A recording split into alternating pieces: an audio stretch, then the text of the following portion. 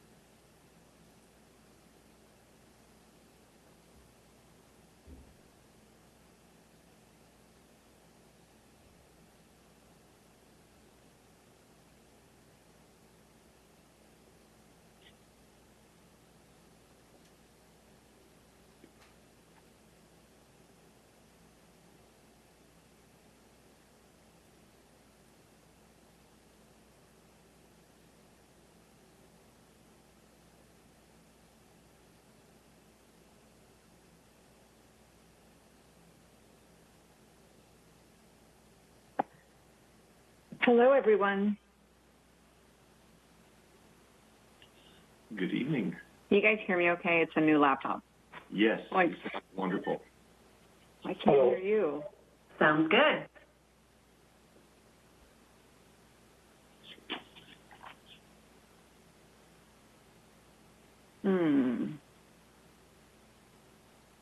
Why can't I hear? Test, test. Can you hear from the chambers?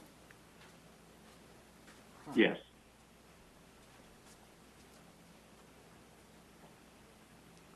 Wait, I think I can hear you guys now. You can hear this, okay? Yes. Perfect now. Thank you. Fantastic. I'm not technically inclined, so this is always hard. I think we're all winging it.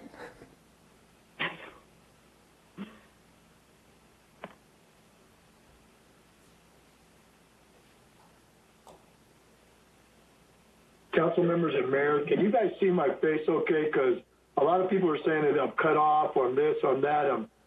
You are cut off. You are right here. Yeah, right. Your name is right below your nose. You need to angle it down. That's better.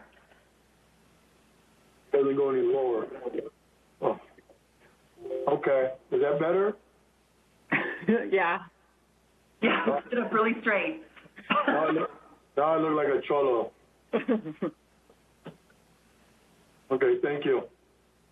I always thought I had it perfect, too. I didn't even know what anybody was saying, but okay, I got to fix it.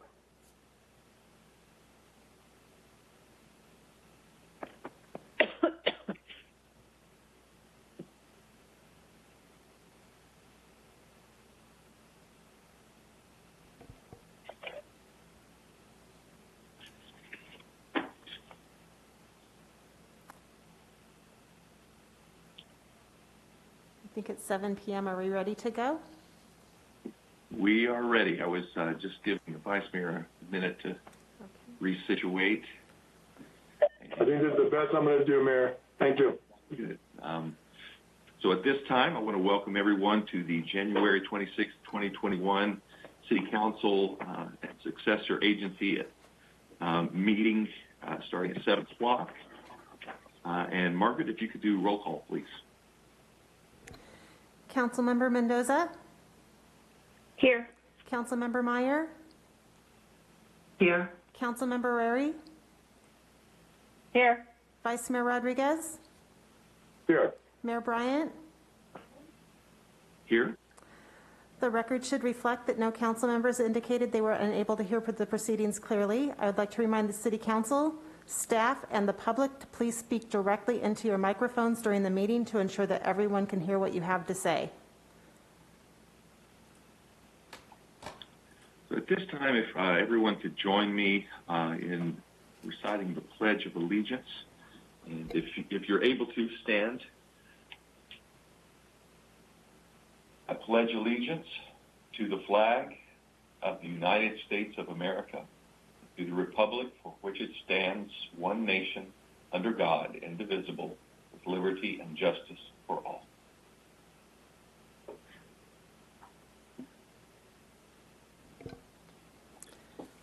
Public comments. At this time, the public is permitted to address the City Council on items that are listed under informational reports, items that are on the consent calendar, the continuance to the meeting of February 23rd for item D1, the annexation 13 to the City of Brentwood Community Facilities District number 5, the continuance to the meeting of February 9th, the item D2 regarding development impact fees, requests for future agenda items, new requests. If you wish to comment on a future agenda item that is specifically listed on the agenda, please wait until that item is called. And items that are not on the agenda. I'll go ahead and note for the record that we did receive some emails prior to the meeting. We received 12 emails regarding the funding of library hours that were in support of reinstating those hours. One email in support of item C2 that has to do with the fire consolidation, and 3 emails on agenda item C6 that were opposed to the appointments on those. And I have a few hands raised right now. I'll go ahead and start with Donald Smith. Mr. Smith, you're on. Actually, did I? Could I make a motion, please? This is Councilmember Meyer. Senator Steve Glazer will be speaking tonight, and I was going to make a motion that he speak before public comments. He's not quite scheduled to be on yet, so I just want to make sure that we can work that in when he gets on. Is there a way to do that? Yes, Margaret, why don't we do this? We will open public comment after Senator Glazer is here. Why don't we move to item B, the informational reports of council members, and take those reports. And by that time, I believe Senator Glazer is supposed to be with us at 7:15, and that way we can get much closer to that time. That way, we don't want to miss him. Last time, he was unable to stay through the process because of an extended comment session. So we want to make sure that we take advantage of the opportunity to hear from the senator at this time. So if it is okay with council, if we could do that, we will go to item B, informational reports from council members and committees. And we will go move to council member Mendoza. Yeah, I attended the interagency committee, which is the school districts and the city and the fire board and the police department. It's my first meeting. It was interesting to hear all of the updates from the schools. They are getting ready to be back in person. They are just waiting for go-aheads from the state and county. So as soon as that is ready, it looks like they're getting all of their ducks in a row, which is fantastic. We also got an update from the fire department just on where they are on consolidation, waiting to finish studies regarding Measure X and all of the funding that will be available then, talking about the timelines. They also talked about sports. We know there was a protest regarding sports, but unfortunately we can't do anything on our end. We do have to wait for county and state guidelines before any sports are reinstated. So that came up. And then just talked about all of the bonds and the using of all of that bond money and what they've done. So, you know, a couple of examples are at Heritage. They have the Culinary Center, which is ready to go, but no one is in it right now. So that's pretty sad, but it's ready to go. They're finishing up, they finished up the science building in Edna Hill. They have revamped all, most of their playgrounds to accommodate kids of all needs. So that was great to hear. They're going to finish up on some theaters. So that was great also. They did see a little bit of drop of enrollment in schools. I'm not sure exactly why, but I know a lot of people have gone to kind of independent learning, online learning kind of scenarios. So that was my meeting right now. Oh, the junior college, they did see a drop of about 10%, which I thought was interesting. I would have actually thought that junior colleges would have gone up a little bit more than drop. So that is what I did this week. Thank you. Now, Councilperson Meyer. Yes, thank you. I attended the League of California Cities Housing, Community, and Economic Development Policy Committee first meeting. They established the League priorities for 2021, which include funding to increase supply and affordability of housing and to help those at risk of homelessness, coordination of emergency planning and preparation for local and state, and to protect and modernize critical infrastructure. They would like to solicit state and federal funding in support of that item. The Housing Policy 2021 Work Plan includes 6 focus areas. There was a survey done through all the cities throughout the state to establish what those focus areas would be, and the top choices were economic development post-COVID, increasing housing supply, job creation, and economic stimulus, review of RHNA process, RHNA meaning Regional Housing Needs Allocation, protect and enhance local land use authority, and funding to assist small business recovery post-COVID. 3 of those items, after discussion, it was determined that they were very similar, so those would be combined into one. Those would be any of the items involving economic development, job creation, and small businesses recovery post-COVID. So those are all combined into one focus area. We, of course, also attended the new mayors and council members first week of training last week, and the next 2 days are this week. Thank you. My report's done. Thank you. Councilperson Rary. Yes, thank you. Since the last time we met, I met with Chief Hansen for a general update meeting. I attended the League of California Cities New Mayors and Council Members Academy, the Innovation Center at Brentwood Council Planning Commission meeting. I attended a League of California Cities Economic Development Roundtable, and while I had hoped that there would be more information given to us from the League on this, I did find it interesting how the different cities are doing grants or extending, like we did, the table, the seating of restaurants out into streets and parking lots, and whether or not they're going to close that off come the end of spring. And I did collect a whole bunch of the different links to those various websites of the different cities who are doing things, and I'll be happy to share that with our Economic Development Department. I attended a presentation by District Attorney Diana Beckton, and also the Family Justice Center of Sex did a presentation on sex and labor trafficking, a deeper look at California crimes and Contra Costa trends. And that's all I have to report. Thank you. Thank you. Vice Mayor Rodriguez. Yes, I also attended the interagency meeting. Actually, it was a really good meeting. A lot of new people from all different segments of the community, so that was really good. I know Councilmember Mendoza had mentioned most things, but I do want to capture a couple other things. One, they talked about the new school that's going to be being built there on Longtree Way, right behind the mosque, which is really nice to hear. The Brentwood School District is moving forward with that project. I also want to talk a little bit about the sports, because I know that there was a protest out here in the community, but also people are really getting frustrated with it. Well, there was some really good news that came from the California Department of Health and the NCS, which is the North Coast sections. February 1st, they've already designated few sports they're going to be playing, which are tennis is going to be open to be able to start after February 1st, golf, track and field, swimming, and diving. And that's because they fall into the purple category. The next category would be the red category, and the sports that will be opening for that will be baseball and softball. So that's really good news for a lot of our kids and our community people here in Brentwood to know that at least we've got a few sports that are going to start happening that were consented, that were supported by the California Department of Health and North Coast section.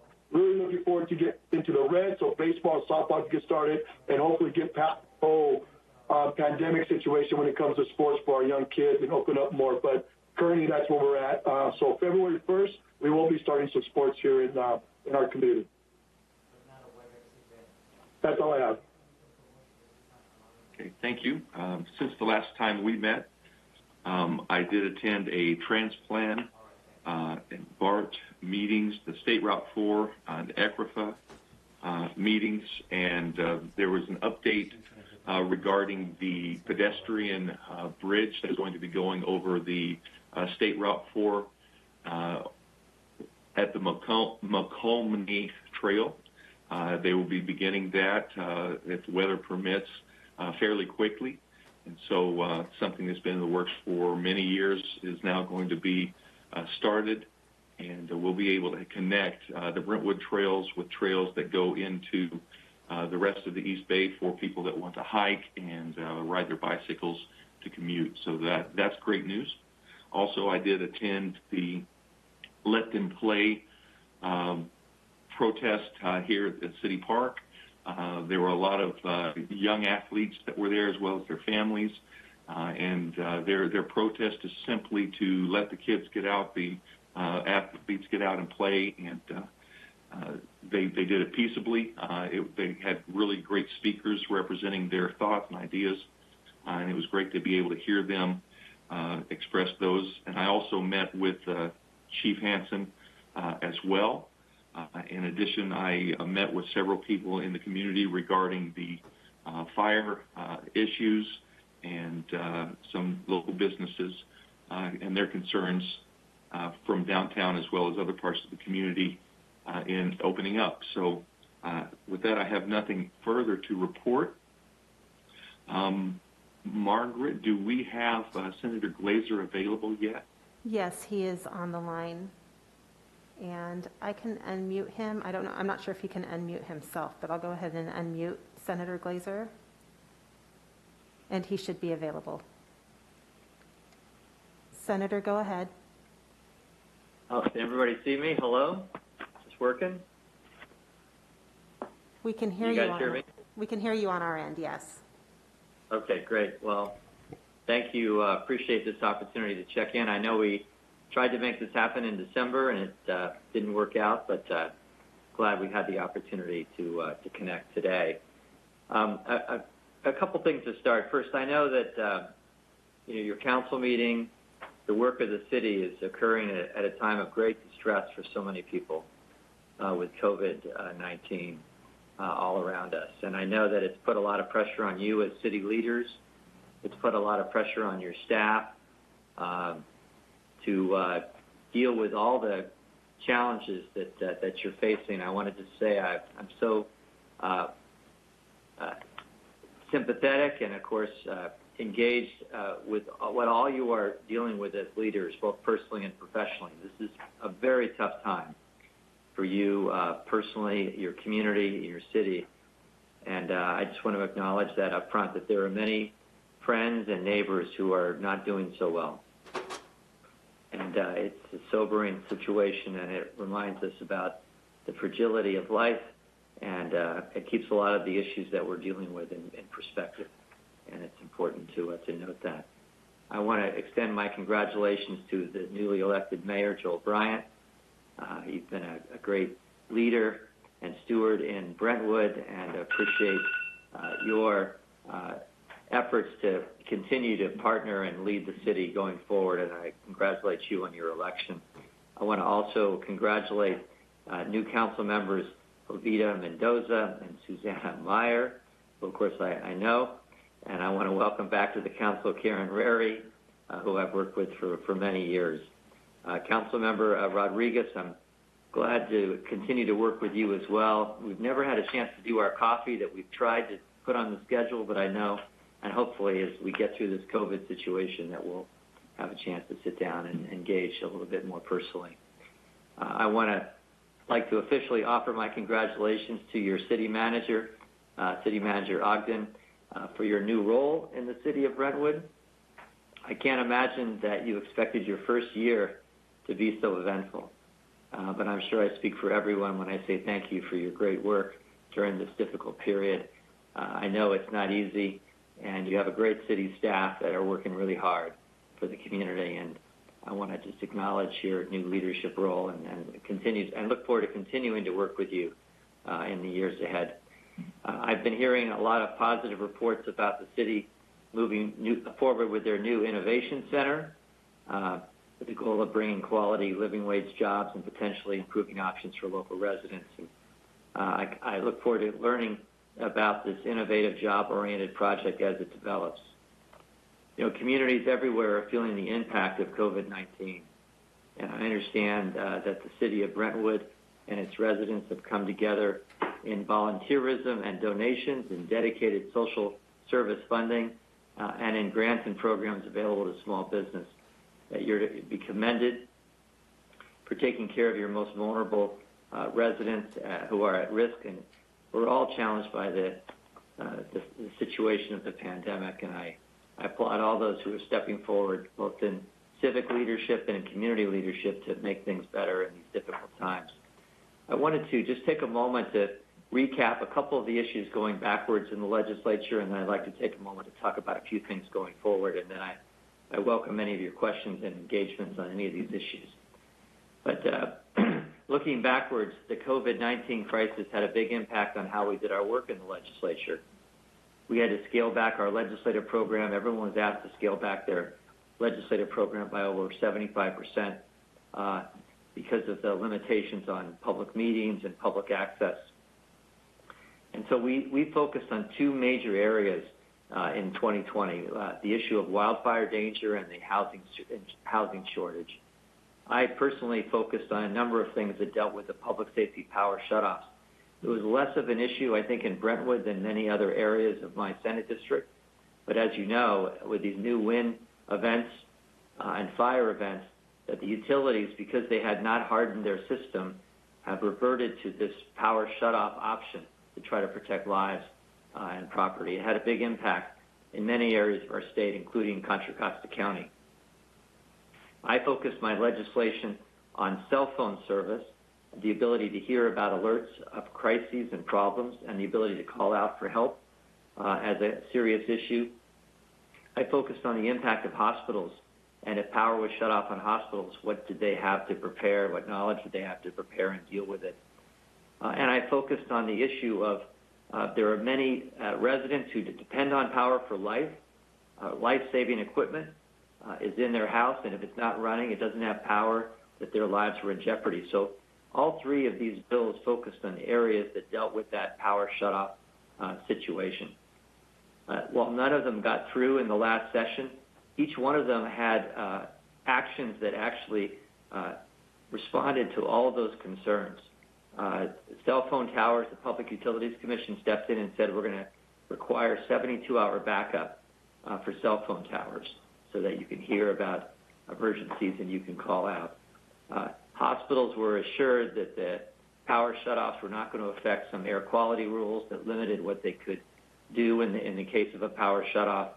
And the utilities have stepped up and said we're going to try to take care of those medically baseline customers who need power for life to ensure that they have it in circumstances that I described. Finally, I did play a behind-the-scenes role in an issue I think that of concern to Brentwood regarding your fire protection issues. There was a proposition on the ballot, put on the ballot by the legislature, to make it easier for seniors to sell their homes and buy another one without incurring huge increases in their property taxes. That measure has as a component of it closing a loophole that will raise a substantial amount of money, and it's directed towards much of it to fire protection around the state.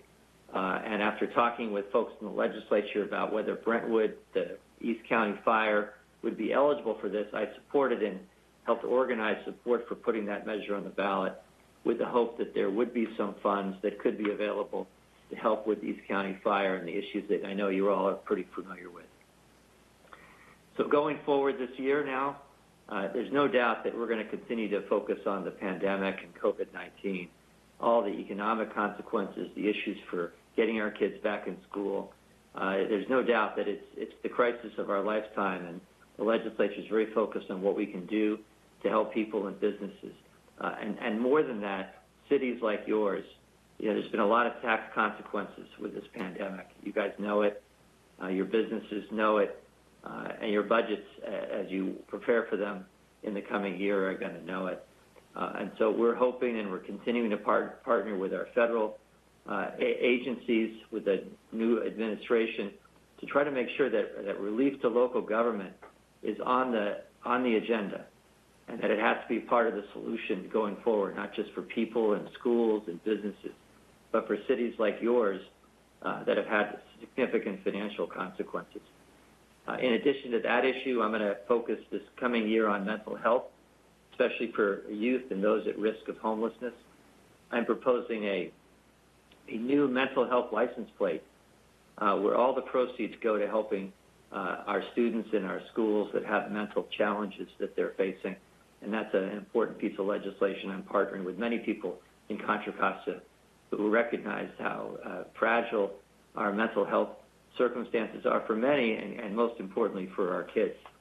And finally, I'm going to focus on the issue of wildfire issues, wildfire mitigations, fuel breaks, controlled burning, things that we can do to try to minimize the effect of wildfires. And you guys have felt it out there in Brentwood.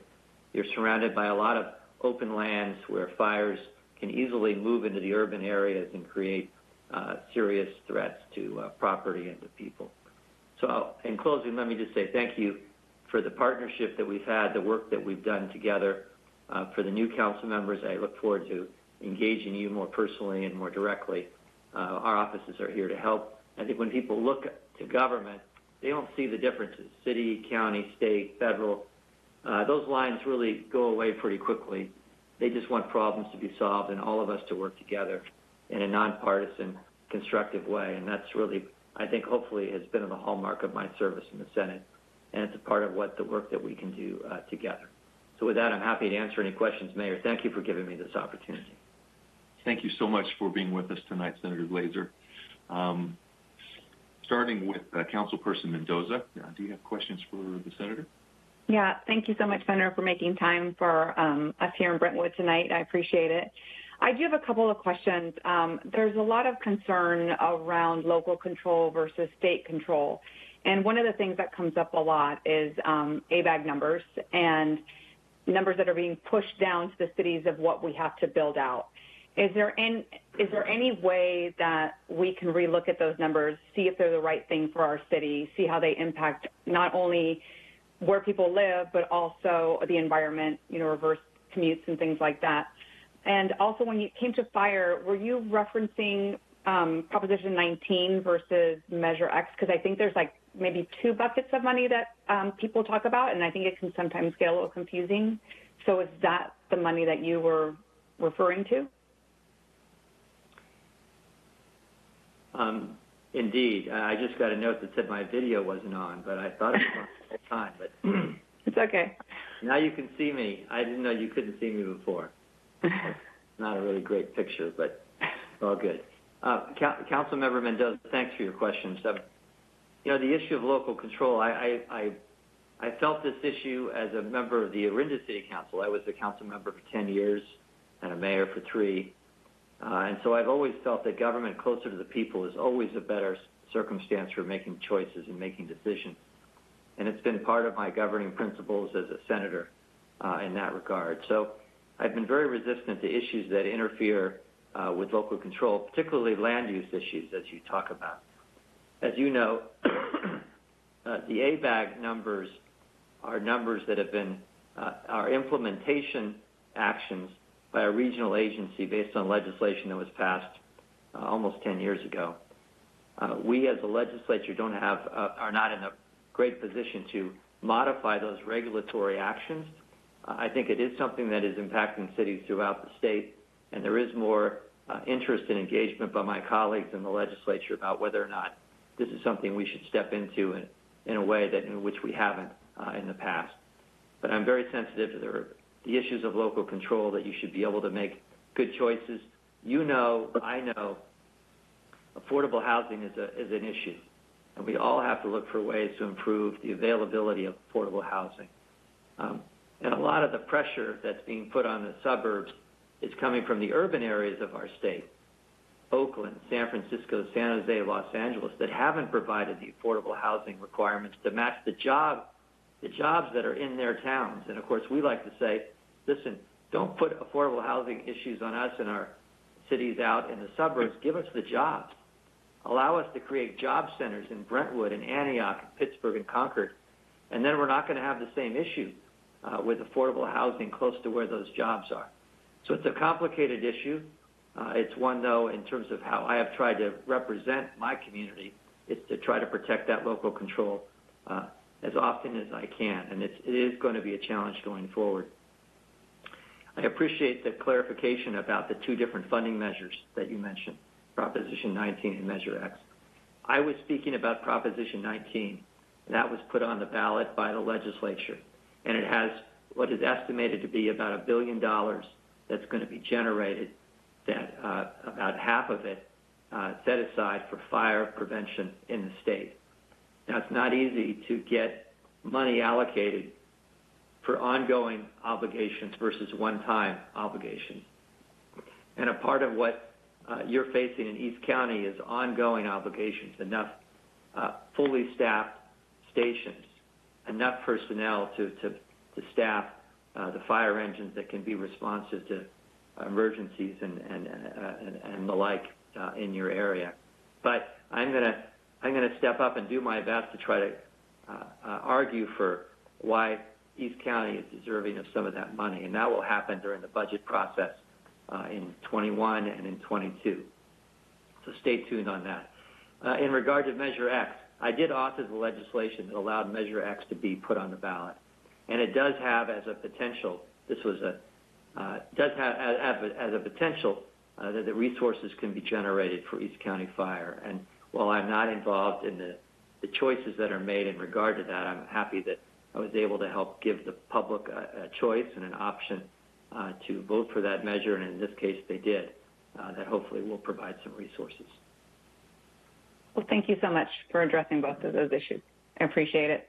Thank you, and I look forward to having coffee with you sometime in the future. Okay.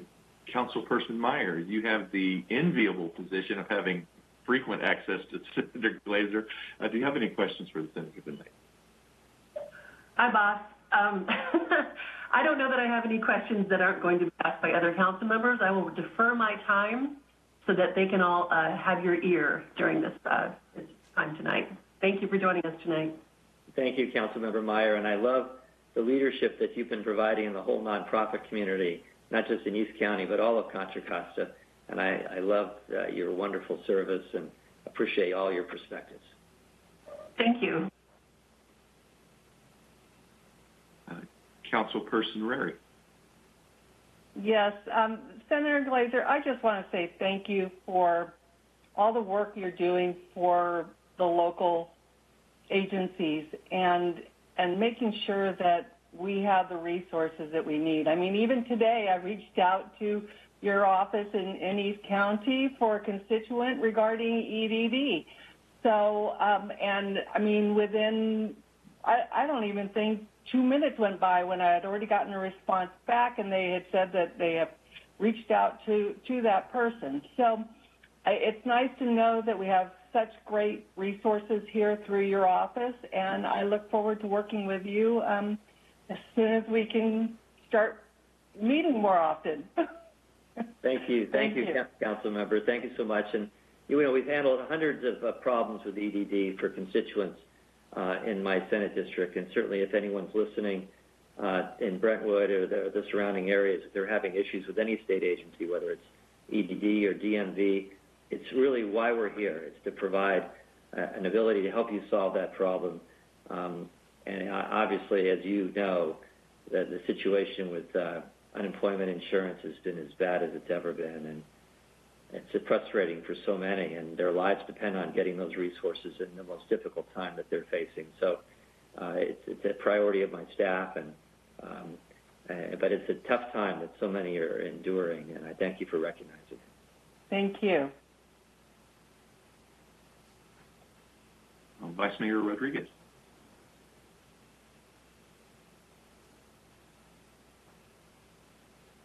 Oh, but I think he's on mute. I'm sorry about that. Yeah, I just want to thank you for being here tonight, Senator Glazer. And I know that there's been a couple of times we've been trying to get together, and I hope that we're able to do that soon. But I don't have a question, but I do want to thank you. I mean, living out here all my life and growing up in these communities, and it's really nice to hear.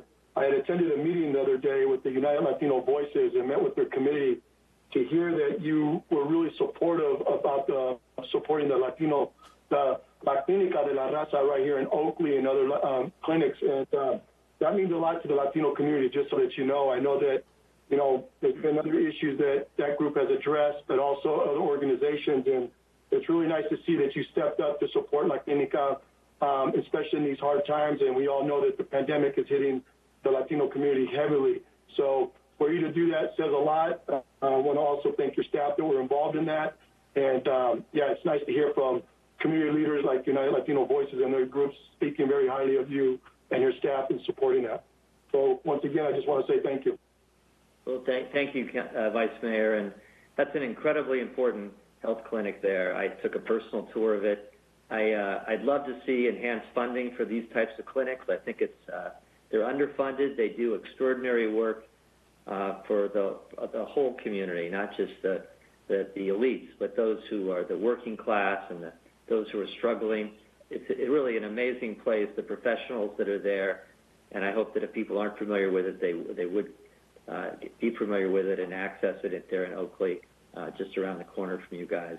And as I said, I'm incredibly supportive of raising the funding for these types of clinics. I think it's the right way to make sure that the safety net in our community is intact, and that we're helping all our folks that need that health care, whether it's dentistry or whether it's gynecological or whether it's COVID. Our health care should not be a privilege. It's a right, and that means providing the resources everywhere in our community so that people can be taken care of, and I appreciate you raising that. Thank you, Senator. I appreciate hearing you say that.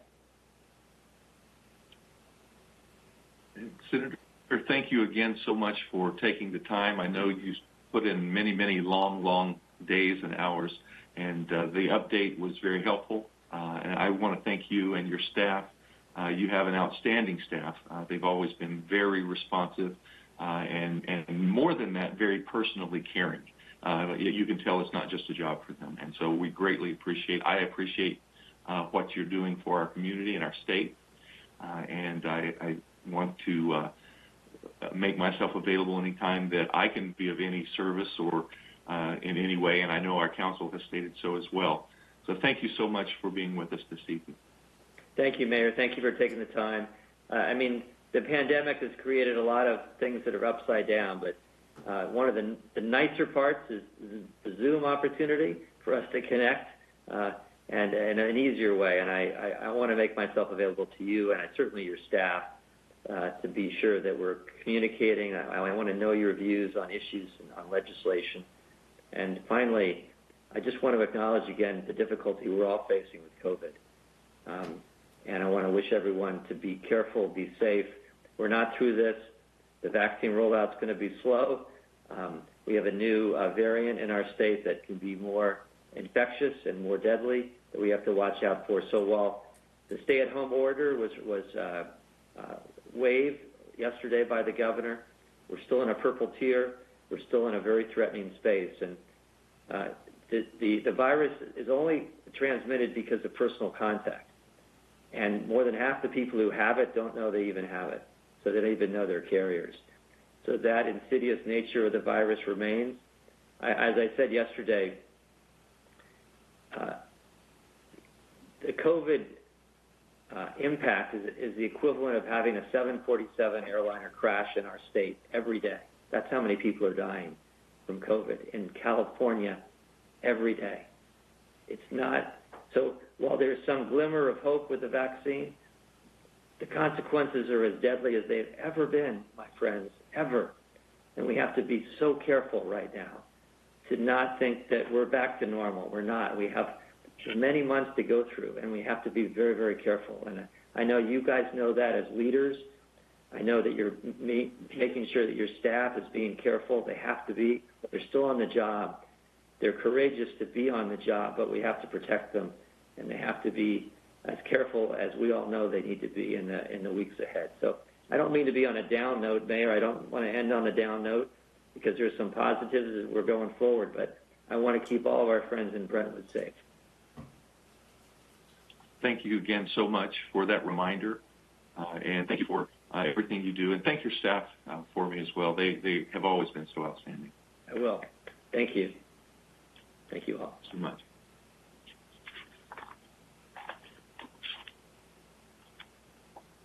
Margaret, at this time then we will go back to the public comments, and this time we will open public comments.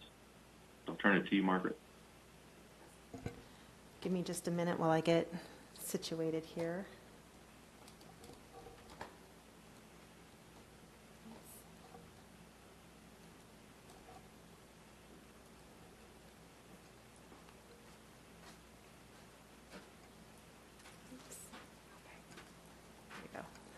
Okay, at this time, the public is permitted to address the City Council on items that are listed under informational reports, items that are on the consent calendar, the continuance of to the meeting of February 23rd, 2021 of item D1 regarding the annexation number 13 to the City of Brentwood Community Facilities District number 5, the continuance to the meeting of February 9th, 2021 of item D2 regarding the development impact fees, request for future agenda items, new request. If you wish to comment on a future agenda item that is specifically listed on the agenda, please wait until that item is called, and you can also speak on items that are not on the agenda.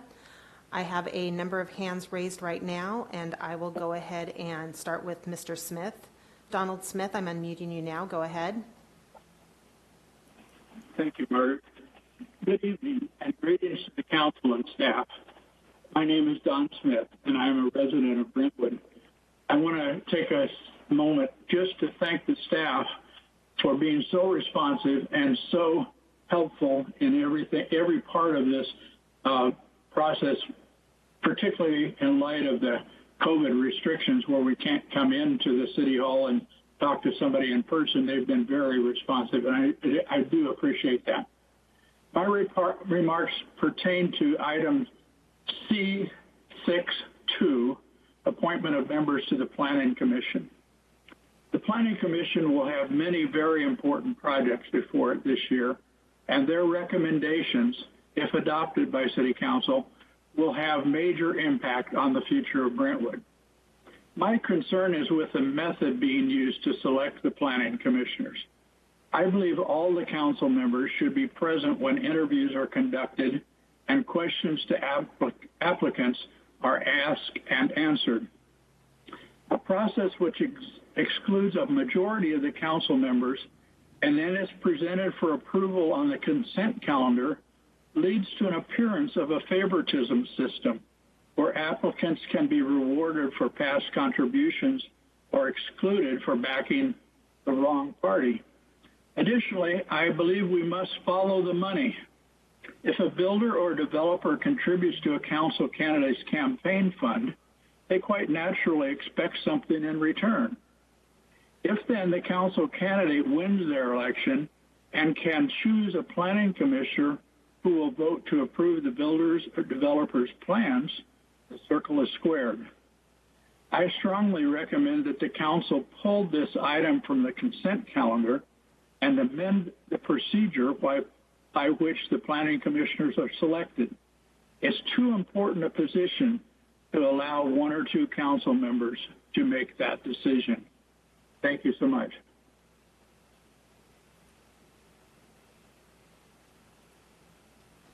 Thank you. The next speaker is Twee Dow Jensen. Go ahead. Yes, good evening, Mayor Bryant and Brentwood City Council members. I noticed tonight's City Council meeting has scheduled a presentation from our new senior community librarian, Andrea Frailer, tonight. I'm speaking in public comments because I'd like to make sure that our City Council considers funding the additional 21 library hours of the city that the city was paying for before the pandemic shutdown.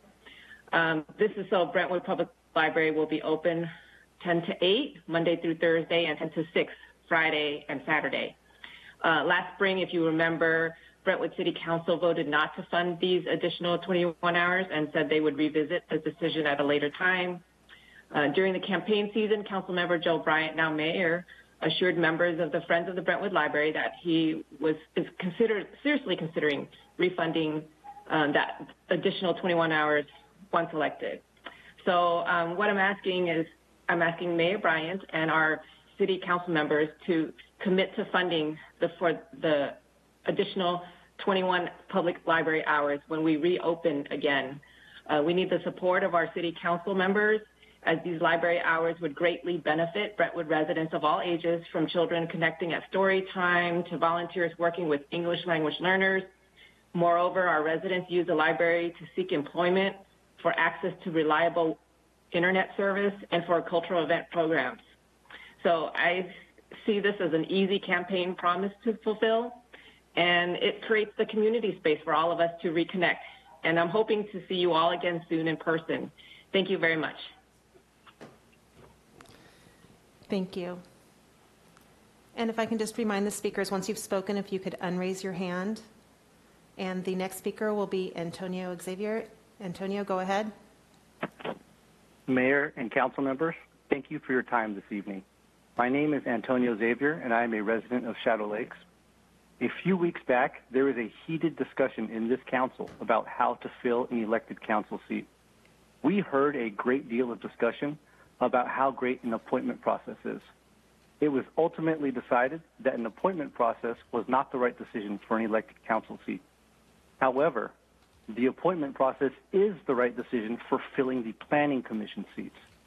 This is an opportunity for the entire council to demonstrate transparency in government and show us all the benefits of the appointment process that was previously suggested.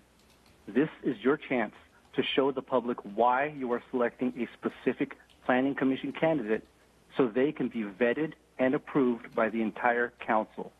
What qualifications made them stand out from other applicants, and why do you think they deserve a seat on the Planning Commission? You should also hold public candidate interviews, as was suggested for the council seat, before making your final decision. If the goal is to find the best candidate for these positions, then we should invest the necessary time and energy to do a thorough screening process. Therefore, I urge the council to revisit the Mayor's Planning Commission nominations and pull the item for further discussion. Thank you. Thank you. The next speaker is Rod Floor. Mr. Floor, go ahead. Thank you, Margaret. Tonight, I'd like to respectfully request that agenda item C.6 be pulled from the consent calendar for a full city council discussion, including a time for public comments. My understanding is that any member of this council can pull the item out for separate discussion, and I hope one will do so. The item we're concerned about in C6 to consider the appointments to Park and Recreation Commission and Planning Commission. It is the Planning Commission appointments that are controversial here. Brentwood has a strange tradition of letting the mayor and vice mayor interview all of the applicants and make selections. The full city council never even sees the applications. The council is just presented with a list of the mayor's selections, and they are expected to approve those selections, having no input into the process and not even knowing anything about the applicants. This is not how it's done in any other cities we know about, and there's no law granting the mayor this power. And make no mistake, this is a significant power. The Planning Commission reviews all development projects in the city. They make important decisions as to the appropriateness of the design and make determinations as to whether the proposed projects are consistent with the general plan and the Brentwood Municipal Code.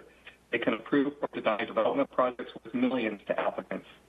It is absolutely essential that there is no hint of corruption around the process, especially as rich and litigious developers will attack our city in court at the first sign of impropriety or favoritism.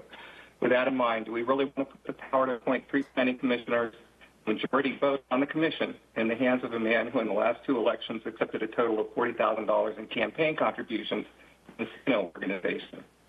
There are some very troubling questions surrounding these appointments, and the presence of these large contributions means we can't ignore these questions. The people of the city deserve a planning commission free of any hint of impropriety. We deserve a planning commission that can do their jobs free of suspicion with the full trust and faith of the community. We want to see the council adopt a selection process for planning commissioners that provides every city council member the opportunity to talk to the applicants and review their applications. We want the 70% of Brentwood voters who did not vote for Mayor Bryant to have a voice through our duly elected city council members. We want all applicants to have a fair shot at the position without having to curry the mayor's favor. There's no need even to create a new process. We already have the process adjusted last month to review applicants for the at-large council seat vacancy. The process has already been vetted by city staff, found to have no significant cost, so there's no fiscal responsibility 30 seconds remaining. Process. Thank you. This process is designed to make sure the opportunity is presented to everyone who chooses to participate. This process was enthusiastically embraced by the mayor and vice mayor, so there should be no objection to using it for this purpose to appoint planning commissioners. As written, the process is not perfect, but it can be improved, and if it works well this time around, this could become a permanent change to improve open and transparent governance in Brentwood. Thank you. Thank you. The next speaker is Danny Dorman, followed by Cinziana Todor. Mr. Dorman, go ahead. Thank you. Good evening, everyone. It's been a long day, obviously. I think the item that everyone's asking you guys to pull and talk about, everyone else is going to talk about that, so I'll just get to the point.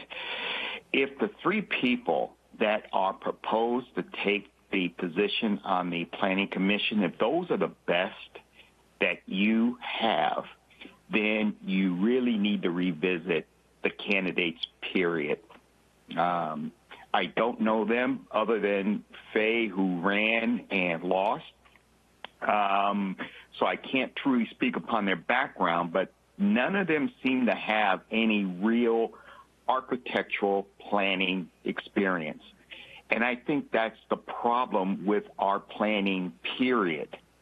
It would be like if I had a broken leg and I went to go see a dentist, yes, there may be some complimentary things there, but if the only reason I'm going to go see that dentist is because, that dentist lives in town and that's their only qualification, I think I should see somebody else. And that is the gist of my point here tonight, is that the only thing that I can see with these folks is that they live here. And without any expertise, and this now goes back to my second, and I bring it up every time, I think there needs to be a top-to-bottom overview and maybe even overhaul of the planning process. Asking for documentation, almost impossible. Where there should be transparency, you might as well just make, black coffee hot. You can see through that easier. And the last meeting I attended, the apartment complex, where the developer came out and said that he's cost-cutting to save money. And the Planning Commission went ahead and acquiesced by allowing a line-by-line item.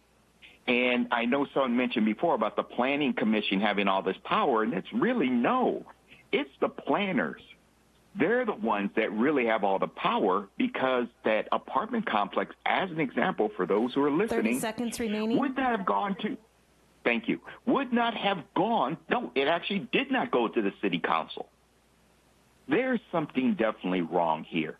And so I hope that this item is pulled. It really only takes one of you to put a motion, one of you to second it, and then the 5 of you to vote. And then it's a majority thing. It really shouldn't be that difficult. Thank you very much. Have a great evening. Thank you. The next speaker is Cinziana Todor, followed by Carolina Villaseca. Cinziana, go ahead. Hi, good evening, everyone. I am here to speak again on the issue we have in our neighborhood at 1640 Lone Oak Road. I want to thank first Councilwoman Mary for proposing this agenda item for tonight to get a report on the latest development, and also for her help and support throughout our ordeal. I want to point out that she was the only one who showed interest in helping us as part of the previous city council, and we are happy that she's still here to support our cause. However, I want to know that nothing has changed since last time she and the rest of the council looked at this issue, but we are hopeful that we'll see results soon. I think hope dies last, right? The same manifestation of incompetence of our city administration, starting with our city manager, assistant city manager, and city attorney's office, is still present, and hopefully you were able to gauge that from the emails my neighbors and myself sent to the council to update you on the non-progress on our issue. My neighbors and my family repeatedly wrote and spoke in front of the city council asking for the city to do the right thing and remove this business from our neighborhood. We even hire legal representation to make sure all aspects are researched and taken into consideration for our request, so we don't look stupid in front of a city attorney's office. So that came to a cost to us, additional. Legal research also proved that this business is operating against City of Brentwood zoning and code and everything else that's currently in the books. And the city has all the details that support evicting this business from our residential neighborhood. Should have been very easy to take action and stop this operation right away, but it is apparent more and more that the city has no interest in that, even worse, trying to protect special interests of a very influential family here in Brentwood. It is not fair that our tax money is used so inefficiently by the city, not to mention additional expenses for the residents in securing legal advice. I have one more item on my list, Amber Lane Apartments, design changes.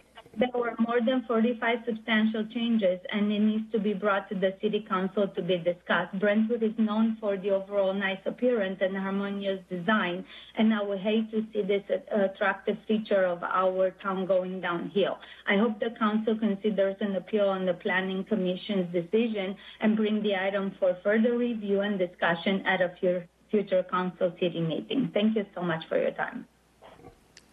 Thank you. The next speaker is Carolina Villaseca, followed by Benjamin Kellogg. Carolina, go ahead.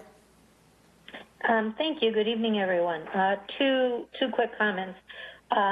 One, I am advocating very strongly to restore the funding of the 21 hours to the public library. We have a beautiful library. People use it all the time, as Tweed Jensen mentioned, and for all those reasons, we really need those hours restored. We lost two phenomenal librarians who had a wealth of knowledge because of these budget cuts. We need those hours restored so the people of Brentwood can more fully use the library. Also, I sat through the last Planning Commission meeting about the apartment complex across from Pioneer. The builder submitted the design plan a year ago. The design was subpar to begin with. Nobody on the Planning Commission actually liked it, but it wasn't awful, so they approved it. The builder decided not to break ground and sat on the design. Fast forward to January, they submitted changes. Normally, builders will submit a few changes and then the design stays pretty much the same. This time, the builder had the audacity to not only submit over 40 changes, but a complete overhaul of the design. So they claimed COVID and poverty, but you know the rent isn't going to go down commensurate with using cheaper materials. The design went from, oh, well, I suppose we can live with this, to chicka chicka bow wow from the 70s. Seriously, that's what the change in materials looked like. It was awful. The only reason the builder didn't get away with this is because Commissioner Hankins took the painstaking time to go through each of the 40-plus changes line item by line item. The Planning Commission's job is to hold the builders to the plans they submit and get approved. Commissioners currently in place have the experience, and they wouldn't send the design back for review like they should have. Whew. This is close to my neighborhood, so excuse my breathlessness. Unless we have people on the Planning Commission who are willing to uphold the Brentwood standards, send things back for review, and know how to do this, the last part of the Brentwood that gets built out is going to look like crap.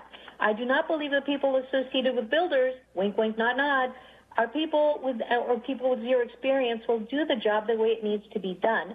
There have to be better qualified candidates in the pile of applications received. It is crucial and imperative this committee has people who will objectively look at plans, be familiar with code, be willing to uphold said code, and also be familiar with the quality of materials being proposed.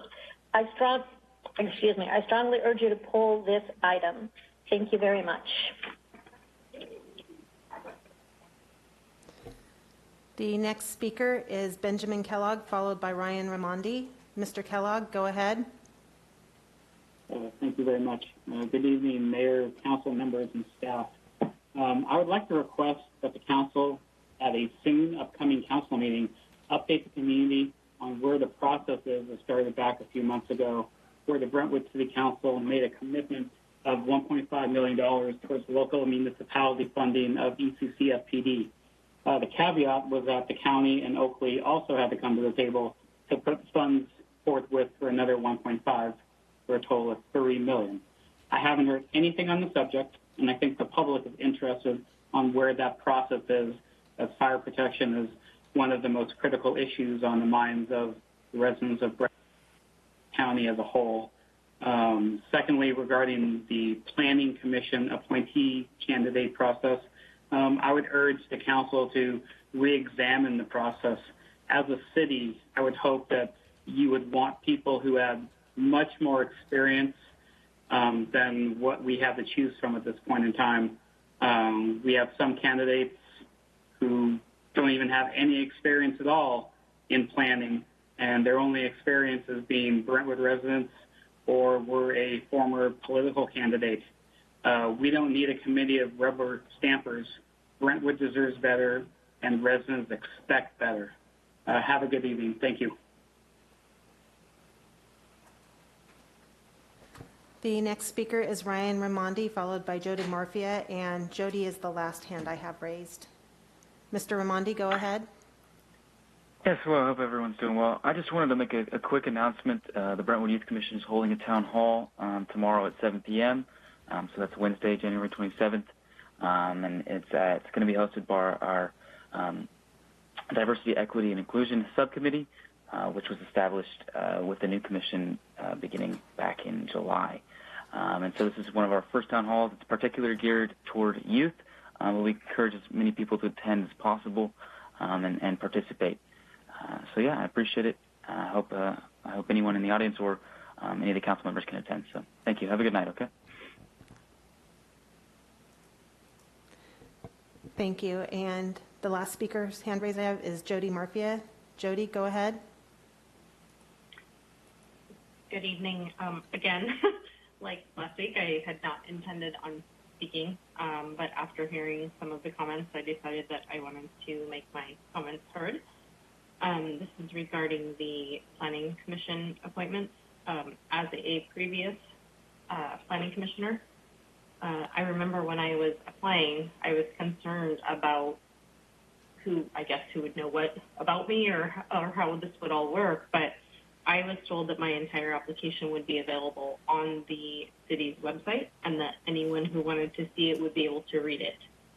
I knew a couple of the previous planning commissioners, so I went to look up their information and couldn't find it, and then also couldn't find mine when it was time for me to apply. So although I was told that all of my information would be available online, I never was able to find it, and I've never seen it for any other planning commissioner since. I feel like the fact that only a couple people have any sort of say is not okay.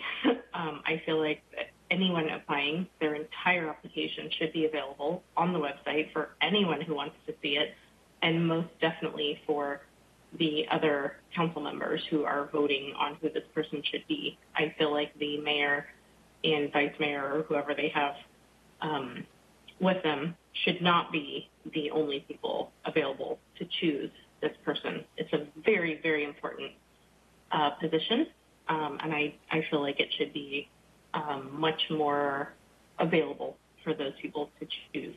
I agree with, I wish I'd taken better notes that Margaret and Antonio and there's a couple other people who presented to the committee and had some great opportunities to speak. I agree with everything they said, that this should be more available. The application should be available.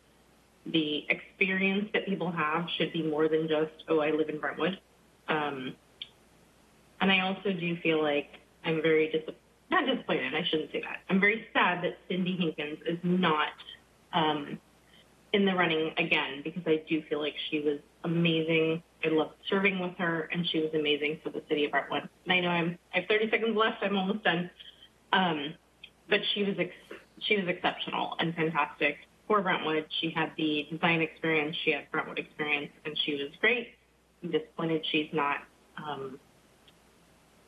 up for serving again, and I hope that we have somebody who can put their name forward who is similar to her.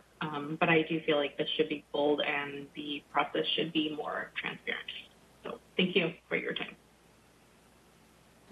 Thank you. I have two additional speakers with their hand raised. The next speaker is Kathy Griffin. Kathy, go ahead. Okay. Can you hear me? Yes, go ahead. Okay, thank you. Yes, I'm jumping on the same item that I want removed from the consent calendar. That's item C6, the approvals of the Planning Commission and Parks and Rec Commission appointees. I just want to point out, in my 35 years, all in human resources, I've never seen such an interview process as was conducted for the Planning and Park and Recreation Commission vacancies. Most recently, in my 18 years at Los Medanos College as Human Resources Rep, I spent much of my time setting up interview panels for classified and managerial vacancies.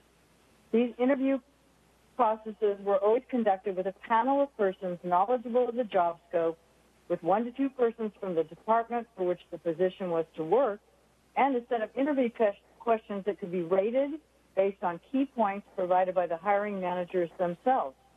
Once completed, the interview panelists discussed the candidates, and their score sheets were provided to me for tabulation. Of late, a human resources specialist from the district office needed to be present at all interviews. Therefore, an interview process by which only the mayor and vice mayor are conducting the interview and selection process with the assistant city manager observing should not be accepted. As you recall, staff developed an application and interview process as presented in the December 15th City Council meeting. This process could be used as a discussion point to develop a formal interview process for all commission vacancies. We all know that it included the application process, the review of applicants, the interview of applicants by all of the city council, a rating process by which all the council agreed on these appointees. Commissions serve a vital role, and we remember Oakley has not had a planning commission since 2009, much to their detriment. In conclusion, I request that item C6 be removed from the consent calendar, approving the appointment of planning and park and rec commissioners, a formal interview process by which all city council members, as well as staff members from the specific departments impacted by these commission's decisions, should be developed for the selection of all commission members. This is a much better use of the application and interview process for non-elected positions. Thank you. Thank you. The final speaker, I have two additional speakers with their hands raised. Vanessa, go ahead. Yes, hi, good evening. I also just wanted to put in my opinion about the process. I sat in on the Planning Commission meeting as well when they were reviewing all the changes to the apartment complex, and I was really quite surprised at how that process worked. And I'm actually an interior designer by trade. I do a lot of remodel and, that type of work in construction. And it was really quite surprising that, it seemed like there was a lot of guesswork going on for something that was really so important. And they were trying to push through so many changes, and they ended up sort of agreeing on, some percentage that they were allowing, as opposed to demanding or, requiring that they just get simply revised drawings before anything could be approved. I mean, even in a residential design project, for interior design, this is something that I would require. You don't ever take someone's word for it that they're going to do something like they say it's going to do. If you can just imagine someone's working on your house. You want to see drawings, and we should certainly require no less of such a large project running in our city. And, in terms of, the qualifications for people sitting on this commission, it's really important. And we absolutely need to have more qualified people with some experience, in building and city planning and design and understanding the code. And if we can't solicit the right people with actual experience, we should at the very least require some training and maybe have at least one very qualified, experienced person sit on the panel or oversee it to make sure that the commissioners are, understanding everything that's being presented and making decisions based on what's important. Very easy for people to get snowed, by builders that are trying to just pass things off by either omitting information, misrepresenting information. You just can't take that at face value. It really needs to be quantified.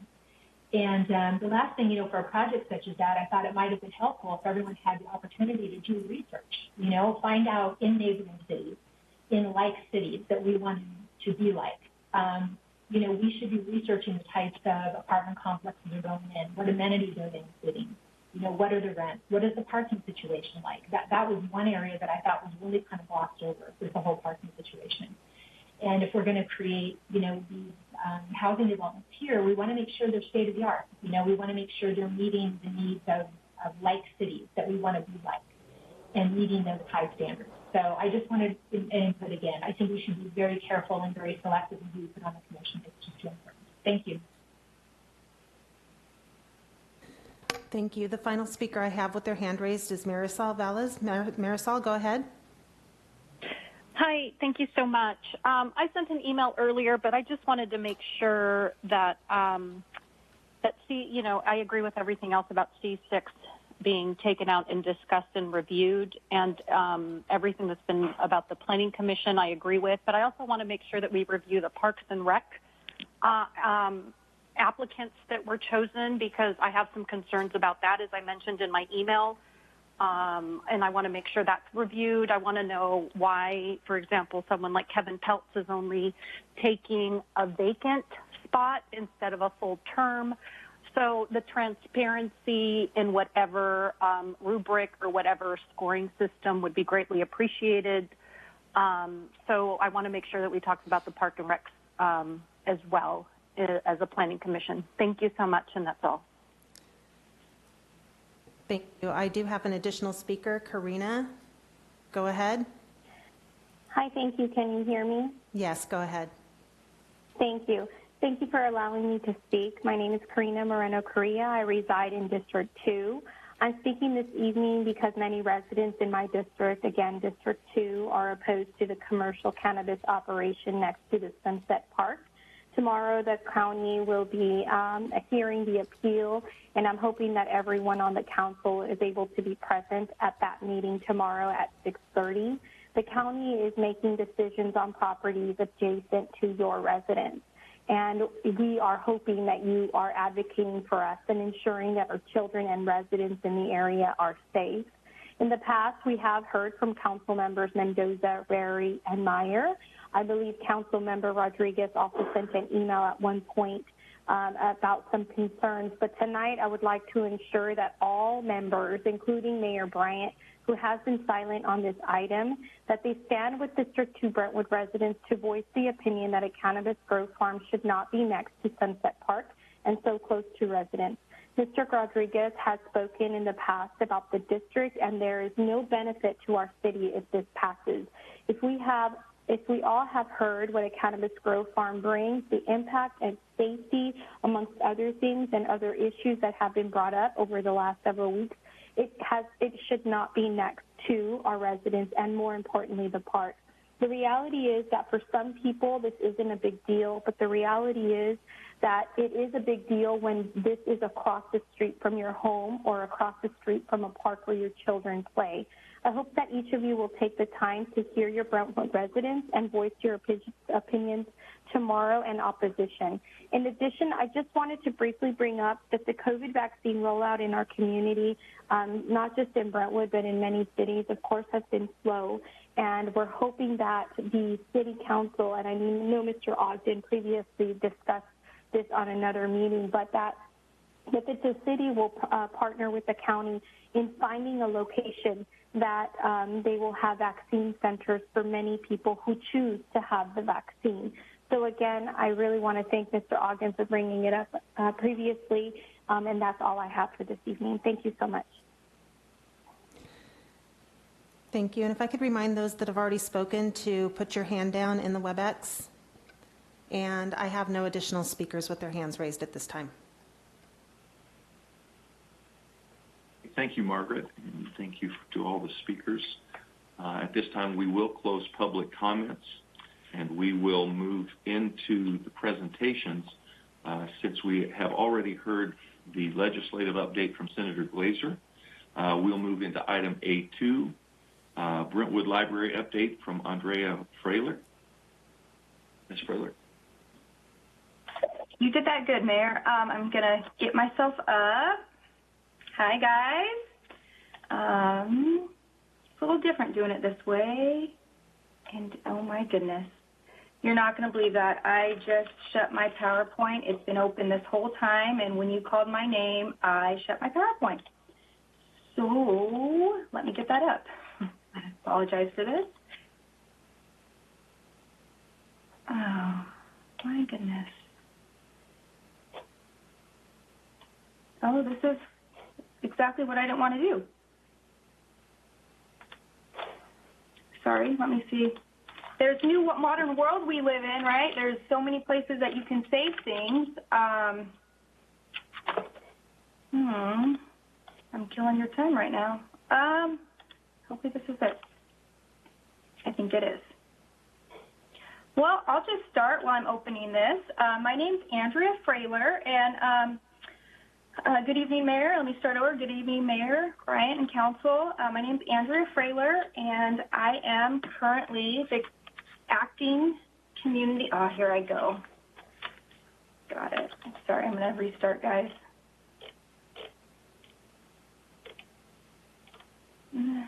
Okay. I was making some changes to make it a better slideshow, and I don't think those saved. Okay, here we go, guys.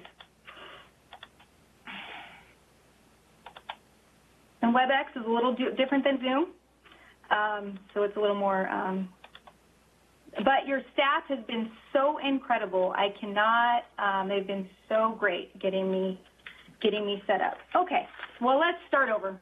Thank you for entertaining that.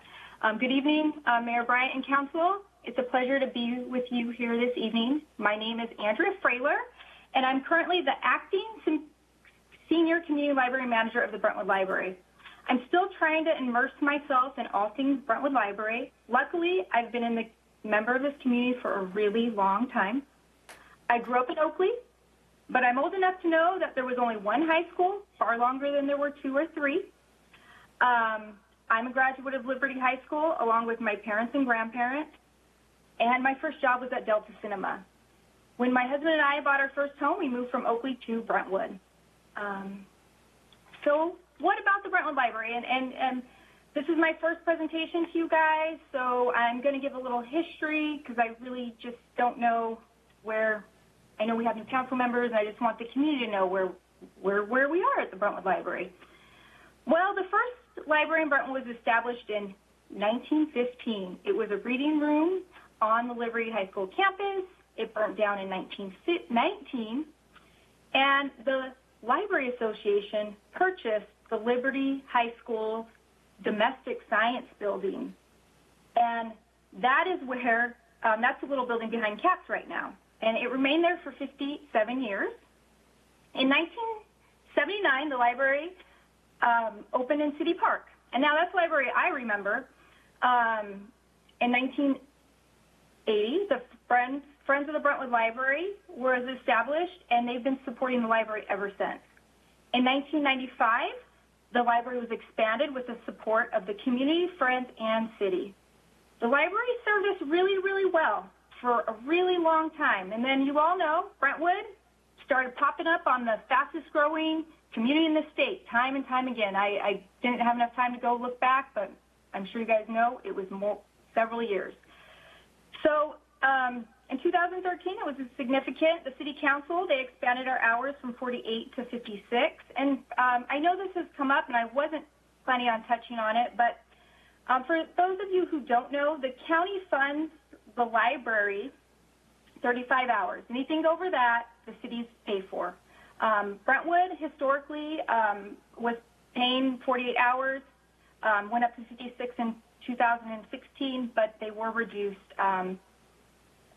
in 2020 to 35. So back to history. In 2006, the city, they knew they wanted to build the city hall that you guys some of you are sitting in right now. I guess, yeah, I don't know if councils are, but other people are. And so they started to explore new options for the library. In 2009, the library was temporarily relocated so that the city could build City Hall. Soon after that, the new Library Foundation, the Library Foundation was founded so it could raise funds specifically for a library. Now, in 2018, you, the city of Brentwood, invested in Brentwood's future by building this beautiful 2,100 square foot library. There is no question about the benefits that a modern full-size library provides for its community, above and beyond the priceless benefits of improved literacy, educational support, and enriching lives. And Brentwood is one of 4 libraries in Contra Costa County with a Project Second Chance location. And Project Second Chance, that I've been with the county since 2007, and I was a PI, so I go all over to all the libraries. I've worked in 22 of our 26 library locations. And Project Second Chance, the whole time, our nearest office was in Antioch, and to have an adult literacy program in Brentwood, incredible, incredible program. So thank you for that. So what do libraries do, right? Everybody's got Google. Well, libraries, we are far more than Google.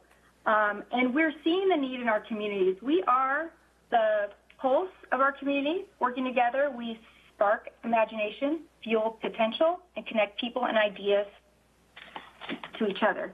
I should fix it. We are seeing this need more and more in our communities, just an overall need. Libraries, we're here to meet that need. Our core goal is to champion personal and community engagement, whether that be professional ambition, participating in story times, engaging in a civic discussion. We are the place to meet your needs and goals. Now, we do this by providing reference service, information services, and we are the community's resources. We offer programs and services for everyone. I'll tell a little story. When I actually applied in 2000, I was a stay-at-home mom, losing my mind, right? And I thought, I'll get a job in the library. I'm going to read books all day, right? Like, isn't that what they do? No, I fell in love instantly. We invite everybody into the community. We meet everybody's needs. I fell in love, and before you knew it, I was getting my master's in library information science, and who knew you had to have a master's to be a librarian, right? Nobody, but you do. So what do? We invite everybody in. We offer programs and service to everyone, little ones, kids, teens, adults. We offer programs for all abilities that are designed for an inclusive audience to include those with intellectual and developmental disabilities. Typical programs at the Brentwood Library include story times, STEAM programs, which is science, technology, art, engineering, and math. These activities challenge everyone to become innovative and creative thinkers. We offer author talks, homework help, and so much more. You name it, we do it. Our only objective is to meet the needs of the community. We're here for your community, Brentwood City Council. That's why we're here. Now, it's hard right now. We aren't currently able to let the community in our building.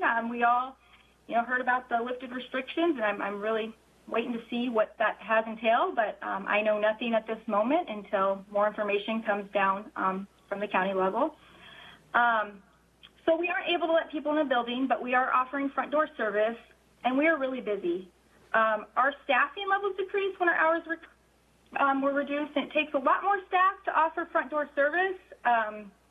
You would think having this building empty, we'd have so much time. Not the case. I don't wish it was empty, and I wish we were back to normal. But we're doing our best to get books into people's hands. Our book return is open 24 hours a day, 7 days a week. People can call us on the phone during our on-phone hours. We are helping people with basic questions that not everybody even still has internet access or a smartphone or knows how to use them. They don't. They are still calling us for basic things like finding phone numbers.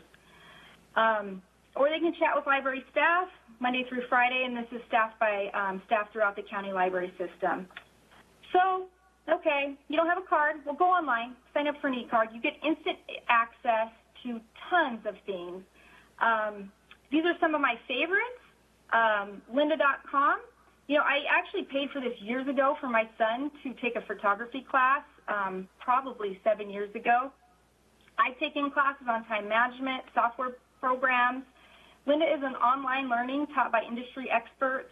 You can watch them anytime at your own pace for business, creative, and technology courses, how to code, how to build a website. It's all there. ABC Mouse is a great one. People pay for that, free with your library card. Rosetta Stone, I do have you can make it an app, and I made it. I've said for years I was going to learn Spanish. I still haven't. I really struggle. And I was doing well until my kids started laughing at me, so I have to do it in private, so it makes it really hard for me to practice, but I'm still going to do it. New York Times, East Bay Times, streaming video, Canopy. It's much like Netflix. These are all things that are free with your library card, and why I'm telling you guys this, also, I want you as a council to know it, but I know there are a lot of listeners here, and I engage with all kinds of people, and oftentimes, I don't know how many times I've been told, who needs a library? It's not true. We offer so much, and we offer so much for everyone. This year, Contra Costa County, we reached a record-breaking 1 million digital items checked out. This accomplishment illustrates the continued growth and importance of library digital lending of e-books and audiobooks, especially in a year with building closures due to the COVID-19 pandemic. So since we've been closed, I know I shared because I wanted to share a little bit of what we did pre-pandemic type of programming. Obviously, we're not doing maker camps. We're not blowing things up. I love to blow things up in the library. We're not having animals in. We're not having although the new library, I'll have to go outside to blow it up in the park. But anyway, so what are we doing? Programming, we're focusing on countywide programming. There's a lot more we can offer. We've pulled our resources. So here's some things coming up. I just pulled the Cooking with Chef Martin Yan coming up. There's college readiness classes. There's an online story time. Here in Brentwood, we've been struggling with programming through staffing, and also we've been hearing Zoom fatigue drill. We know there's Zoom fatigue drill, but we're now hearing that people are missing the connection. They're missing the social skills. Now, some kids are running rampant and doing whatever, but there are some parents who are, locking their kids down. And so this is for everyone, but we're going to start with a virtual play date with a librarian, and we hope to expand that to teens. We're really trying to see how we do that. We've actually had in contact with a few teens who really just are lonely, and we've seen an increase in suicide rates throughout the state. I was looking at that a few weeks ago. And 3D printing, that's a program we offer here. And if you don't want to take our class, you can send us an image and we'll print it, thanks to the items being purchased by the Friends or the Foundation. So that's what we're doing here at the Brentwood Library. I want to get into food banks. That was something I was able to do at my previous location. But we're still trying to figure that out again for numerous reasons. The demand of front door service and staffing, but hopefully we can do it soon. So I did want to say, this library, it really took a lot. It didn't happen overnight. It took the support and leadership from you, the City Council. Not everybody was there, but some of you were there. And city staff, the community, and by the way, I don't know if I said it already, current city staff everywhere, from every department I've engaged with, beyond phenomenal. It also took countless fundraisers, partnerships, Banner Up, Books for Kids, luncheons, tables at community events, hours and hours of work from library and city staff, Friends and Foundation, and countless community members. So this library is the community's library, and more pictures. I meant to go a little quicker, but I kept talking. But yeah, more fundraisers. It just really so many people, and that's really what a library is. We are the community's place. We are the place that the community comes, and because everybody can come. If you're going to Starbucks, you got to buy a coffee. If you're going to anywhere, you have to purchase. Here, everybody is welcome. And this is just and that's got us here today. So that grand opening. I was at the grand opening. It was a lovely, lovely, lovely day. Great speakers, great time.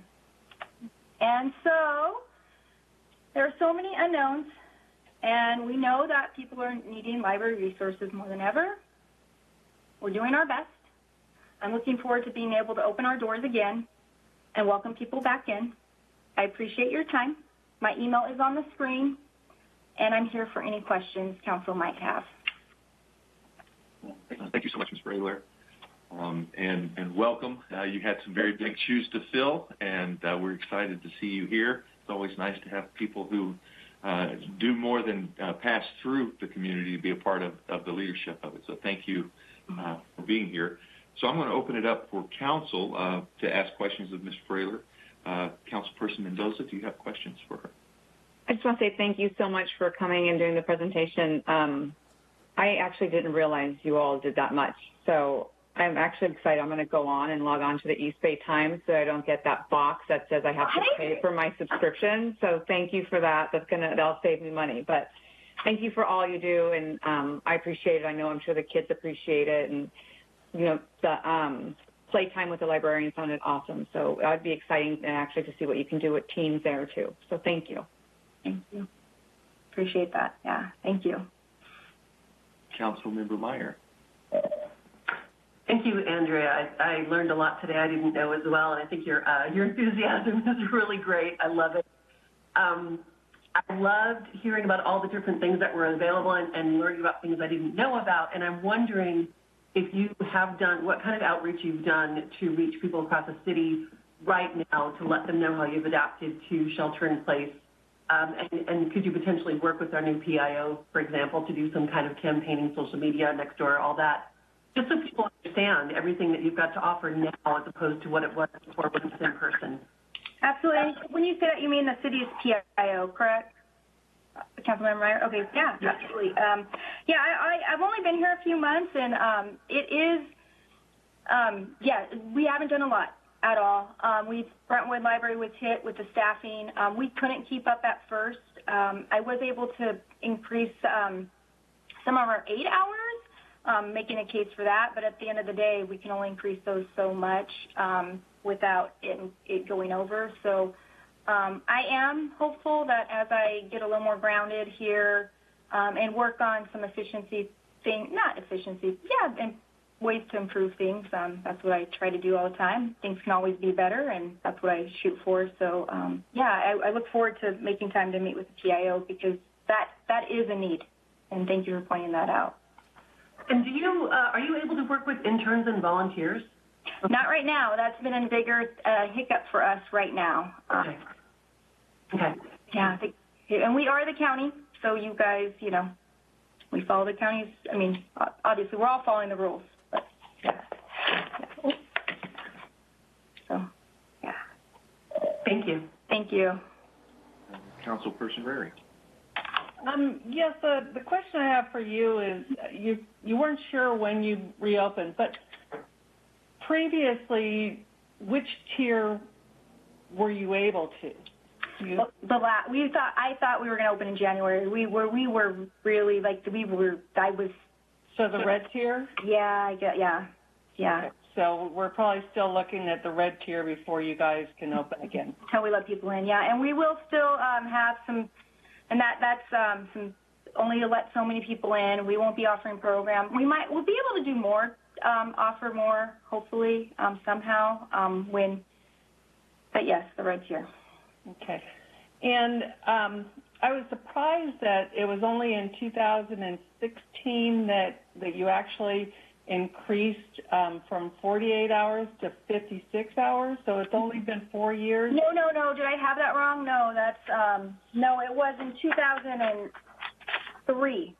I might have had that wrong, and if I said that, I apologize. So prior to 2003, we were open. In 2003, we went from 48 to 56 hours.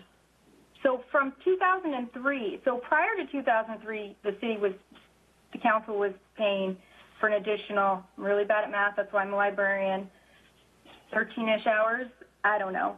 And then in 2003, it went up to 56 hours, which is pretty typical for a lot of our libraries in our bigger cities. Now, Walnut Creek recently reduced their hours. They do have 2 libraries, though, that they fund. So that's a little different. But, San Ramon, Orinda, Lafayette, they are all open 56 hours and have been this whole time. Okay. All right. Thank you. Mm-hmm. Vice Mayor Rodriguez. Yes, I want to thank you for your presentation. I have a question, and I don't know if you could actually give me an answer now, but if you could, that'd be great.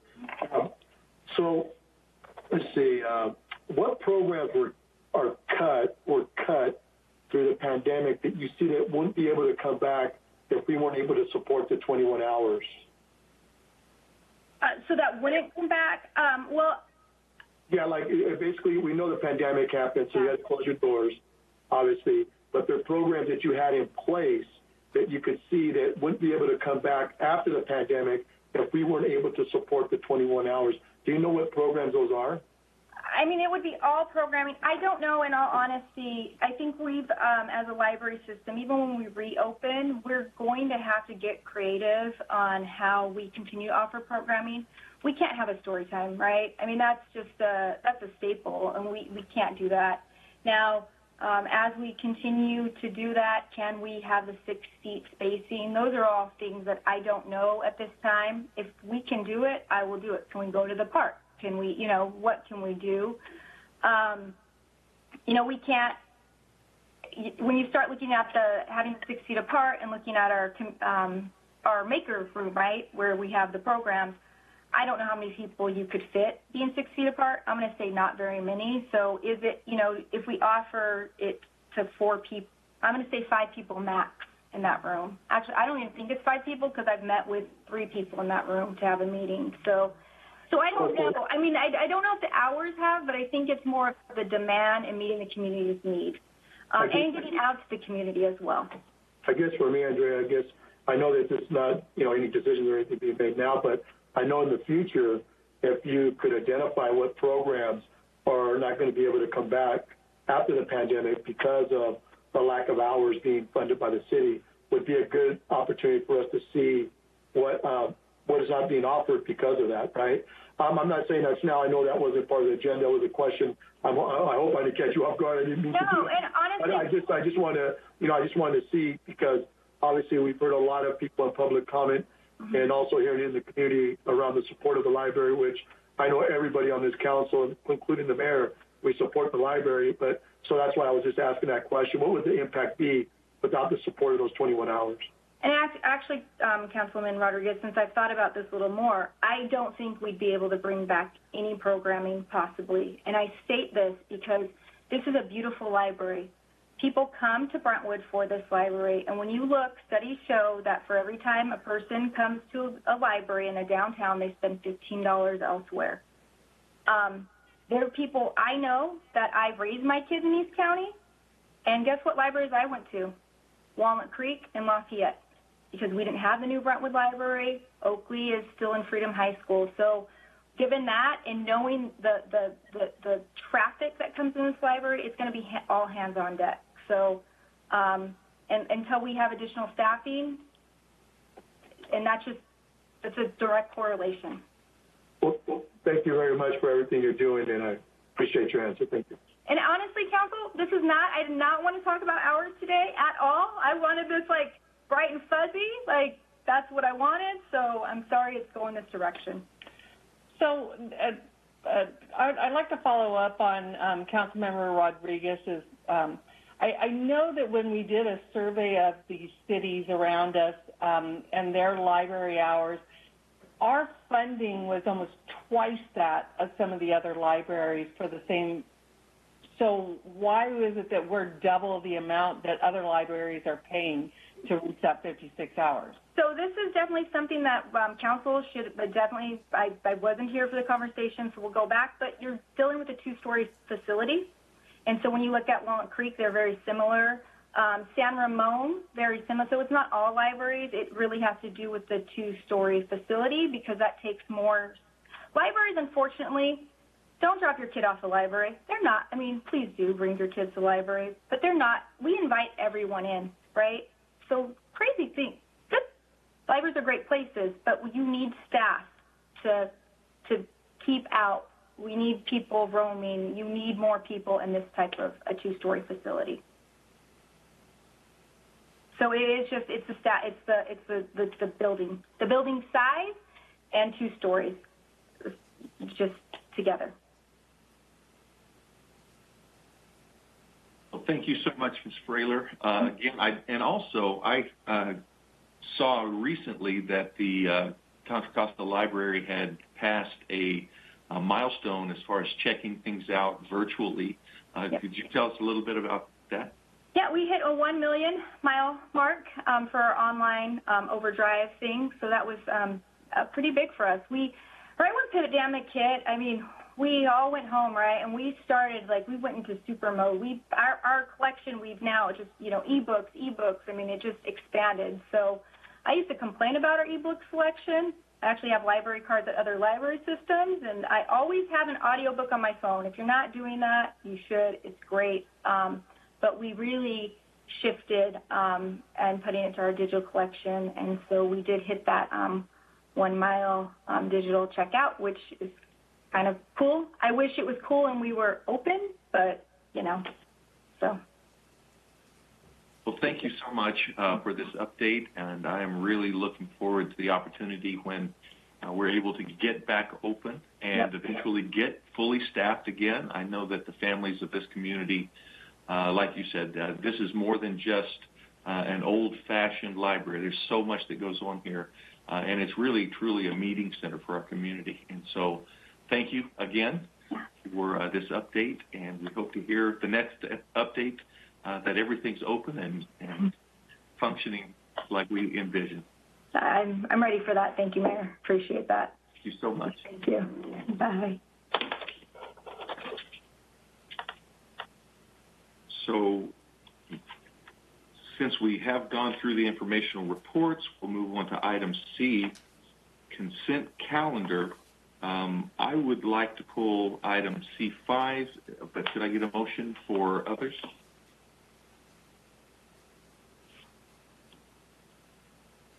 I would like to pull item C6.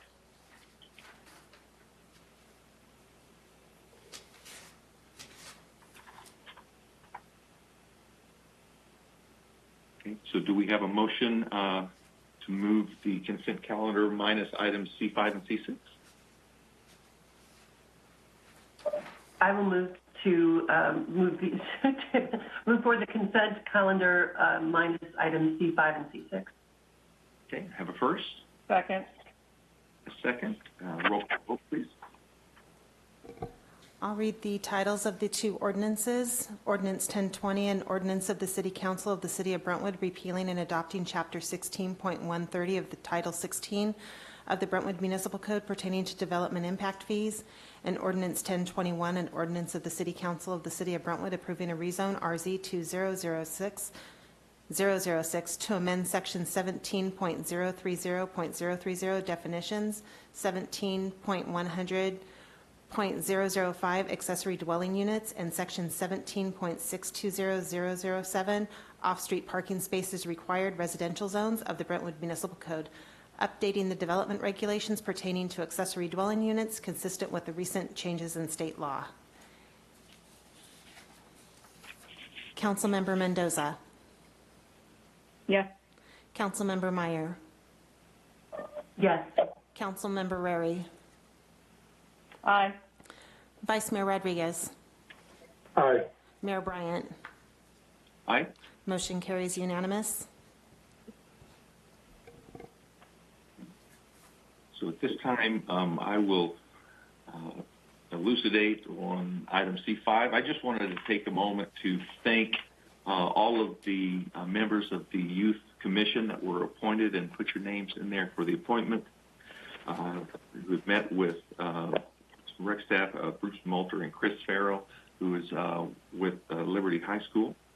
And I just want to thank you for being willing to spend the time and the effort to make sure that our Youth Commission is involved with the needs of those that you represent and working with the city and city council to make Brentwood as good as we can possibly make it for everyone. So thank you very much for that. With that, I'll turn it over to Councilmember Mendoza, I believe, who pulled item C6. I don't know what the process is on this, but I think that Don't we have a motion on C5 first? Thank you. Yes, I move that we approve item C5. Second. We have a first and second. A roll call vote. Councilmember Mendoza. Yes. Councilmember Meyer. Yes. Councilmember Rary. Aye. Vice Mayor Rodriguez. Aye. Mayor Bryant. Aye. Motion carries unanimous. Now back to Councilperson Mendoza. Councilperson Mendoza, the process would be in an effort, a request to pull item C6, just explaining your request, and then we would open it up for council discussion. Yeah, I'd like to pull it for a few reasons. I think that, number one, we need to discuss the process that was used. I would like to go over the questions that you all asked and what the responses were and compare those to the people that you didn't select. Let's make sure that we have the best quality candidates. I'm also a little confused. I thought that we received an email that you were going to pull it, so you had rationale for pulling it as well. I didn't know if you wanted to explain that to the residents also. It was an email that you sent?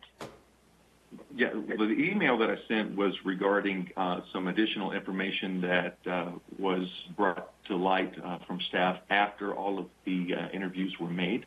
And because of this additional information, I wanted the information that I had received for council to receive all of it and have the members that I will be recommending and have recommended for these committees to be able to speak to any questions that council might have regarding this election. Okay. I think this is the process for both of them.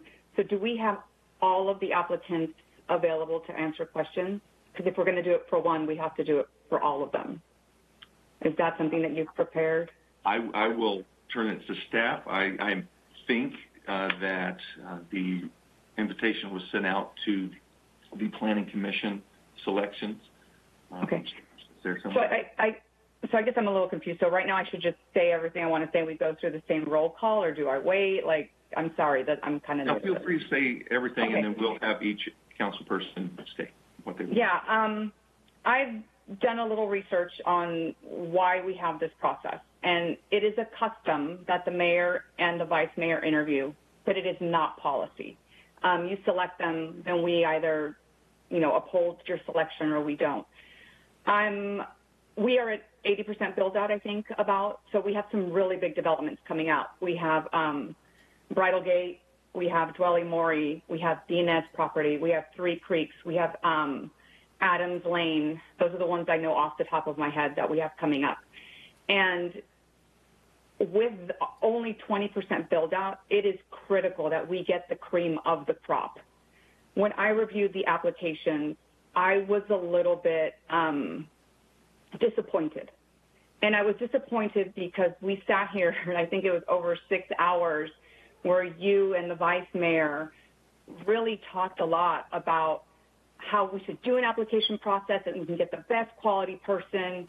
And I was on board. I expected that's what was going to happen. And when I compared these, a couple of these candidates to what, like Cindy, someone mentioned Cindy Hankins, Commissioner Cindy Hankins, she was phenomenal. She really understood architecture. She understood why things have to look the way they do. We all know her background. She was phenomenal. I would like to know if you watched the last couple of meetings with Commissioner Emily Cross. I do have my concerns. My understanding is if a developer comes to the city and wants concessions, there needs to be something in it for the residents.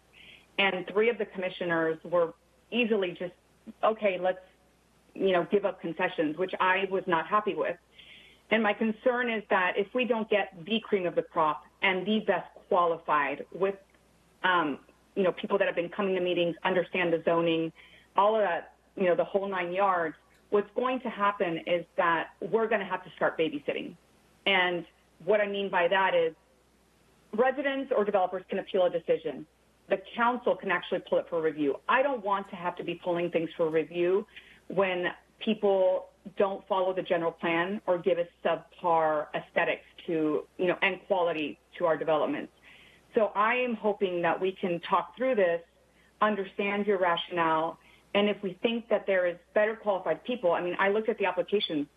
Martinez is on the verge of going to a $35 million lawsuit with a developer. You had an application with an attorney that would be, I don't know him, but he's sitting there, and wouldn't it be great to have an attorney going, whoa, we probably shouldn't do that. I would think that would be fantastic for the city, getting an attorney up there, and we're not paying for an attorney up there. That's fantastic. But so those are some of my concerns. We can talk about it through a little bit more. I would like us to just redo it. And all of us, the 5 of us, sit there and listen to all of the answers and listen to your questions. We don't have to be active participants, but I think we all should be able to hear the answers as well. So that's all I have right now. Let's see what everyone else has to say. Thank you. Councilperson Meyer. Thank you. I'm looking back at my notes from the comments, and I was listening to former Planning Commissioner Jody Marvia talking about the transparency issue. And I think that is a really big deal, and I think especially now when we've got so many residents that are really, really engaged, and we want to encourage that continued engagement and continued involvement with Planning Commission meetings and Parks and Rec meetings and City Council meetings. I think that the application should have been made public so that everyone has, people have an interest in that sort of thing. I do think that I'd like to see some consistency when it comes to what criteria you're looking for.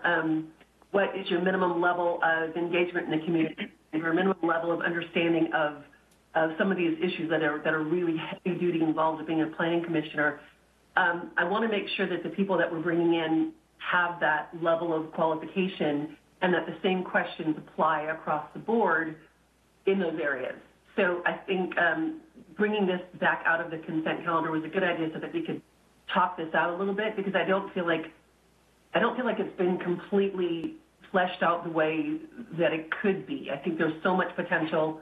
I agree in looking at all the applications, there's a lot of talent out there.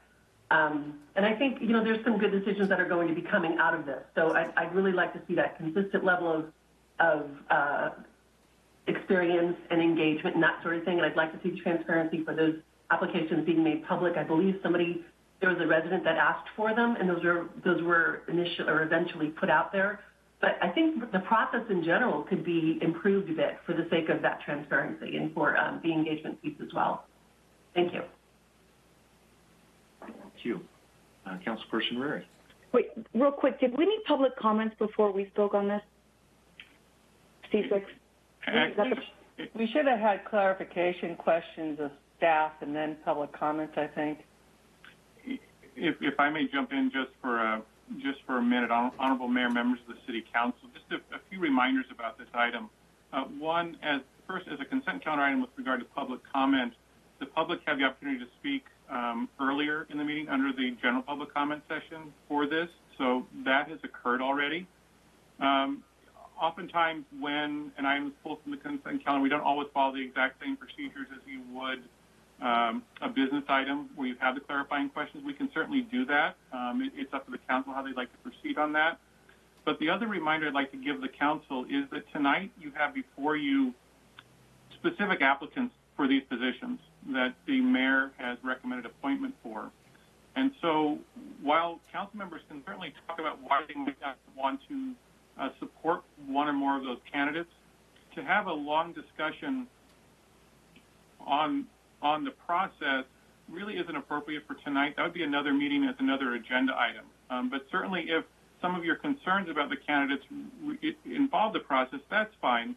But to go into great detail about what changes you want to see, that would be for another meeting. Again, tonight is to talk about the Parks and Recreation Commissioners as well as the Planning Commissioners that have been recommended. And then if at the end of that discussion the council wants to make motions either individually or as a group on those different candidates for each of the bodies, they may, and perhaps some are supported and are voted on and others are not, and then it would be up to the mayor to come back with additional recommendations on who he might want to appoint, and maybe that involves a different process, but that's what you're looking at tonight.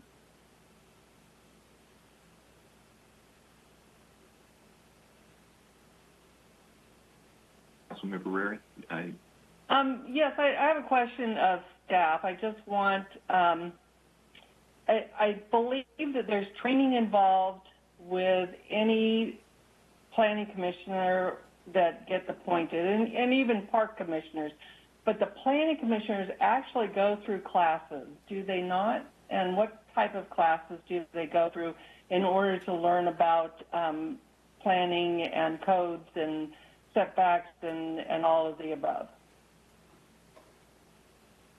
Since I'm on the camera, I'll start that, and then either our assistant city manager or our city manager might want to jump in. But as I understand it, each planning commissioner, similar to council members, goes through a fairly lengthy orientation process of serving on the commission.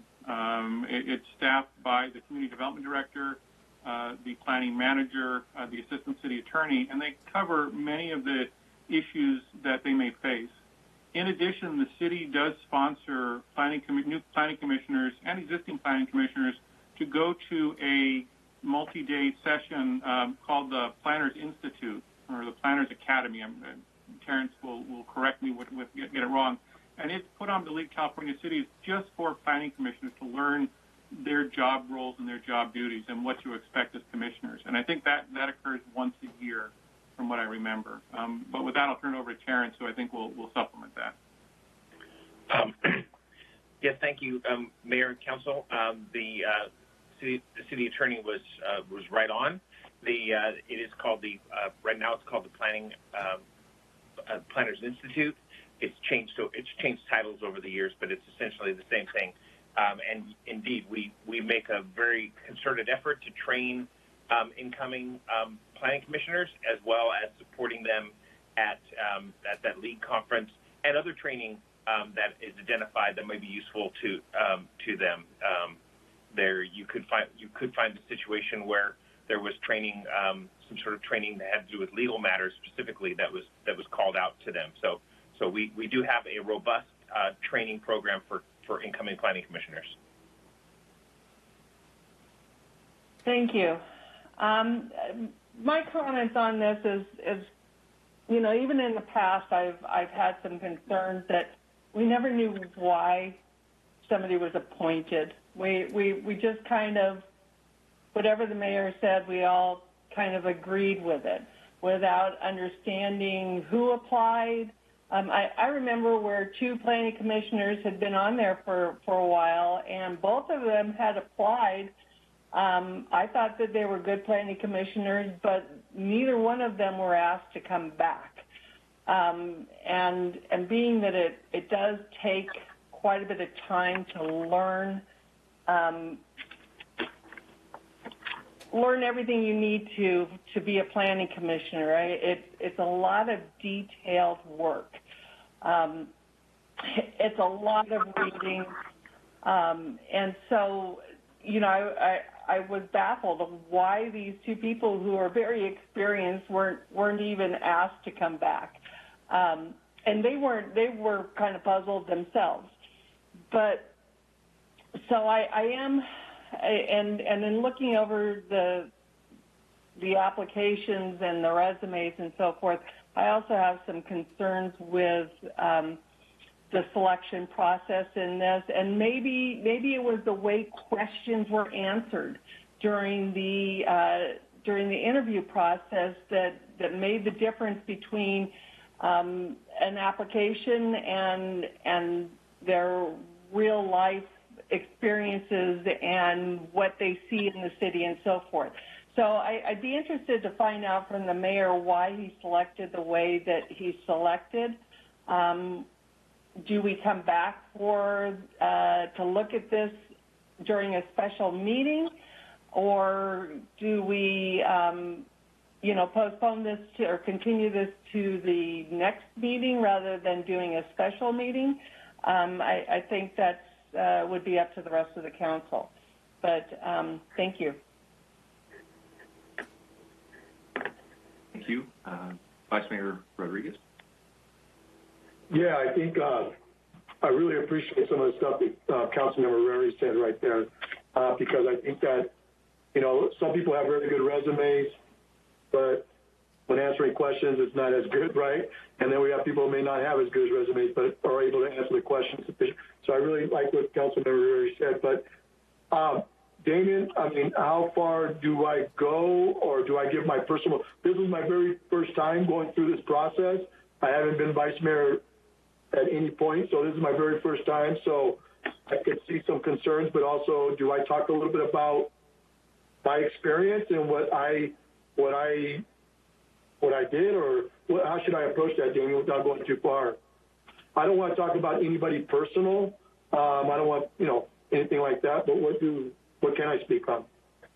Well, certainly, and I'm not sure when the best time to do it is, but certainly at some point you can explain to your fellow council members why you selected the candidates you selected, or why you're making this recommendation to the full council, and explain to them why you have the candidates that you recommended. It sounds to me based on some of the comments that may be well received by your colleagues. No, that's fine. So just so all council members know that obviously this was my very first time going through this process. And I think in the past, like Councilmember Rary said, from my 2 years ago experience with this, I was a little bit like, okay, it was chosen by the mayor and by the vice mayor, and obviously I respect what they're, doing, but I had never experienced it hands-on, so I can understand why you'd be concerned about the process and the selection. So for right now, what I'll go into is that there were 11 candidates. Just so that everybody knows, there was 11 candidates. There was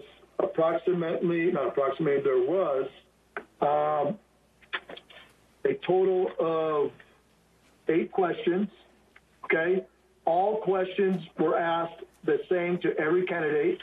Nobody got anything different. Like I said, all the questions were asked the same. Everybody was respected the same. I thought there was a lot of really good, people may think differently. I know I've never sat on the Planning Commission, so I don't know what it actually takes. I know I talked to a few people that have, and it seemed like we had really, out of the 11, we had a lot of really good candidates that applied. Looking at their resumes, I know some people may think differently, which is everybody's opinion. And then also what was interesting is just the interviews and the way they were able to answer the questions. I think for me, not only did their resumes may speak some volume, but it was really the knowledge and understanding of the process, right? And what it takes to be a good planning commissioner. I think it was great to have the assistant city manager, was Terrence Wendell, that was part of this process, because he kept us on track on, making sure we were, treating everybody the same, but also just being a support there for us. So for me, I thought the process went good. I can see some of the concerns from council members around transparency and understanding the whys. It's really hard for me to explain it, to be honest with you, because you really had to be there to be able to understand maybe why these people were chosen. But my way of thinking, is looking at the application, also looking at how they answered the questions and how knowledgeable were they with those questions, and were they fair about those questions, not where they were biased about their personal beliefs, but also understanding when you represent the Planning Commission, you do represent the city, right, and our community. So for me, those were big indicators, because obviously I don't want anybody to be on any committee or any position of power if they specifically are always thinking of their personal gains or personal objectives, right? It's really thinking about what's right for the city of Brentwood and understanding the laws and the obligations of being a planning commissioner. So for me, those were key indicators for why I selected. And I think, and Mayor, I hope that I'm not, we between myself and Terrence and also the mayor, honestly, we didn't know who were our top 5. And I think when we put down our top 5, we all somewhat have the same people. When we looked at the top 3, at the end, the mayor did have to make a choice, but he did take my opinion and also, in listening with Terrence to some of his opinion, highly. But at the end of the day, he did make the decision. But I also supported that decision because, like I said, looking at the application, going to the interview, hearing how they answered those questions that were asked, it really made me comfortable to move forward with the 3 people that we did. Now, do we have others that are on here that are probably as qualified? Yeah, there probably is. I think that you just had to be there to actually see the interview itself. But I think I'll be honest with you, I know it's my first time, but I also told the mayor I was very impressed with the candidates that applied. I was very impressed with them and the way they presented themselves, but also the knowledge that they had in some of the questions that we asked. So, yeah, for me, that's my experience in going through this process. Can I ask, is there any way we can get a copy of all of your notes when they answered all the questions? Because it sounds like you don't want to go through each candidate here, but can we get copies of... To be honest with you, Councilmember Mendoza, I have the most terrible notes. That's okay. I can get through it. I have chicken scratches too. Yeah, and I don't know how that works, to be honest with you. I don't know how that works, but yeah, I mean, yeah. Well, to answer the questions, Vice Mayor Rodriguez outlined the process of it. And one of the things that was really clear in this process, not knowing the people involved, not knowing their backgrounds other than, meeting them in that moment and looking and comparing what their applications were, their resumes were, and their history, asking the question. Very clearly, some of them knew they had personal experience business-wise in it.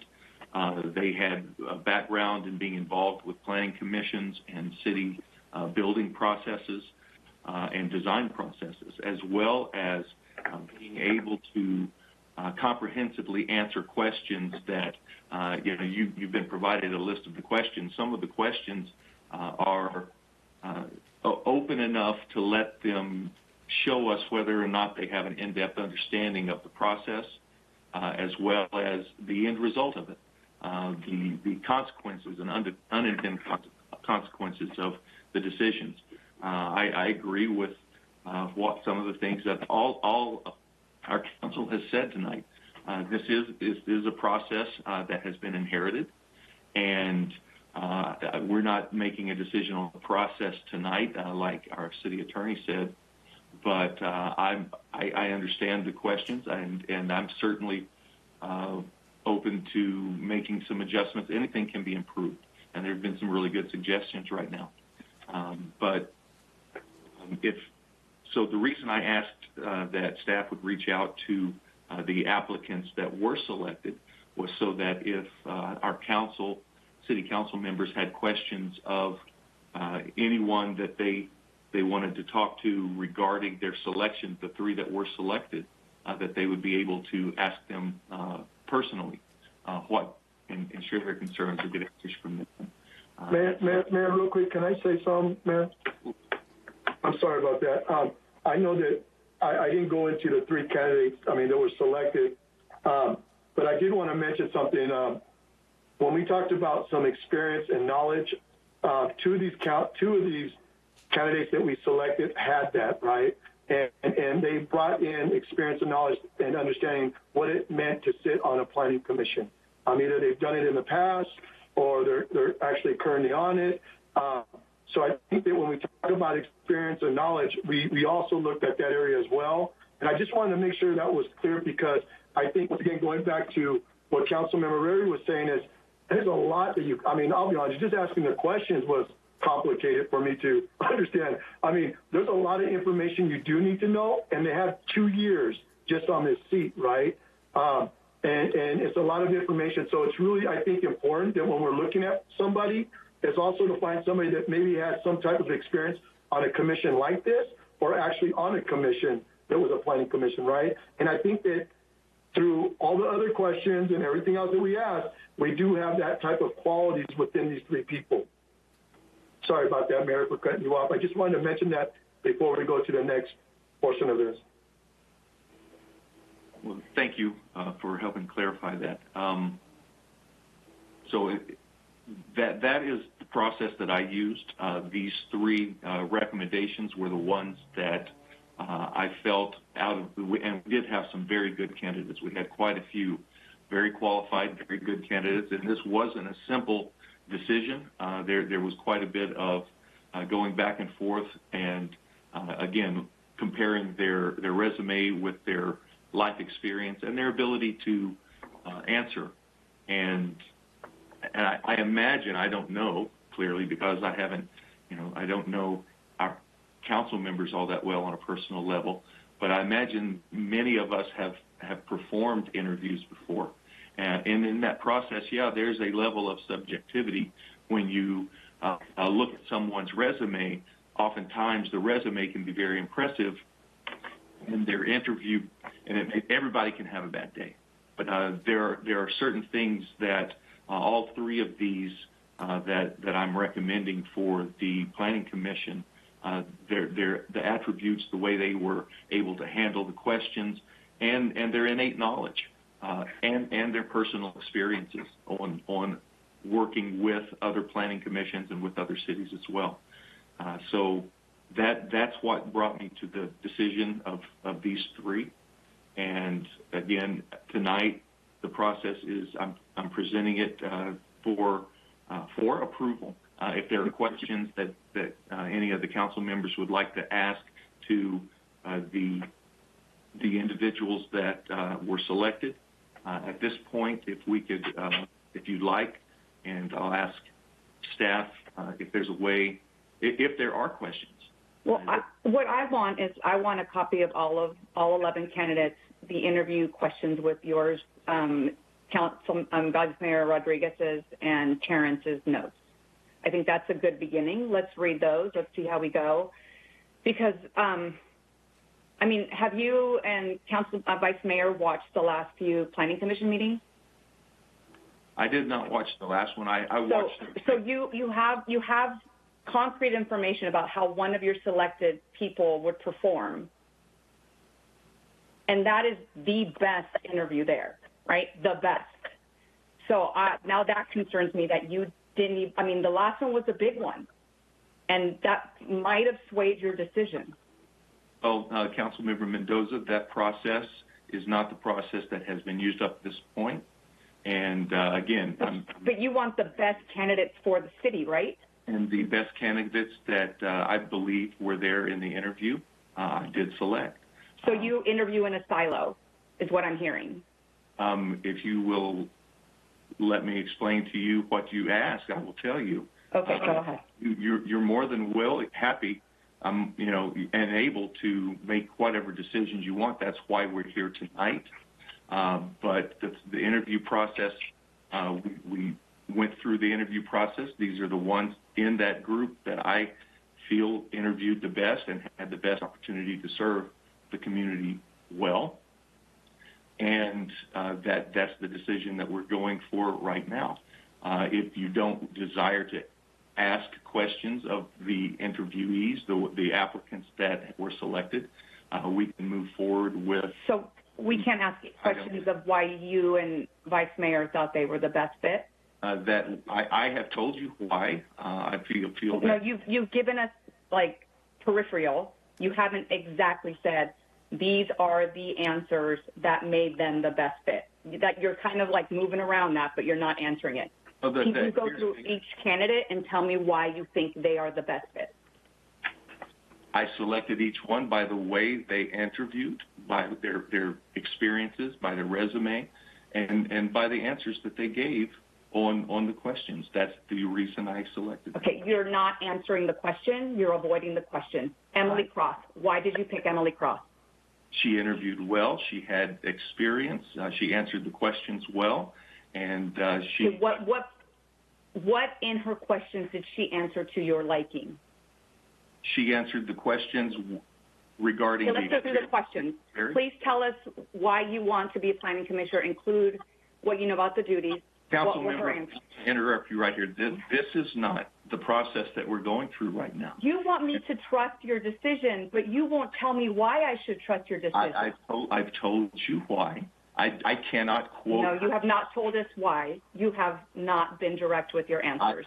I am as direct. This is not how we're going to do a council meeting this way. The process is if you are approving them, we will vote. If you're disapproving them, we will vote, and we will move forward to a way to select it. But so then I make a motion that we put it on the table, that we wait for staff to give us all of your notes, Vice Mayor's notes and Terrence's notes, so that all of us make the best educated decision. I will tell you that my personal notes are not for public view. My personal notes are my personal notes, and so this is a role that serves the people. That's correct. But we can't see it. My personal notes are meant to be personal. They are reminded. They're not your personal notes. They're your notes that you made while on duty as mayor for the city of Brentwood and its residents. They are my notes to myself. They are not your notes. They are city notes, and they could be requested through a Freedom of Information Act request. Well, I will turn this question over to our city attorney, but I will tell you that my notes are my notes to myself during this process. So, city attorney. Jamie, can those notes be requested via Freedom of Information Act request? And certainly anything can be requested through the Public Records Act, the California Public Records Act. Okay, I will be making that request for Terrence's notes. There are exceptions to the Public Records Act on certain draft documents and certain things like notes. So while the request could be made, it may not be, you may not be able to receive them. Yeah, I know there's some personal information that can't be shared. So why don't I make the request for the notes on behalf of the council, and then we can all review what is not redacted, and then we can move on from there. Would that be something that would work? Because he's asking me to, I mean, this is like if I were in my real job hiring someone, I put them through the paces. And you're asking me to hire someone, and I'm not given the information to make the best decision for the residents of Brentwood.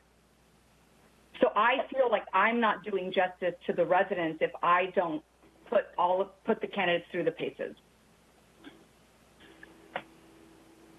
One possible solution would be to, and I know you've been talking about primarily the Planning Commission, but you also have Parks and Recreation Commissioners. I don't know if the feeling is the same about those. But I was going to get there next. All right.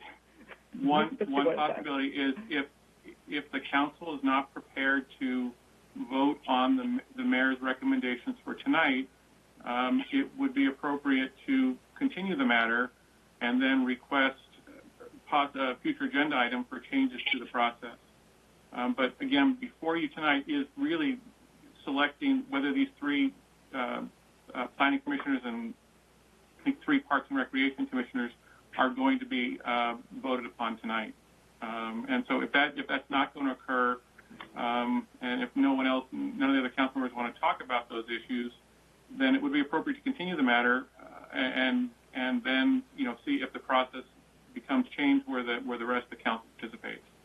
But can I ask a question? Sure. My question would be if we have the same questions, whether they're the same or different questions that we ask each of the candidates for the positions of Parks and Rec and Planning. If we ask those questions and anyone feels that they are not satisfied with the answer, what happens then? I'm not sure if I'm understanding your question. So if we took the time tonight or tonight, special meeting, whatever, how we do that, if we were to pull these candidates that the mayor and vice mayor have selected and ask them the questions that have already been approved, and council is not satisfied with what the answers are, what is the process at that point? What happens next? Well, then if a majority of the council is not satisfied with the answers or don't feel that that individual should be on the Planning Commission, then there would be a vote, and if a majority says that they don't want the person on the commission, they wouldn't be on the commission, then it would be up to the mayor to recommend another person to appoint to that position. And the council would have to go through that process again. Okay, thank you. Does anyone else have comments on this? Any other council members? On that question, I mean? No, the only understanding I have is that if we want to change the process, it can't be done this evening. It's going to have to be requested as a future agenda item to correct or to change the process in which this is done, correct? That is correct. On tonight's agenda, as you know, because of the Brown Act, you're limited to what's on the agenda, what's in the staff report. And tonight is just the appointment of these individuals, these specific individuals. So process changes would have to occur at another meeting because there could be members of the public that weren't necessarily interested in these individuals but were interested in the process, and they don't know you're going to be talking about that tonight. And so you want to give them the opportunity to participate in that discussion. And they wouldn't have that because it's not on the agenda, and they wouldn't know that you're going to be talking about it. So what happens, so if we don't decide on anyone tonight, do the current commissioners stand until we have someone new, if they're open to it? With regard to the Planning Commission, I think it's the same for the Parks and Recreation Commission. The current members serve until the replacements are appointed, or if they don't want to continue serving and they resign, then there would be a vacancy. But as the rules are written, they can still stay on until a replacement's been appointed. And I don't know what their plans are individually if they want to continue to be on there, into the future until someone's appointed. Could we continue with the current council, put the process in place that all 5 council members are comfortable with, and then move on to the decision of the 3 council members? I'm not sure if I'm putting the cart before the horse. Planning commissioners, you mean, not council? Planning commissioners. Because I'm going to find it really difficult to make a call on someone when information is being withheld regarding their skill set. And I can't do that to the residents that voted for me. I just can't. So what it sounds like is we need to redo the process and then go from there. If you're not prepared to vote, if a majority of the council is not prepared to vote on candidates tonight, then you're not going to, you need to move forward in some fashion, and that would be one option would be to have a future agenda item come back and have a more thorough discussion of the process and what you want to see, and then implement that process. And that may include a special council meeting where the entire council interviews the candidates, and they can all hear the same answers at the same time.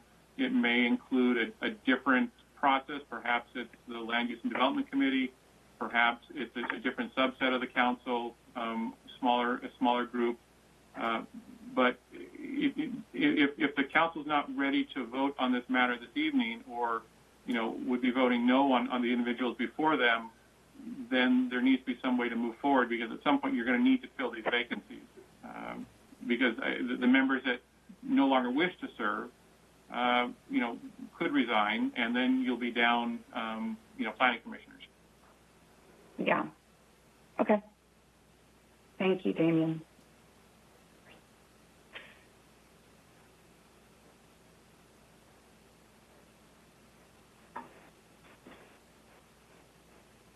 So I don't know what we do. Do I just make a motion that we don't vote on any of the planning and park and rec commissioners until we receive the applications from Mayor Joel Bryant and Vice Mayor Rodriguez?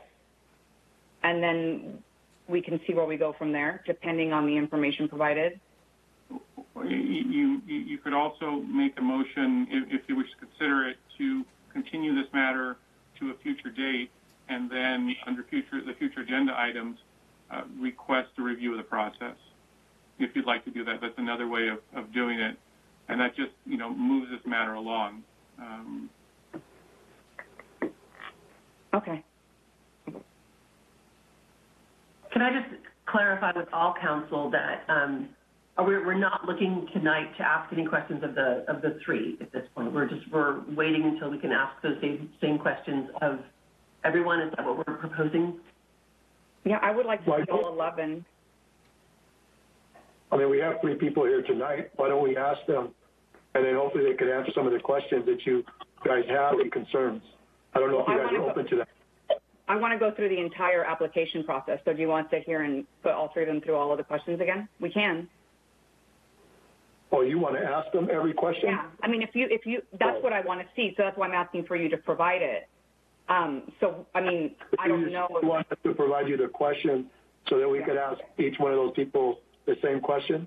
I have the questions from the application process. I want to see your notes. Like, what was it about each one? Like yours and Mayor Bryant's and Terrence's. What were all of the notes? And Councilmember Mendoza, are you thinking that would preclude the need for all of us to go through that interview process? No. Maybe seeing the notes, or? I don't know, because I haven't seen the notes. I would have to see how detailed their notes are and if there's substantial information as to why they picked them. It's sounding that some of it might be redacted, which then means it won't give us a lot of information. And our next meeting, if we see that, it might be the process. So we get the applications filled out, we continue this, and we find that it's all redacted. Then next meeting is, let's start from scratch, let's interview them again, and let's all participate. So, Councilmember Mendoza, what you're saying is, depending on how I take my notes, will determine if these candidates are qualified or not? Yes, you are vice mayor. There's expectations of that. My expectation would be that you would take good notes as to such important roles. Yes, you are very responsible for that.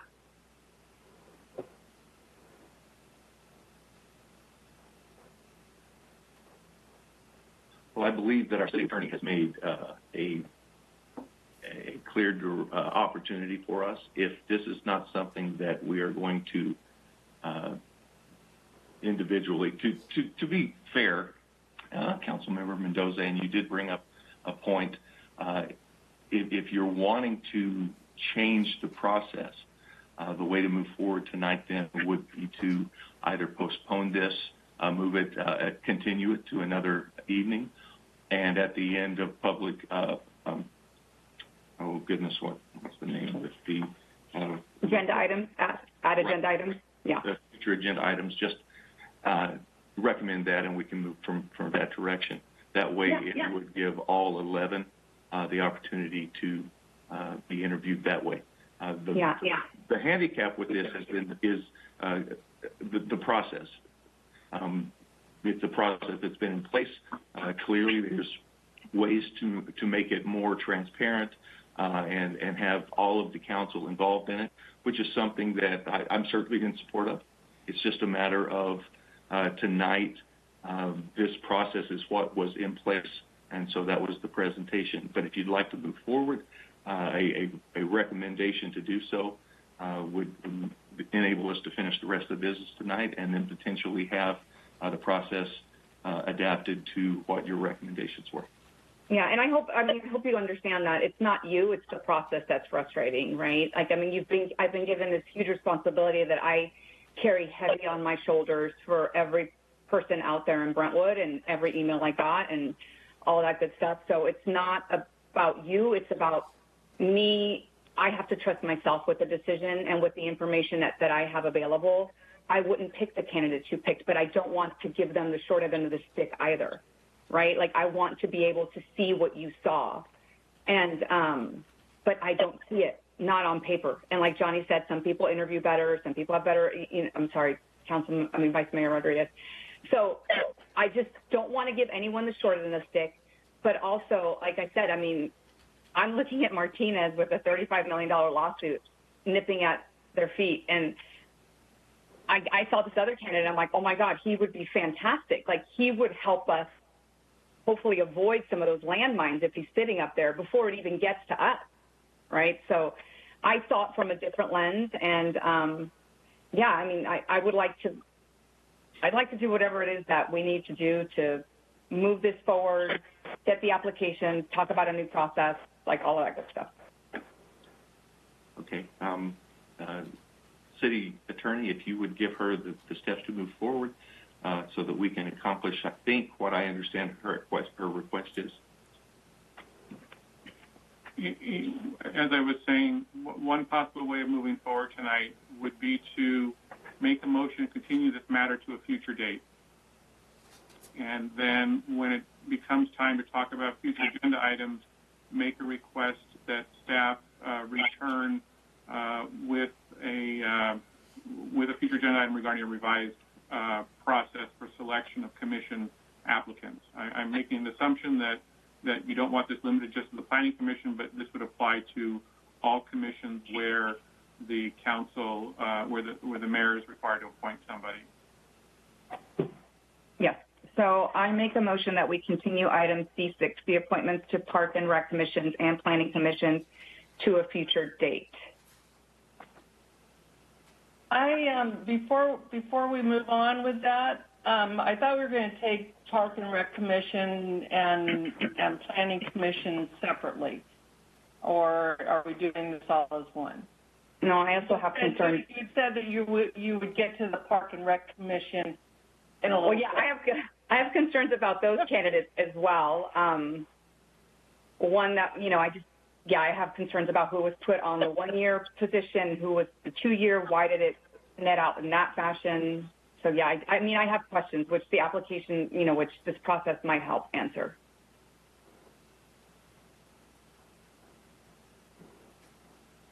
At this point, there's a motion on the floor, and it would need a second to continue.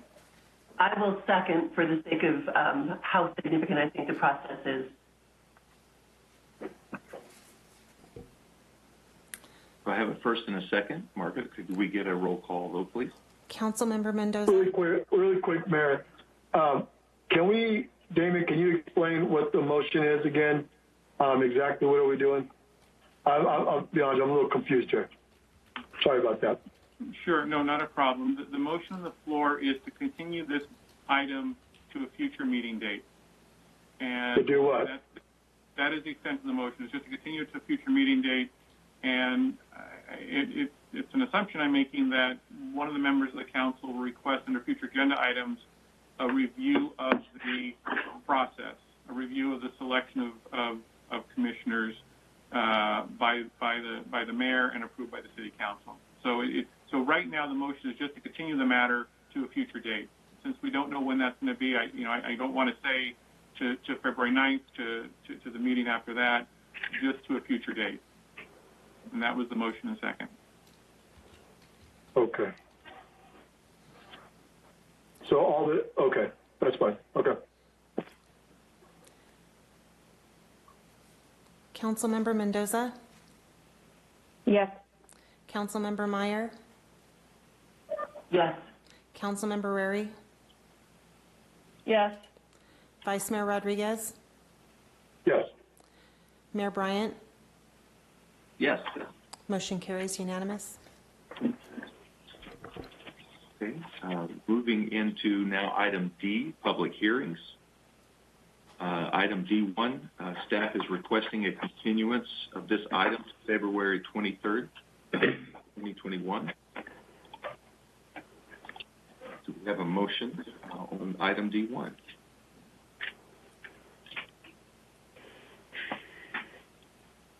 I make a motion to continue this item until February 23rd. Is that what I did? Is that correct? That's correct. I second. Okay. We have a first and a second. Margaret, roll call vote. Councilmember Mendoza? Yes. Councilmember Meyer? Yes. Councilmember Rary? Aye. Vice Mayor Rodriguez? Aye. Mayor Bryant? Aye. Motion carries unanimous. Okay. Item D2, staff is requesting a continuance of this item to February 9th, 2021. Do I have a motion? I make a motion to continue this item to February 9th, 2021 City Council meeting. Second. Second. A first and a second. Roll call vote. Councilmember Mendoza? Yes. Councilmember Meyer? Yes. Councilmember Rary? Aye. Vice Mayor Rodriguez? Aye. Mayor Bryant? Aye. Motion carries unanimous. On to section E, item E1, a resolution authorizing an increase in the outdoor dining furniture grant program funding for specified restaurants and authorization of related program amendments. And I'll turn this to staff. Terrence. Thank you, Mr. Mayor and members of the City Council. Actually, I would like to have Josh Ewan, Senior Analyst with Economic Development Department, to provide this brief presentation. Josh? Great. Thank you, Terrence. Good evening, Mayor, Council members. Thanks for having us this evening. Joshua Ewan, Senior Analyst with Economic Development Division. Wanted to come back to you based on an update to our outdoor dining program for fiscal year 2021. Just to give a quick recap of where we're at, the council originally approved the outdoor dining program as a focus program for downtown in fiscal year 1920. During that time, we extended a grant to one business downtown. And also during that time, the pandemic for COVID-19 really put a struggle on businesses. So in response to that, council approved $75,000 in July of 2020 for outdoor dining programs to assist businesses in setting up outdoor patio dining areas, furniture, and other miscellaneous equipment to really help, especially with indoor closures and reductions in capacity for indoor operations. In fall of 2020, staff returned to the council at that time and asked for an additional $75,000 for funding 15 more grants under the program. And at that council meeting, there was a request from generally a majority of council to return back with a program update once the grant awards have been issued, as well as coming back and stating if any other businesses were interested within the program limits for additional grants. And sorry, it looks like I might be having electrical issues, but I'll just cut out. It's pretty windy here in Brentwood. So with that, today we're coming back to you. We've issued 28 individual contracts to 28 businesses for a total of $140,000. We also have 4 businesses that we believe give a good return on investment on economic development money. 4 of those businesses are listed in your staff report. 3 are located in downtown, and 1 is located on Lone Tree. All local franchise business or local operators, local business owners, and so we're looking to extend and help them with some outdoor coverings. With that, we're not exceeding your previously approved program authority of $150,000. We're trying to work within the limits you had previously given us, knowing that there may be additional discussion on how we help businesses, and also coming back to you with what potential funding sources and impacts there may be associated with extending additional dollars to the restaurant industry. So with that, today's specific action is looking at whether or not your council is in support of extending grants on top of the additional amounts previously awarded to businesses for a total of $7,500 for 4 businesses, 3 in downtown and 1 on Lone Tree. With that, I'd be glad to answer any questions. We'll go to questions to staff. Councilmember Mendoza. Yeah, I just have a quick question. Was any of this reimbursable through the CARES Act? So how much is, if it was, so how much was it? Right. For the technical detail, we could bring in the finance side of things. My understanding was that because we had an existing program, the program reimbursement wasn't eligible just based on the CARES rules. And then we also had existing sources internally for the organization, as well as we did a business support program with the Chamber of Commerce to fund business safety kits to help with the reopening, sanitizer, masks, that sort of thing. Okay. So we had that as an ongoing program as well. Okay, thank you. Councilmember Meyer. Thank you, and thanks for the report. I have 2 questions. One of them is in looking at the more detailed report. It looks like all of the businesses had the same amount in the grant that they received, and I was wondering how that decision was made. Was anything looked at as far as like the size, capacity, revenue, return of investment? Some of the restaurants were much larger employers, for example, than some that were more like a walk-up type of style. And then the other question is why these particular 4 restaurants? Were others offered the opportunity and these were just best choices based on all those issues? Can you just elaborate on that, please? Sure, be glad to. So the total grant limit in our program rules that were adopted by council was a $5,000 limit. In my experience, anytime that you're able to extend that to a business, typically they're going to try to find the best use of it. And so all 28 of those businesses used that money to the best of their ability. And in many cases, those businesses also had out-of-pocket private contribution on top of what was able to be purchased. Looking at reimbursables, really outdoor furniture, especially quality commercial-grade equipment, whether it's heaters, furniture, railing, umbrellas, to get quality material is expensive, and so businesses are able to really hit that grant limit pretty quickly. With that, I just wanted to make a quick note that while the report does list the grantees that we're working with in terms of businesses. Not all grantees have purchased their equipment right now. They've been kind of in limbo between business operations. They were getting ready to purchase, and then I think now with the potential reopening, they're going to be looking at the spring season to try to fulfill their grant requirements. But really, this is just a commitment from the city. In most cases, I'd say about half of the grants have been used for outdoor sales. But as far as specific criteria, based on size, ability, no, it's a first-come, first-served program, and we try to get the money out as quickly as we could to help support the businesses. In terms of these four, again, we use the first-come, first-served model. I'm certain that there's probably interest out there for additional restaurants. In this case, the money is going to help leverage private investment.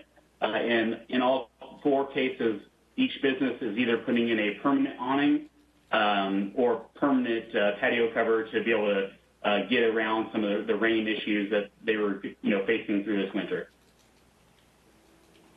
Great, thank you. Thank you. Councilperson Rary? I just have one question. Now, those were the first to get in there. Were there additional ones that came in after that, or are these the only four that applied? So we just handle them as normal applications. We tried to give people who were first come, first serve priority, trying to manage the program the best we could, and we feel that we've accomplished that. Where we're at here is they would have applied because they felt there was a need in their program. And I don't believe we received any additional full applications. We just worked with the grantee. And then, of course, if there's an opportunity to circle back with them, whether it's in the next program year or council decides to allocate more funding, we could circle back with folks who generally had a soft interest, and we could see if they want to move forward with a full application. Okay, great. Thanks. Mayor Rodriguez. Yes. No, I just want to commend you on a great job. I mean, working with all these different business owners. So the additional $10,000 is actually coming out of $150,000, right? To be able to split that up in fours. That's where it's coming from. Yes, sir. Okay. Yeah, because I know that Councilmember Meyer has something that she would like to put on the agenda, maybe to talk about increasing that funding for others, because right now we only have four, but we might get others that might want to do the same thing, right? Certainly, yeah. We have new businesses opening. We have businesses that may realize that the COVID pandemic is here to stay in terms of regulated business operations, outdoor-only use, or at least a limited capacity use on the indoor. Yeah, there's a possibility. I think the council, with more direction to staff, council can come back to you and explain kind of the fiscal impact side of things and how that might relate to whether it's general fund or economic development incentive money. Okay. I might have missed it, but how did we advertise for people to get additional funding if they already had received it? How did that go about? Sure. So we just handled it. Generally, I mean, obviously a business who's already been through the program, which we were working with in this case, they would have applied in the 3 downtown locations. Those businesses already were applying, and they asked for additional funding because they're going through the planning process for a permitted outdoor structure. And so they wanted to pay potentially a portion of that structure cost as well as outfit the area to be able to accommodate that project. And then they have private money, so this was trying to help them fill the gap.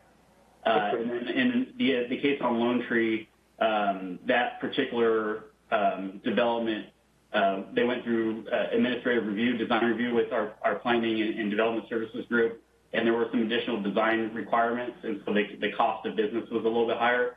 So we're just trying to assist that business get to the point where they can do the improvements that they wanted to under the grant program. Good. Well, thank you. I just know that once people see this as an opportunity, right, we might end up with getting a few more applications. So it might be something, and like I said, I know Councilmember Meyer requested it to be a discussion and possibly agendized regarding small businesses. Maybe that's where we could have that at. But okay, well, thank you. Appreciate it. Thanks, sir. Thank you. If there are no more questions of clarifying questions of staff, we will move into public comment. At this time, we'll open public comment. I'll turn it to Margaret. Public comment. If you wish to speak on this item, please use the raise your hand feature in WebEx and I'll unmute you when it's your turn to talk. And call upon a name if provided. The city has not received any public comments regarding this item that were sent via email prior to the meeting, and I am seeing no hands raised. Okay, thank you. So at this time then, we will close public comment, move into board discussion. Councilmember Mendoza. I think it's a great program. I can remember being just a resident and coming to meetings and hearing about it. I think it was Councilmember Rary that brought it forward, and I think it's fantastic, and I'm glad that we can support our local businesses and that staff spends time on it. Thank you so much for that. Thank you. Councilmember Meyer. I agree. I'll be brief and just say that I'm glad to see, as much as I love our downtown businesses, I'm glad to see that this is going beyond that and that we can support restaurants that are throughout the city beyond downtown as well. And thank you again for the report. This is great. I love seeing it. Thank you. Councilmember Rary. Great program. I look forward to seeing how those awnings look in the downtown area and what we can do for businesses alike across the city. Vice Mayor Rodriguez. Yeah, I'd just like to ditto everything that everybody said. Great program. Staff is doing a wonderful job maintaining it, but also keeping us in the loop of how it's working. And then hopefully it continues to support more local businesses all over the city. So once again, thank you. Also, I want to thank staff also and the businesses that are doing this. The exciting thing is this is going to be something that expands their outdoor abilities year-round. And so that's really going to be helpful. So at this time, if I could get a motion. What is the motion for? A motion to move this item. I'll make a motion to move this item. Okay, we have a first. Second. First and a second. Roll call vote. Councilmember Mendoza? Yes. Councilmember Meyer? Yes. Councilmember Rary? Aye. Vice Mayor Rodriguez? Aye. Mayor Bryant? Aye. Motion carries unanimous. We'll move on to the next item.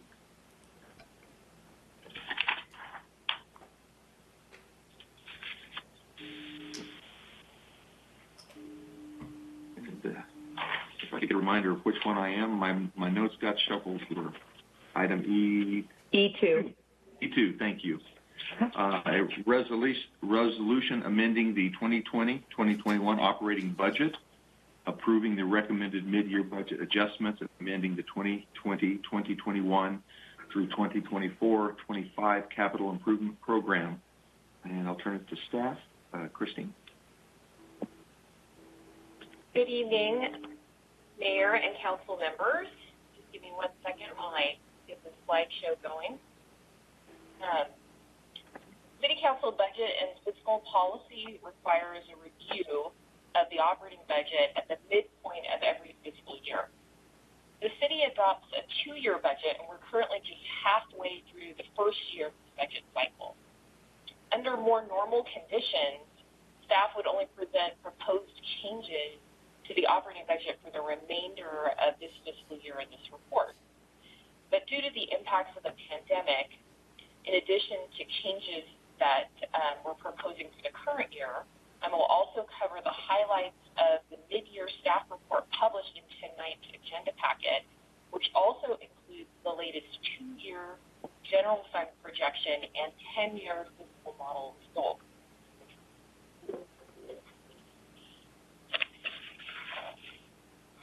The fiscal year 2021 and 21-22 general fund budgets were adopted in June of 2020. And this was shortly after the beginning of the pandemic. And staff had completed a draft budget by early March, but with the onset of the pandemic, significant revenue reductions of about $4 million per year were made to the initial forecast. In order to bring spending more in line with projected revenues, expenditures were reduced by removing new strategic plan initiatives and making other budget reductions. Fortunately, the city had been poised to add services to the budget, and reductions were able to be made without significant cuts to existing services. The budget that was adopted was anticipated drawing just over $1 million from the Budget Stabilization Fund over the 2-year period, and as such was nearly in balance. Tonight, we will be presenting an updated general fund projection for the 2-year budget period, and also an updated 10-year fiscal model projection. Both the 2-year and the 10-year projections are based on the most current data available for actual revenues and expenses, along with the most recent updates from the city's property tax and sales tax consultants.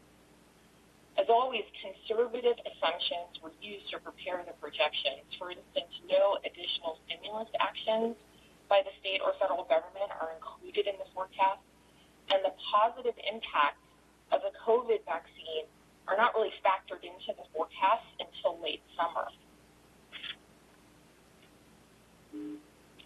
The current general fund projection shows a $1.6 million cumulative 2-year surplus of revenues over expenditures. The surplus calculation includes maintaining the general fund 30% reserve. This is a slight improvement from the October update, where the surplus was projected to be about $1.4 million. As you can see on this chart, revenues actually grew a little less than 0.5% in fiscal year 1920 from 1819 because of the impacts of the pandemic late in that year. And revenues are expected to be flat in 2021. Revenues are projected to grow just over 0.5% in 21-22. And while avoiding net revenue losses is better than the expected outcome when the budget was first adopted, it is still well below the historical 3% revenue growth rate in the years prior to the pandemic. Revenue growth is really necessary to keep pace with annual inflationary cost increases along with increases in service levels.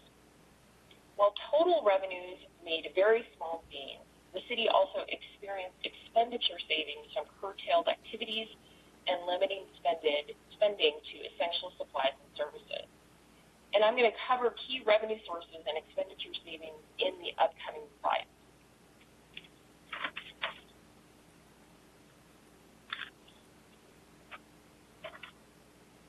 The largest single source of revenue for the general fund is property taxes. Property tax revenue is based on the assessed valuation of property in the city. In August of 2020, the county announced a 5.75% property tax assessed valuation increase for fiscal year 2021, and that was about 2% higher than the adopted budget.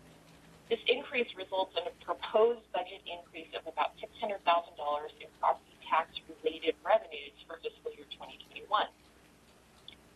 For fiscal year 21-22, the budget was established using a 5% reduction in property values. This conservative estimate was established at the beginning of the pandemic when economic impacts were unknown and there was great concern that missed mortgage payments may start a foreclosure spiral as experienced in the Great Recession.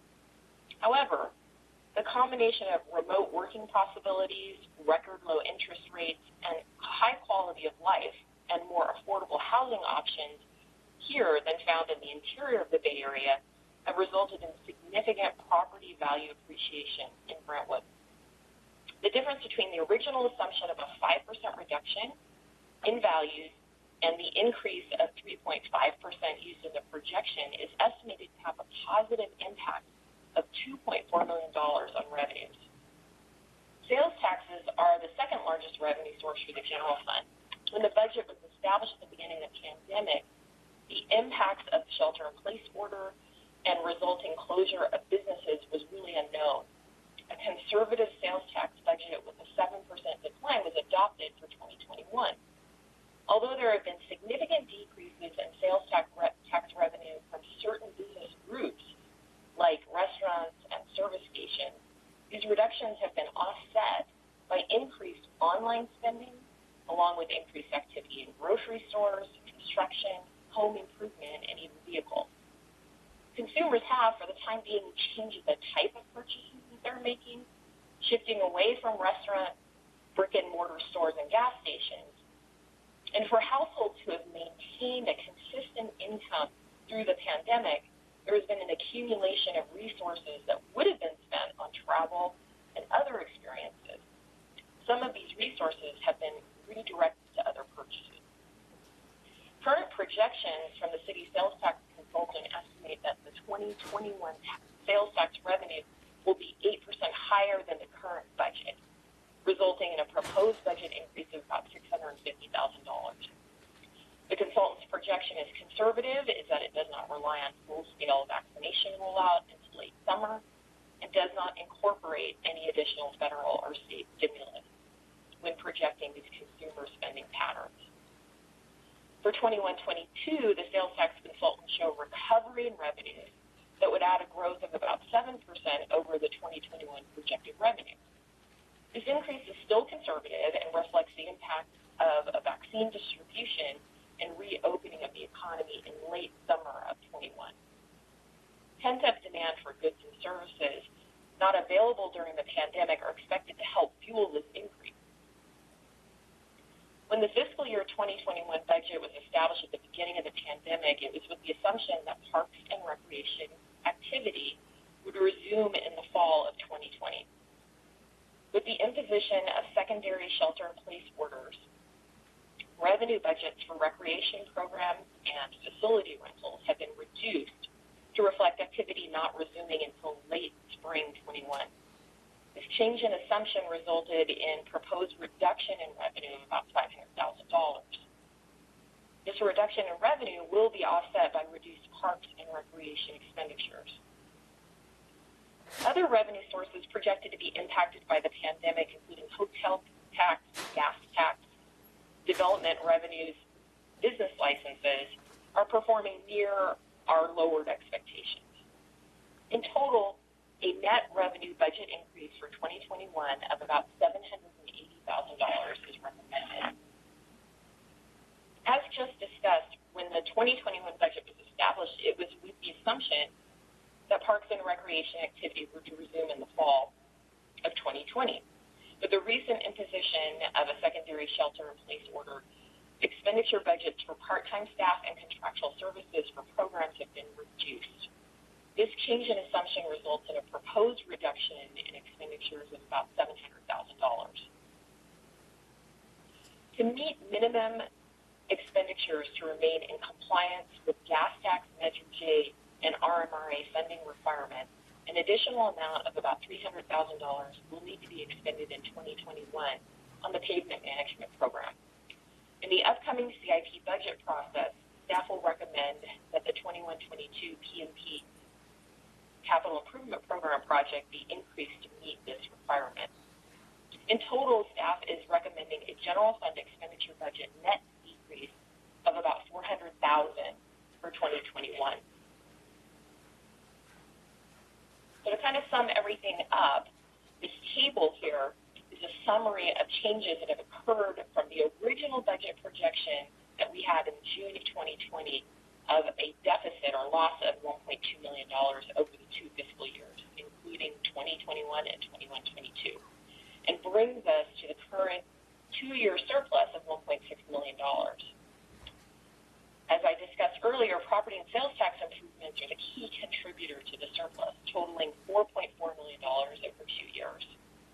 Offsetting this are lower than expected parks and recreation revenues of $860,000 over the 2 years, and a cumulative impact of updated projections to all other general fund revenues of a decrease of about $130,000.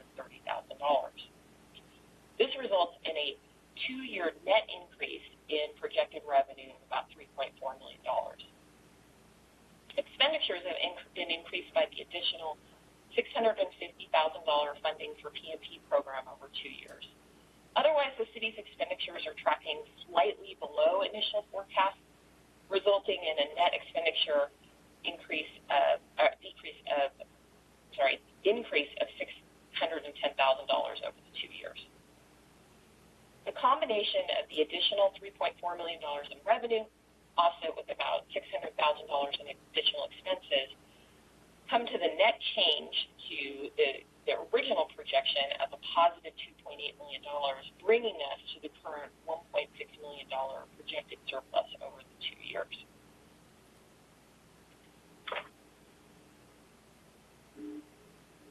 At this time, staff is recommending that the City Council consider the reinstatement of the Police Department 5th Beat Strategic Initiative. As a reminder, this City Council initiative would divide the city into 5 geographic areas or beats rather than the current 4, and provide the budget for salaries and benefits and the one-time startup costs for 5 additional police officer positions.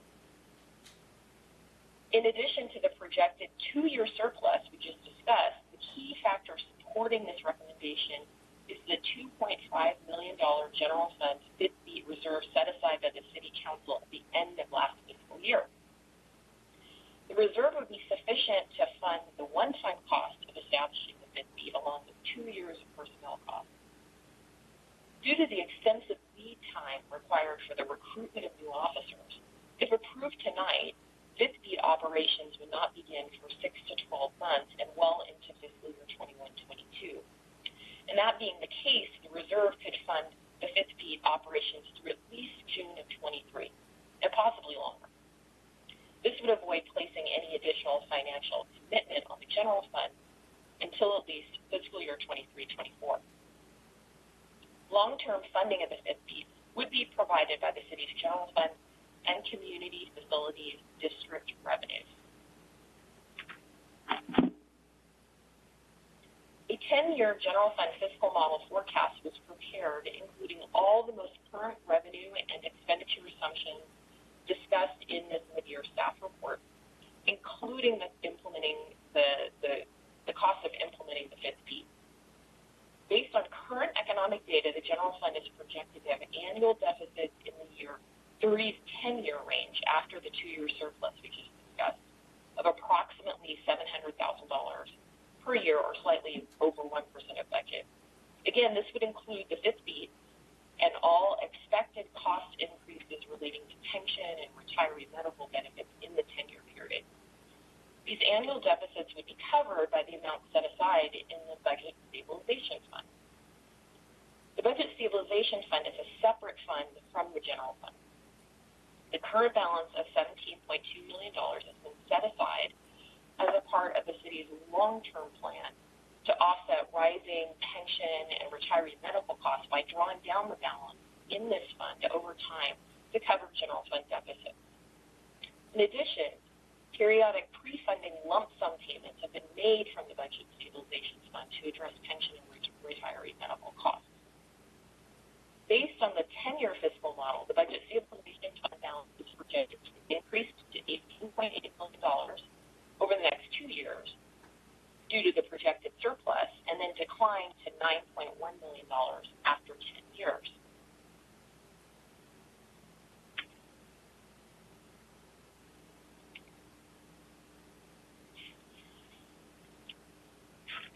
During this time, the general fund's 30% reserve would also be maintained, keeping in pace with rising expenses. Longer-term projections are challenging at this time, and the fiscal model may see greater than usual changes in future reports as long-term economic impacts during the pandemic become known, and city operations revert back to a more normal way of doing business. However, the fiscal model is conservative. It does not include potential economic benefits from the development of the Innovation Center nor any significant retail or sales tax generating businesses coming to Brentwood beyond a normal baseline of development. Only a modest level of residential development is also projected. With the pandemic, the city has paused plans to make additional lump sum pension repayments. As we exit the pandemic, staff believes that additional payments can be considered. Additional one-time payments using this funding source would further reduce the city's future annual pension and retiree medical costs, which would free up ongoing resources to commit to current city programs and initiatives. Staff will include a discussion of this topic in the June 21 midterm budget update. There are adjustments detailed in the staff report to other city funds. These proposed adjustments are relatively minor and not really material to the financial condition of the impacted funds. Staff does have a growing concern, however, over the increasing past due balances of our enterprise funds. At the start of the pandemic, the governor issued an order curtailing the city's ability to shut off services for extended non-payment. And as such, our past due balances have doubled, now totaling approximately $1.1 million. Once the governor's order has been lifted, staff will be able to better gauge the ultimate impact to the enterprise funds. There is still a great level of uncertainty about the impact of the pandemic on businesses in the long term. This was most clearly demonstrated by the order of a second shelter-in-place requirement by the state. It is certain that some businesses will not reopen, and the extent of the damage is unknown. Fortunately, in Brentwood, we saw a strong response to the last reopening. Economic development staff will continue to monitor the situation and will work with businesses to adjust so that they can safely reopen as regulations change. We are also seeing continued strength in the housing market, however. This may be tested once eviction and rent moratoriums begin to expire. The willingness of large employers to continue to allow remote working will also play a key role in the strength of the housing market. Additional federal stimulus will also impact the sector along with consumer spending and sales tax generation. Staff will also monitor the CalPERS investment return on the pension investment portfolio. Given the continued strength in the equity markets, it appears that CalPERS may exceed their 7% target for the current fiscal year, which would provide some minor relief in future pension rate increases. With the city at an approximate 80% funded level, significant resources are still needed to achieve full funding, even with some assistance from CalPERS investment gains. As discussed earlier, use of unallocated budget stabilization funds could generate help to pay this down while providing the city with reduced annual costs on a go-forward basis. Budget updates will be provided to the City Council in the months ahead as required by significant changes in economic conditions or as information becomes available. At the February 9th Council meeting, an update on the strategic plan and the status of plan initiatives will be presented. Then, at the midterm budget update in June, staff will provide a full analysis of the fiscal condition of the city and provide the necessary financial data on budget capacity, if any, to restore additional strategic initiatives or other service levels. At this time, staff will be seeking your feedback and direction on these unfunded initiatives. In addition, the updated 10-year general fund fiscal model will be presented. Options for using budget stabilization funds to pay down unfunded liabilities, reducing future expense commitments will be presented, along with information on how this strategy plays into the long-term cost projections of the city. This is the conclusion of my presentation, and staff is available to answer any questions you may have about the staff report or the presentation. At this time, we'll move into clarifying questions of staff. Councilmember Mendoza. Yes. Christine, thank you so much for that presentation. I loved every minute of it. Can we look real quick at the slide that showed the deviation from the original deficit to where you're going to be actually positive revenue? I can't remember what number. Yeah, let me try to find that really quick. And this is just a question for my education because I don't remember like sitting in the audience what the answer was. So we went from being negative 1.2 to being positive 1.6, which is awesome. Where was the funding for that negative 1.2 going to come from originally? The Budget Stabilization Fund, the same place that we've kind of discussed it was going to come up to. Okay. So just so that, like, because I know sometimes when you're sitting out there, it's hard. So we were going to have to dip into the kitty, and now we're not going to dip into the kitty. We actually are better than that. We have money to put in instead of taking out. Okay. And then, so even with that 10-year graph that you showed, the reason we're going down is because we're paying off pension obligations. Is that correct? So there's it's kind of two-pronged. Okay. This money was put away many years ago when we recognized that we would have an increasing cost to fund pension and retiree medical ongoing every year costs. CalPERS was going to come to us and they were going to increase our costs every year. And so we said, we need to get ready for that. We need to set aside money so that we are prepared for those cost increases that we know are coming. So that's what the Budget Stabilization Fund was initially established to do, to kind of smooth it so we're not cutting services when those costs go up, that we have savings to pay for that. But because we look like we're going to have in this 10-year period, some balance in this fund, and it looks like right now our projections are just about $9 million, we could take that money and kind of prepay some of the pension and retiree obligations, and that would reduce the payment in the long run. Yeah. And similar to kind of paying off your credit card early, you save a lot of interest in doing that. And we could do that, and that would also free up current income instead of having to pay that bill. We'd have it for services. Cool. Pronged.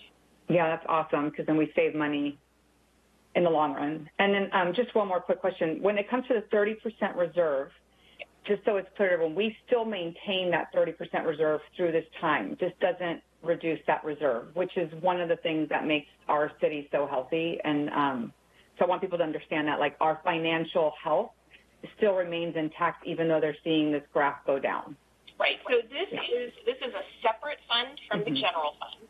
Yes. And so in the general fund, we reserve cash, a reserve of 30% of operating expenditures. And of course, over time, we expect those expenditures to grow. So in this projection, not only are we maintaining the current 30% reserve, but we also say as that needs to get bigger, as our expenses get bigger, that grows. We're maintaining that. And we have this separate account here, the Budget Stabilization Fund, that we're drawing down a little bit. But we're keeping healthy in that 30% reserve, and that's included in all of these projections. Yeah, and I just think I don't know if this is where I say it, but I think it's fantastic because we vote, but at the end of the day, the ones that do the work and make sure that we are a healthy city is you and the finance staff and everyone working there. So thank you so much. That 30% is a big deal when you compare it to what's happening in other cities. So thank you so much for all of that. That was it. Thank you. Councilmember Meyer. Thank you. A little more basic in my questions.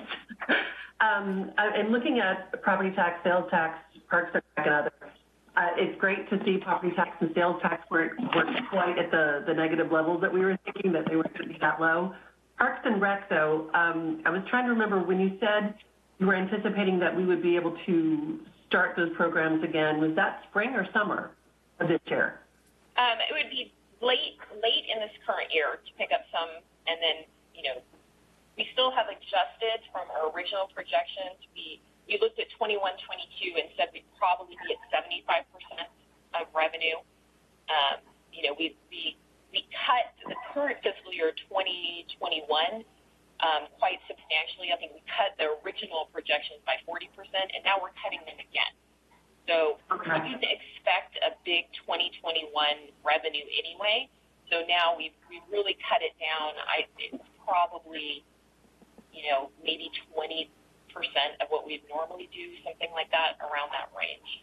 But does that take into consideration that when we eventually do open back up, we still might have to have restricted numbers for participants and people taking part in these programs? It takes that into account too?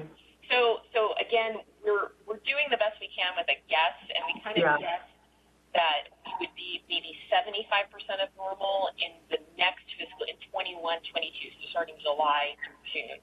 The good thing is that we come back to you every 6 months. So as we move towards June, we'll come back again, and we will reevaluate whether that 25% reduction is correct, whether it should be lower, whether it should be higher, because hopefully by then we'll have more information. Okay. So at this point, I can imagine having to make these projections. I'm really amazed by the work you're all doing. And then my one last question, in talking about the enterprise fund, yes. Once we're back into being able to collect those, do we receive anything from the past due balances, or are those a write-off? So it's going to depend depend on each individual situation. The city will pursue whatever we can to collect those balances, but as we know, there are probably some households that have been more impacted by the pandemic and maybe behind on rent and on utilities. We expect that there's going to be, more than normal write-offs. It won't really impact, the write-offs won't actually hit till probably, another year or two because of our collection process. We're going to exhaust all measures, right, to try to collect it. But we will probably realize some additional write-offs, but not in the current year and not too much in the next fiscal year, but the fiscal year after that, just as we give ourselves time for the collection process to happen. And so for those families that we can see would be too much of a financial hardship, we're going to work with them a little bit more? There's a collection policy and process. Okay. I'm not super familiar with the details, but there is a process, and at a certain point, it becomes uncollectible. Got it. Thank you so much. This is really helpful. Councilmember Rary? Yes, I have one question for Christine, and I've got one for Park and Rec. We've received quite a few emails regarding restoring the funding for the library. Was there any discussion in reviewing the budget to reinstate some or all of that funding? So the plan that we have before you was to go in the midterm, in other words, in June, to have a financial capacity to maybe have a little bit better data about how things are happening and how the economy is looking. We're just going to take everything we've done now, redo it again, and try to give you financial capacity. In other words, what do you have? And here's all the priority list of the things that that we reduced in the budget, and allow council to make those allocations and address those particular items inclusive of the library hours. Okay. All right, great. And then the next questions are for I believe Aaron London was going to answer my questions this evening regarding the aquatic complex slide. Yes, good evening, Mayor Bryant and council members, and thank you, Councilmember Rary. A great question. The intent all along for the slide replacement project, which started a few years ago when we start planning out these projects ahead of time, the intent was always to replace them. So we budgeted around $300,000 for replacement. However, once we started meeting with the manufacturer, which is Whitewater, the company that originally installed the slide structures, they immediately explained to us that the structure of our slides was in really good condition, actually, for being 20-plus years old, which is, by the way, the recommended lifespan for these type of slides are between 20 and 30 years, depending on the structural integrity. Well, we actually did replace some of the stairs and reimbursed some of the landings on the slides on the stair structure. Just in 2017, I think we spent a little over $100,000 to reinforce those stairs. So it wouldn't make sense to remove the stairs and the slides because it's a joint unit, and the pricing he was giving us was in the $400,000+ range to replace those. So we were right off the bat going to be over that $300 initial budget. But he immediately recommended refurbishment at much cheaper pricing, and the range we started looking at it was in between $85,000 and $133,000 for the refurbishment. So we look to be coming in well under the original $300,000 budget, and certainly well below the $400,000+ estimate for replacement of the structures. So hopefully that answers your question. And yes, it does. And what is the life expectancy of refurbishing the slide versus replacing it? Oh, yeah, absolutely. Well, aside from the 1-year warranty that we can get from these companies, it's tough to pin them down because it is a water feature, which is tough to begin with anyways. But regardless, we're looking at about a 10 to 15-year lifespan depending on usage, obviously, and then water quality or lack of quality, and then maintenance practices, which, not to pat our guys on the back, but they've done a great job maintaining those slides for these 20 years to get to where we're at now. So we're pretty confident we can get about a 15-year lifespan out of a refurbishment project. Okay. All right. For what did you say, about 80,000? So between 80 and 130. Okay. I know that's kind of a wide range, but that's, we got to get multiple estimates, so that's what we're getting. So okay. Go high at 130 compared to 400 plus, and close to the same lifespan, 5-year short. Okay. All right. Yeah, no, that's great. That really is. Who knew back in 1999 that slide would last that long? Oh, no kidding. No kidding. Yep, I remember when it opened. So, all right. Well, thank you. I appreciate it. You're welcome. That's all I have for now. Thank you. Vice Mayor Rodriguez. No, I don't have any questions, but I just want to thank you for the presentation and for everything you guys are doing within that department, but I don't have no questions at this time. Thank you. Thank you. And also, I do want to thank staff. Christine, you always do a great job. And Carrie, thank you for this report. And at this time, we're going to open public comments. Margaret?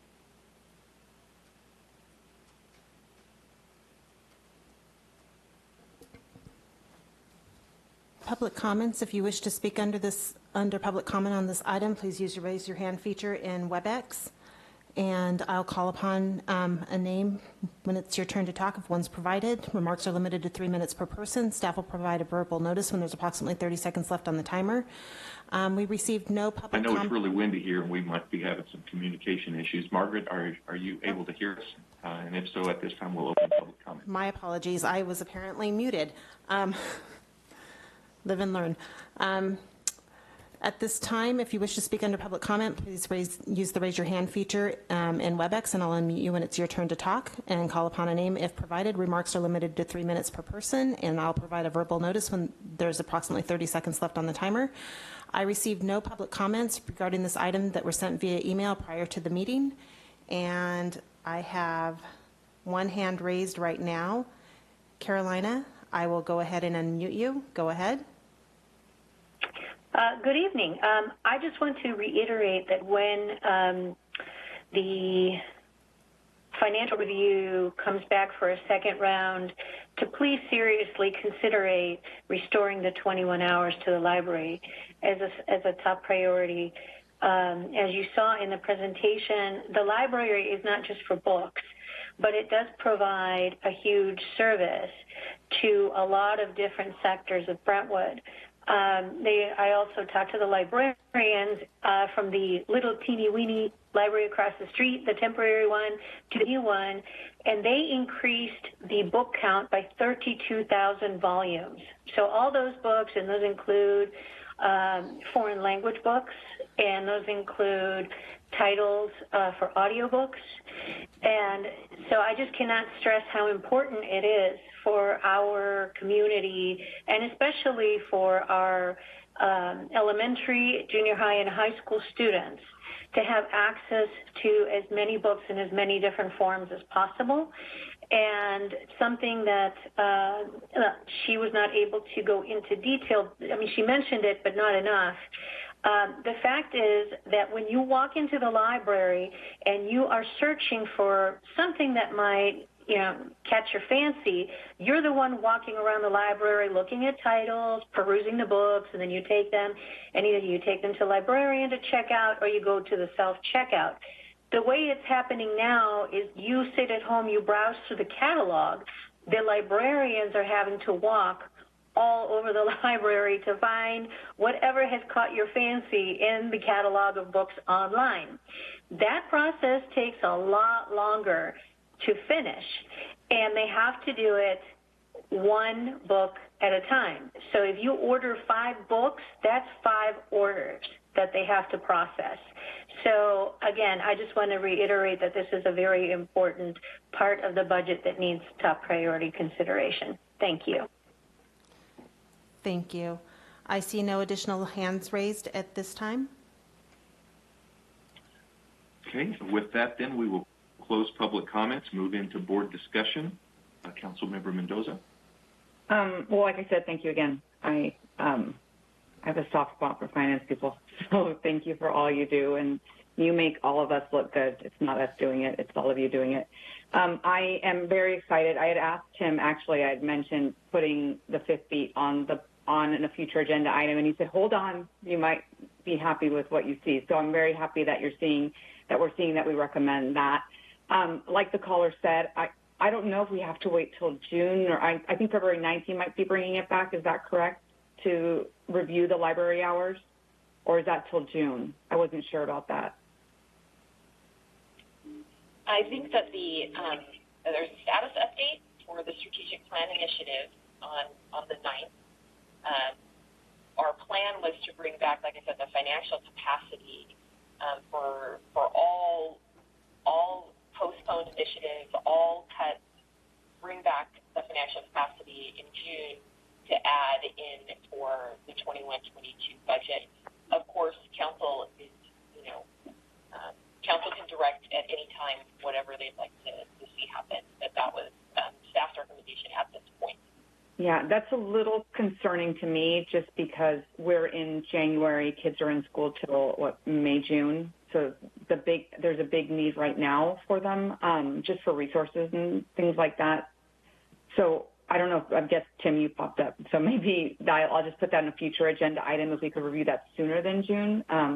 We know our kids are struggling. The failure rate has skyrocketed both in elementary and in high school. So we need anything we could do to help our kids right now, I think, is important. And we did see that we had a deviation of $2.8 million. So we need to see if there's any funds available to be able to help. So I'll bring that up to a next agenda item, I guess, because we can't do that now, right?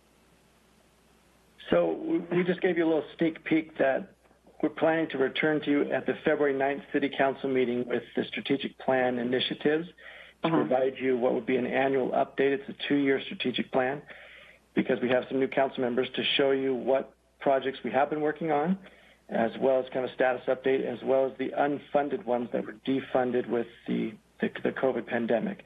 And just to start getting the council start thinking again, a year later, in a new world, what are now the priorities with the limited amount of funds that are available. And when you see it in context, I think that would be the time to start thinking and maybe giving some staff direction, what you'd like to see us when we come back in June with the actual 6-month budget update with much more accurate information at that point, by the way, to see what you want to start restoring. If you want to start earlier, you can, but in context, that's where it makes more sense to see all of it all at once. So maybe wait till February 9th.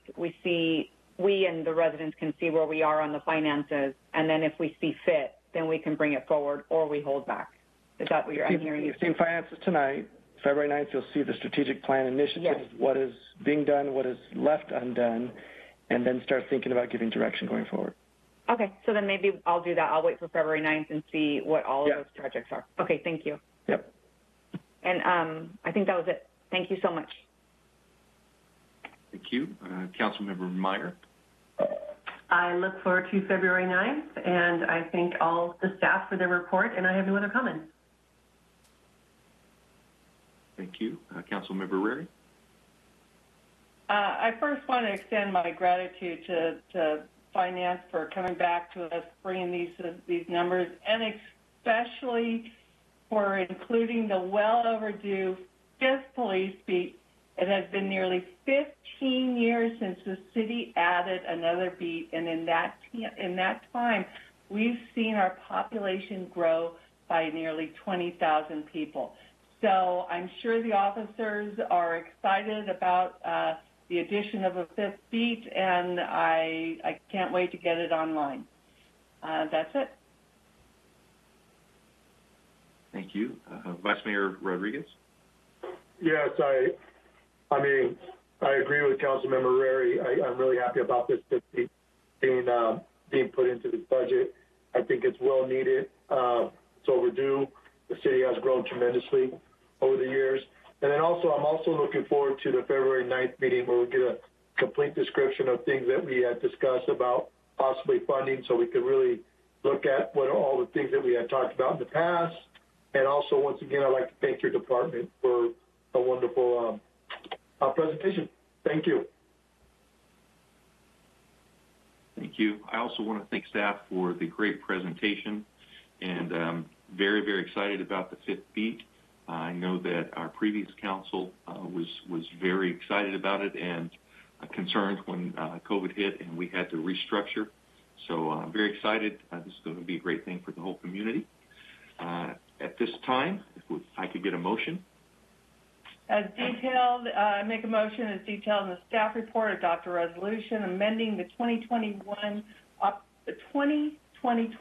operating budget, approving the recommended mid-year budget adjustments, and amending the 2021 to 2024-25 CIP. I second that. Okay, we have a first and a second. Margaret, roll call vote. I'm sorry, if I could get the person who seconded again. I think I missed it. Councilmember Meyer can have it. Go ahead. Thank you. Councilmember Mendoza? Yes. Councilmember Meyer? Yes. Councilmember Rary? Aye. Vice Mayor Rodriguez? Aye. Mayor Bryant? Aye. Motion carries unanimous. Moving on to item E3, a verbal update regarding the status of a business located on Lone Oak Road. I'll turn this to staff. Terrence. Thank you, Mr. Mayor, members of the City Council. The situation at 1640 Lone Oak is an ongoing open code enforcement case. I can only say very limited things about open code enforcement cases. I can say that staff has determined that the McCall's Landscaping would require a conditional use permit to operate a landscaping business on this residentially zoned site. The business neither has nor is seeking such a permit. Thus, staff have been issuing citations to the business on a schedule in line with our typical process. We hope and expect that the use will cease soon and only permitted activity will occur on the property. Our compliance efforts will continue until this occurs. Our community enrichment staff do an excellent job of assuring compliance with our laws.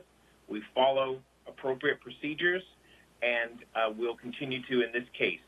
I really can't say much more about this, given that it is an ongoing code enforcement issue. I'm happy to answer any questions that I can. Thank you. This time we'll open to questions of staff. Councilmember Mendoza. Yeah, so they're getting fines on an ongoing basis. Are they paying them, or are they going to wait?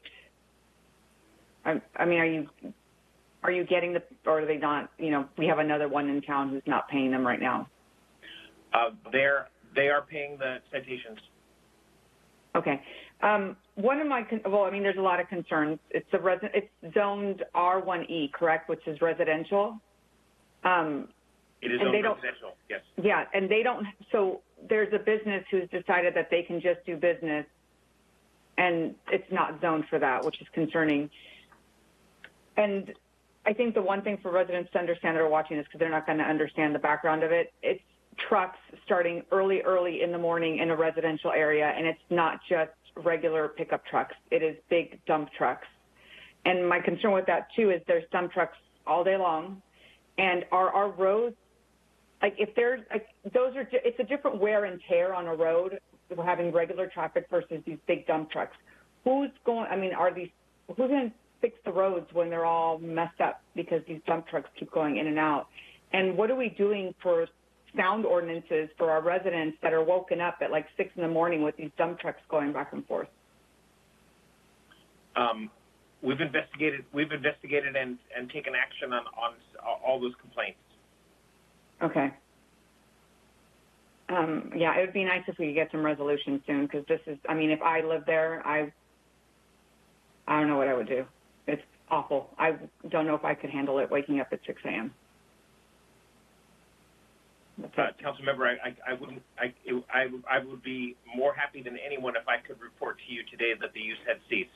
I'm sure you would be. Okay. Well, I mean, anything we can do to help resolve this for the residents would be great. Again, it's not zoned for a business. It's not zoned for big trucks. It's a residential area. So thank you. Thank you. Councilmember Meyer. I wanted to specifically thank the residents who've been writing in and very patiently and thoroughly outlining the situations as they see it. It obviously has been a long-term situation, and everybody's feeling very frustrated about it and has a right to some resolution. I'm not going to ask questions that Terrence will not be able to answer. I know that we're in some restriction here as far as what we are able to publicly proclaim, if you will. But I would like to say I absolutely hope that we can get some resolution for these residents soon. Obviously, they've been very patient for a long time, and this is a very tough situation. I can't imagine what they're going through. So thanks for your patience. Thanks for communicating and sharing the process with me. As a new council member, I wasn't aware of all the different steps that have been taken. So your emails have been very helpful in educating.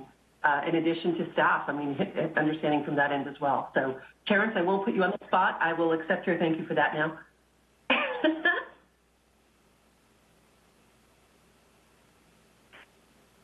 Thank you, Councilmember Meyer. Councilmember Rary. Yes, I've got a couple questions. It's been said that they're waiting for escrow to close on their new location, and that has been several weeks. What is the latest update on the close of escrow on their new property? I could only report what I've been told secondhand without any documentation. Therefore, I don't want to comment on it. Okay. And the city had worked with Bill Brentwood at one point when they had an excess amount of vehicles that they needed to use as a storage location until they could make room in their own lot. And I want to say it was over several months that the city allowed them to utilize on the third or top part of our parking garage. What are the chances, while their escrow is waiting to be completed, what are the chances of moving that operations trucks? Because while I don't know what tools they have in there, I have been there first thing in the morning and watched it. I think there's 23 vehicles that left there that morning from the yard out. And they are the longer trucks with the wood sides on them and sometimes with a trailer across the back. So what are the chances of us working with McCall's to move them to the top of there while we wait for escrow to close and get them off of that residential street? Well, that would create serious issues, and it's also a little beyond the scope of what's agendized for today. So maybe staff can look into that. Of course. Okay. All right. Thank you. Vice Mayor Rodriguez. Well, I don't have any questions because I know it seems like Terrence can't answer too many questions, but thank you for the short update. Hopefully this gets resolved soon. Thank you. Thank you. I have no questions either, and I do want to echo the concerns and the frustration from other council members. This has been going on a long time. It's been a very frustrating process, and I really want to see this as soon as possible taken care of. So thank you. At this time, if we could get, we're going to open public comment. Margaret? public comments. If you wish to speak under this public comment for this item, please use the raise your hand feature in WebEx, and staff will unmute you when it's your turn to talk and call upon a name if provided. Staff did receive 2 public comments related to this item prior to the meeting, one from Cynthiana Todor and one from Joshua Waldron. And I have 1 hand raised right now, and I'll go ahead and unmute Cynthiana now. Cynthiana, go ahead. Yeah, good evening. I spent all this time, I woke up at 5 o'clock in the morning because of the nuisance that we still have to deal with after almost, we originally started to address this issue officially on January 9, 2019, unofficially per se. It is all documented though, January 9, 2019, and officially in July 2019. I don't need to reiterate the fact that we are extremely frustrated and we don't appreciate the inefficiency that city actually, and to some degree indifference. We had to initiate all the follow-ups. Information was never really offered to us without us asking. It would have been common courtesy for taxpayers to actually have somebody from the city call us at least once a month to say, hey, we're not doing anything for you and you have to endure this another month possibly. So I just want to say this, it is just unacceptable in today's world when everything is driven by efficiency and accuracy and, information, transparency, whatever you want to call it, it's just unacceptable. And I want everybody to hear that, and I want this to be on the public record. And shame on the city, and shame on the people who are trying to cover certain things. It's very, very apparent that somebody is being protected here, and that is not the resident. Thank you. Thank you. I don't see any additional hands raised at this time. Okay, with that, we will close public comments and move into council discussion. Councilmember Mendoza. I just hope we find resolution. I know that it's a complicated issue. I just hope we can get resolution as soon as possible. I think that's what everybody wants. Councilmember Meyer. I would agree, and I'm wondering if the city can do some sort of regular reporting as requested by residents, a little bit more frequent check-in to let them know what the progress is.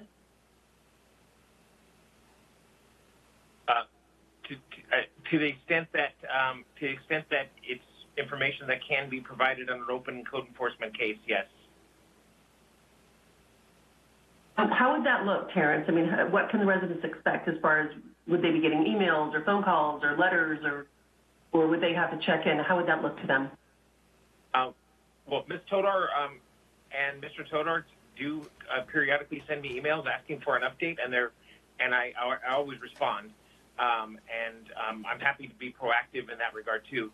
Unfortunately, they're not satisfied with the level of detail I'm able to provide given the constraints we're under. So, but that is what it is. Okay, thank you.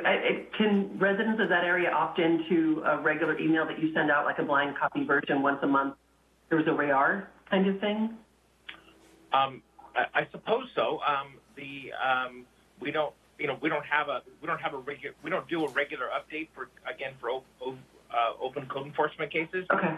If any resident wants to email me, I'm very responsive. I'll give the information that I can, but I can't. Okay, I know your hands are tied right now. I know that obviously there's a lot of frustration, so trying to figure out a way to ease this a little bit until it can be solved, which hopefully will be soon. Thank you, Terry. Councilmember Rary. Yeah, I'm real frustrated with this as well. It's been going on for way too long. I think we've been more than generous with McCall's. I think that we need to look at what we can do. We asked them to go through the conditional use permit. They chose not to, and they just keep dragging this thing out. In fact, I want to say that it was last year in December that they said that they would be out by a certain date, and they didn't move out on that certain date. They had made a promise. They got 6 months to move out. I think that was it. They got 6 months to move out, and then they never moved out. And it was an agreement that was done through their attorney. And so that's been another year since that took place. And now they say that, okay, well, they've purchased a place, they're going through escrow, and it hasn't closed. And I think wasn't that like towards the end of December? And so what is happening? I'd like staff to at least contact McCall's themselves or their attorney and find out what the closing date is on that. I really hope that would be part of the discussion this evening so that we could provide it to the residents who have stayed on awfully late this evening in order to really not hear anything, nothing new. I'd hoped we'd be able to provide them with something new. So staff could look into doing that, and possibly, and the city garage isn't, something we can do. Can we work with another? I mean, we've got the old cement factory out there on Brentwood Boulevard. Could we work with the owner of that area there for them to store their trucks there until their lease, and they can pay a minimal amount of lease to them for the short period of leasing their property. But just get them off of the residential street. I mean, we've got to look at different ways that we can resolve this, and out-of-the-box thinking is, I think, the best that we're going to do, and I'm hoping staff can follow up on these. Thank you. Vice Mayor Rodriguez. Yeah, I really don't have much to say. I mean, I know that everybody else has spoken, and I agree with them, and hopefully this gets resolved soon for those residents, and I know that we've been waiting for quite some time, like Councilmember Rivers says. Hopefully this gets resolved soon. Thank you. Thank you. I also agree with everything that's been said, and any steps that we can make to expedite this within our power. I know that we're doing it, and would urge that we continue to do so.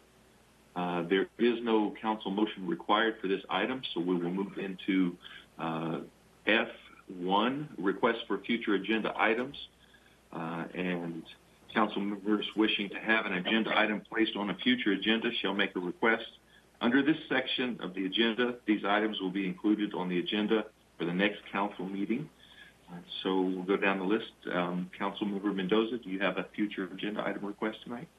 Yeah, so based on the conversation we had with Damien earlier, we need to add an agenda item to review the revised process for selecting the Planning and Park Commission appointees. Is that what we're doing, Damien? That's what I wrote down. Yes, I think that's part of it, but you may wish to expand that to all commission appointees, so you have everything covered. You should also appoint members of the Arts Commission, okay, as well as the Youth Commission, but their process is different. It's more a selection by the youth commissioners who then recommend it to the council. Okay, so at least the Arts Commission. Okay, so can I add to what? So I want to do what I did, but I want to include all commissions less the Youth Commission. Yeah, I think you just like to have a future agenda item come back where council can discuss the appointment process to the Arts, Parks and Rec, and Planning Commissions. I think that's what I heard, but if I'm incorrect, please let me know. Okay, no, I think that's perfect. And then at that point, we'll decide, do we want to use that process this round, or how do we go? I think we can figure that out. I think the focus is going to be primarily on the appointment process. I think we can draft it in such a way where you can have that discussion as well. Yeah, I'd rather get the appointment right and then make the selection. Yeah. Understood. Okay. Thank you. Thank you. So that's the agenda item. Okay. Thank you. Councilmember Meyer. I have nothing today. Thank you. Thank you. Councilmember Rary. I have nothing. Vice Mayor Rodriguez. I don't have anything. Thank you. And I also have no requests. So we'll move on to item F2.1, future agenda item request from Councilmember Meyer for City Council discussion of and possible direction to staff related to public comment, as well as the evaluation of live reading of comments submitted via email for public comment, as well as the consideration of other methods to create additional meeting accessibility and transparency. And Councilmember Meyer. Thank you. And again, I want to remind everyone, the goal with this was not just to read emails out loud. It really was to find ways to make this process a little bit easier for people, to make it more inclusive and accessible, and to have voices feel like they were equal. So with that in mind, I don't even know if reading emails out loud is the end result that we're looking for, but I did have a few items that I want to bring up as potential ways we can accomplish this goal. I would like to, some of this is based on some interactions I've had with residents and some questions I've asked of people that are disabled or older or, so forth. So one of them would be to continue the virtual format even after shelter-in-place is ended. And I know that the Brown Act would require at least one person is actually on council's site, but I'm talking about when shelter-in-place is over, if we could continue to have this access for people who are working and can't, don't want to stay out super late outside of the home, or people who aren't able to drive late at night or whatever, so that they could still take part virtually. Another item would be to potentially move some of the meatier, more community-driven items to an earlier time in the agenda if we have the expectation that they might be people are going to stick around for, that we allow that to be earlier in case, again, people are not able to stay up later, or if they have a very early work schedule, that kind of thing. WebEx is rather complicated to get through. We keep hearing that over and over again. There's so many steps to get to the point where you actually get to take part in these meetings. And maybe that might be more of a website issue down the road, but if there's anything we can do to make the process easier, more direct, fewer clicks and fewer pages to go through before you can get access. Whatever it is that we can make sure people understand as they write us that their emails have been read. I think part of the reason that people are interested in sometimes having emails read out loud is that they know that they've been heard and they know that that's been recognized. So maybe there's a way that we can have confirmation that emails have been read prior to the start of the meeting. Maybe, for example, throwing it out there, these are just ideas, but some sort of auto reply when someone writes to all city council address that says this is a reminder that your email will not be read aloud, and we encourage you to call in. And I say that because I think there's still some expectation for people. We've seen emails that come in that say, please read this aloud during public comments. I think people don't really understand that that's not how our process works. We talked about compiling yay or nay, and I think we're kind of in that mode now, like Margaret was doing earlier, where we have 25 yays and 3 nays on some item. I think that's still a good idea to let people know that at least their vote counts, if you will.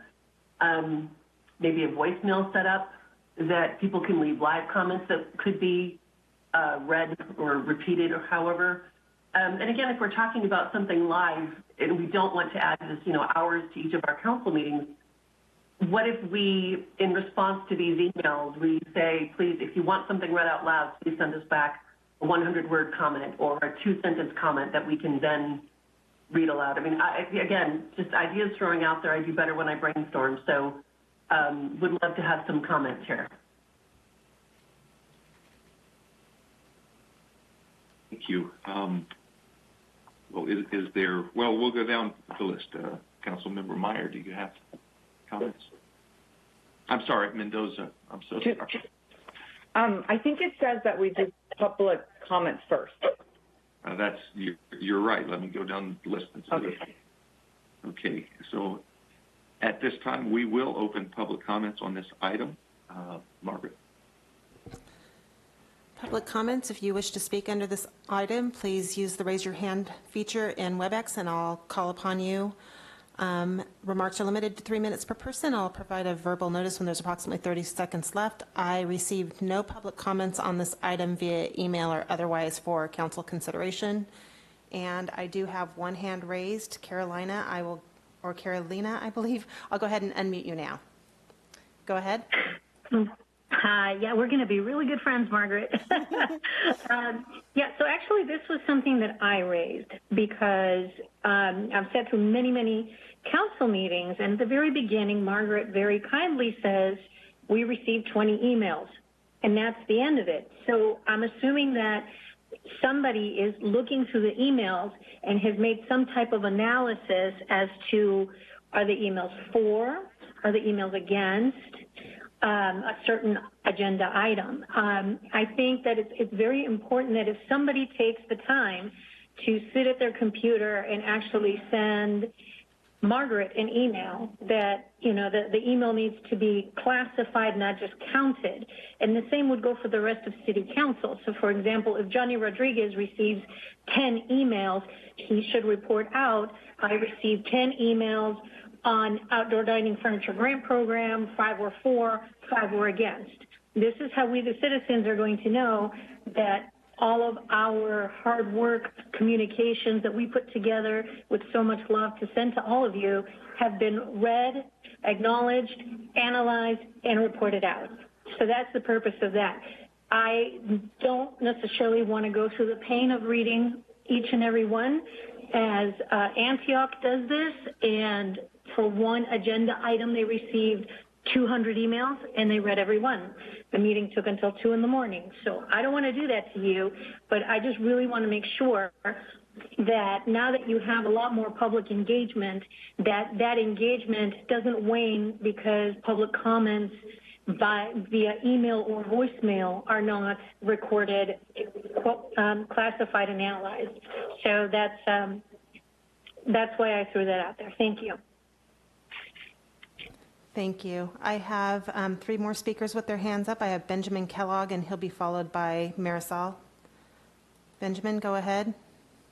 Hi there again. I think this is one of the most important topics, actually, that we've had tonight, to be quite honest with you, because it is speaking to public engagement and the residents who voted you all into your seats. I agree with everyone that we probably shouldn't read every single email and letter that comes in because, like I said, we would be up until 2, 3 o'clock in the morning. However, saying that you have 25 emails and just cut it off from there it's not acceptable to me. Even a summary of what the emails were regarding, reading off who submitted them, things of that degree, I think would go a long way. If it's a really important topic of the night, then I would say, maybe you should read them all. And we spend the hours debating the topic.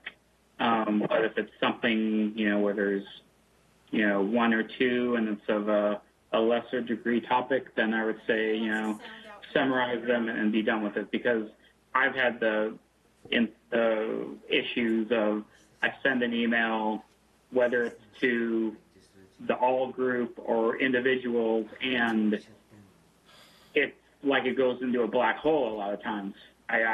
There's no response, and a second email or a third email, or I just have to just send it to someone else and hope to get a response. Because quite honestly, there are people who respond more quickly than others. And I think giving, other boards, and as an example, reading off, I think you guys do this also, what activities you guys do throughout the month. You guys should read off what email topics you guys get between council meetings, and that's part of your, just part of the agenda. So I think there's a 30 seconds remaining. Yeah, thank you. I think there's a lot of different ways that we could handle this. The increased civic engagement. Sorry, it's getting late. Thank you very much. Have a good night. Thank you. The next speaker is Marisol. I'll go ahead and unmute you now. Go ahead. Hi, thank you.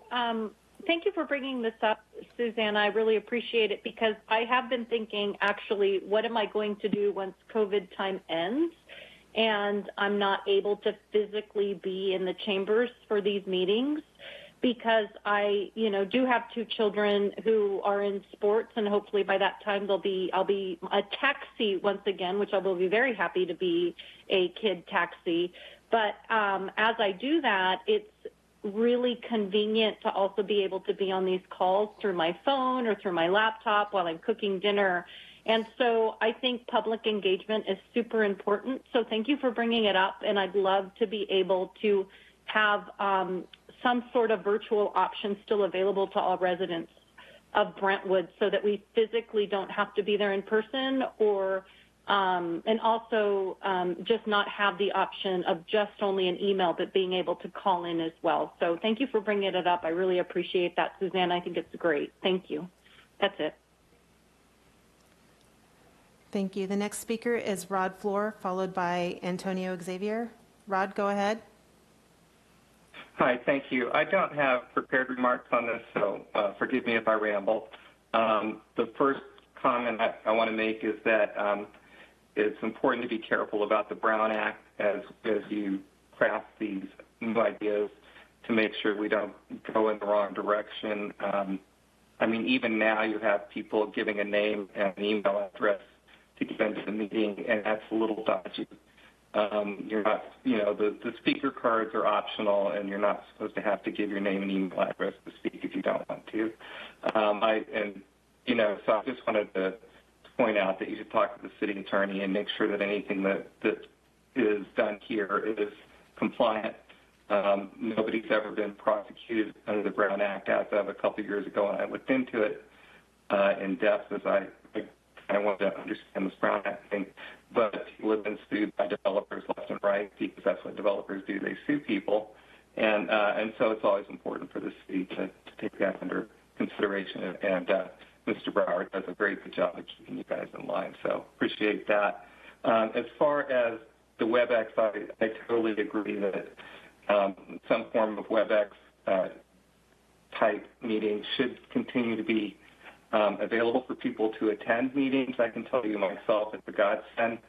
By having to come down, I did appreciate the free charging coming down to City Hall, but not having to be down there at 10 o'clock at night and then drive home is great for me. I wish it could continue for you. I know you'll have to go back to chambers, but it'd be really great if the public didn't have to.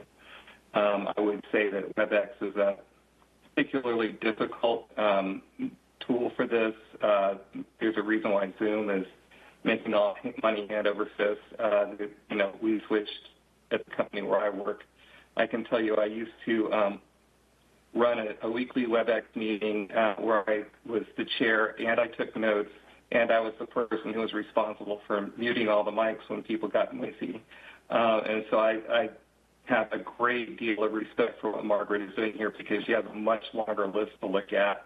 And the hand raise thing is terrible. If you've never been on that side of things, trying to scroll through that list of participants looking for those hands, it's not easy. So I would encourage you to ask staff to look into a probably a better tool, be it Zoom or be it something special purpose for governmental use. But WebEx is just a little sticky, and I understand you probably have a contract and such, but it would be nice if it could be something else. Thank you so much.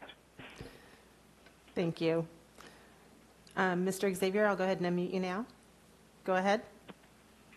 Hi, thank you. I am a big believer in transparency in government. I like the earlier suggestion about tallying the emails and reporting out. I think that's the least we can do, and it is a good compromise for the reality of the situation. I think the example was reading 200 emails until 2 a.m. in the morning. I agree that is too high a price to pay. As an alternative, maybe we can have a deadline, a cutoff, and all emails received before that time could be included in the agenda, and then emails that come in afterwards can be put in the agenda packet that follows a normal council meeting. As a second item, I would also appreciate the remote attendance for meetings in the future. I believe it is a great tool, and it increases community participation. Thank you. Thank you. There's no additional hands raised at this time. Okay, thank you for all that participated in the public comments. At this time, we will close public comment and move into council discussion. And now back to Councilmember Mendoza. Yeah, I think this is a great item for the agenda. I do want to find a way to keep doing this after pandemic. You guys know I've been coming to meetings for a long time, and just the interaction that we have now, I think is fantastic. I think it helps us do our jobs better and make sure that the decisions we make reflects what residents want, not what we want. So it's helped me a ton in choosing how I'm going to vote. When it comes, I think Councilmember Meyer mentioned and someone else mentioned, we have way too many click-throughs. So I'm not sure why we can't put the link on the agenda, like having it instead of the link to the web page that has the link to the WebEx, maybe just putting that link straight on the agenda might be helpful. I don't know, like it's just one click instead of, I mean, I think there's studies that show 3 clicks deep, people are like, we're out, so let's just make it, you click on the agenda and then you click on the WebEx. That might be something. And I do appreciate, I mean, Margaret, I thank you so much for, even when it's not part of the process, you've gone through and read them and tallied up what's going on. I think that's fantastic. I also think that residents need to understand that Margaret and city staff get what goes to city clerk. Like that's what's included in the agenda. I mean, in her readout, if you send things to us, they don't go to her. So I think it was Benjamin said we should kind of do the same thing. And I think I'm going to start doing that now. Like every couple of weeks, I'll say I got this many emails that were, and only if they're not addressed to city clerk. If they're addressed to city clerk, I'm not going to do it. But if they're individual to me, I will report that out as well. But I think this is great. I think we need to find a way we have great community engagement. I think the high that I saw tonight of people on the call was like 79 or something like that. If we could get to 179, I would be happy with that too. So the more people we can get on, the better. So, I mean, if there's other cities that have best practices, like let's go for it. Let's try it. That's it. Thank you. Councilmember Meyer, since you are the author of this, if you have something to say, again, that would be great. Yes, I really just, I want to thank the people who called in and gave some more feedback, because I think I had some basic ideas, but like I said, I always do better when I'm kind of working around with people and brainstorming and getting that input, which is one reason I wanted to be on council. So thank you for everything you suggested. I think I'd like to incorporate some of those ideas. And I frankly, I wish there was a way we could have, if you go onto like a nonprofit website and you see a little action button that says donate here, and it's on every single page of the website. I wish there was a way of doing something like that, where there's an action button that actually just says join city council meeting, and it gave you more information as you click on that. But however we do it, the goal here, again, transparency, accessibility, inclusion. I love the engagement that we're getting. And I've been to council meetings that have been pretty crowded, but I really love seeing it on here. I think this just expands the ability for people to take part in a way that they couldn't before. So it appears that people are behind the idea of at least extending the virtual access, and I love that. One of my major goals on council is to continue to push for engagement from the community and feedback and input and all that. So I think all of these things are working toward that goal, and I love that people had contributions they wanted to make. Thank you. Thank you. Councilmember Rary. It's interesting. Last week when I spoke with Tim and he says, there's a possibility that, we may be meeting in chambers again soon. And after I got off the call, I says, well, even if we met in chambers, and there may be a lot of people who just don't feel comfortable, and maybe we should continue to do it this way and to allow them to continue to call in through WebEx and speak so that we can hear them in the chambers. So, yes, I think this is a great idea. Thank you. Vice Mayor Rodriguez. Yes. I'll be honest, I think we have a really great community engagement. I think that it's nice to see that we have a lot of residents that are involved and that are involved in these meetings online, but also attended the council meetings. But I think as a city, we've also neglected a large portion of our community when it comes to educating them about the importance, but also the process of being involved in meetings like this. I think that we do have wonderful engagement. Obviously, if you want to stay online here at 11 o'clock at night at a council meeting, I commend you for that. So there's a lot of wonderful stuff, and I think there's a lot more we can do outside the box thinking. I think that, trying to engage the community like we have traditionally, it hasn't worked. It's not, sending an email or asking them to jump on the website or asking them to go to the city council push buttons. There's people within our community that don't know how to access that. But not only that, they don't want to access that because also they don't trust the government. They don't trust the system. They don't trust the city because they've been neglected in this community for many, many years. And I say that because, honestly, I know a lot of these people, and I grew up with a lot of these people. And so in saying that is, and please, I hope whoever's listening and those who are going to listen later, I commend you being involved. I think it's important. Continue to be involved. I think that this is good, but I think we need to do a lot of education when it comes to other portions of our community. I would love to see what Greg's going to put together in regards to what the community outreach would be. Is that community forums? Is that, going door to door? What does that look like? Because, like I said, we have great participation. A lot of the people that I hear in these meetings, a lot of them are the same people, which is great because, it's hard to get people to come to one meeting. So if you come more than one meeting, I commend you because I've been going to meetings for almost 30 years now. And if you can make more than one, I commend you. So please don't think that I don't, but I recognize all the names. And it's really powerful to have your involvement. But I think we're missing a lot of great people that don't trust this system, that don't trust the city. That I think we can do better in building those relationships. I just, I think information being in Spanish, community meetings being in Spanish, I think door to door, building the trust. I remember when they built that wall that's in front of Village Drive in those new homes, how humiliating that was to that community. You have a small home where your mom washes clothes outside and they build a 2-story house on the other side of the wall, and all of a sudden you're different. And I remember when I was younger, I used to pick tomatoes through there. I remember, getting pumpkins. I remember, going to the walnut orchards. And all of a sudden, there's these 2-story houses where none of that community had a say. They never had a voice. And until this day, we still don't have that. I've been coming to these meetings for 2 years, a little bit over 2 years now, and I haven't seen that change. And I'll be honest with you, one of my goals before leaving the council would like to see more community involvement like others have done in this community because, like I said, and I'll repeat again, it's beautiful to see your involvement. It's beautiful to hear your input, but I also feel that we're missing a large portion of our community for a variety of reasons.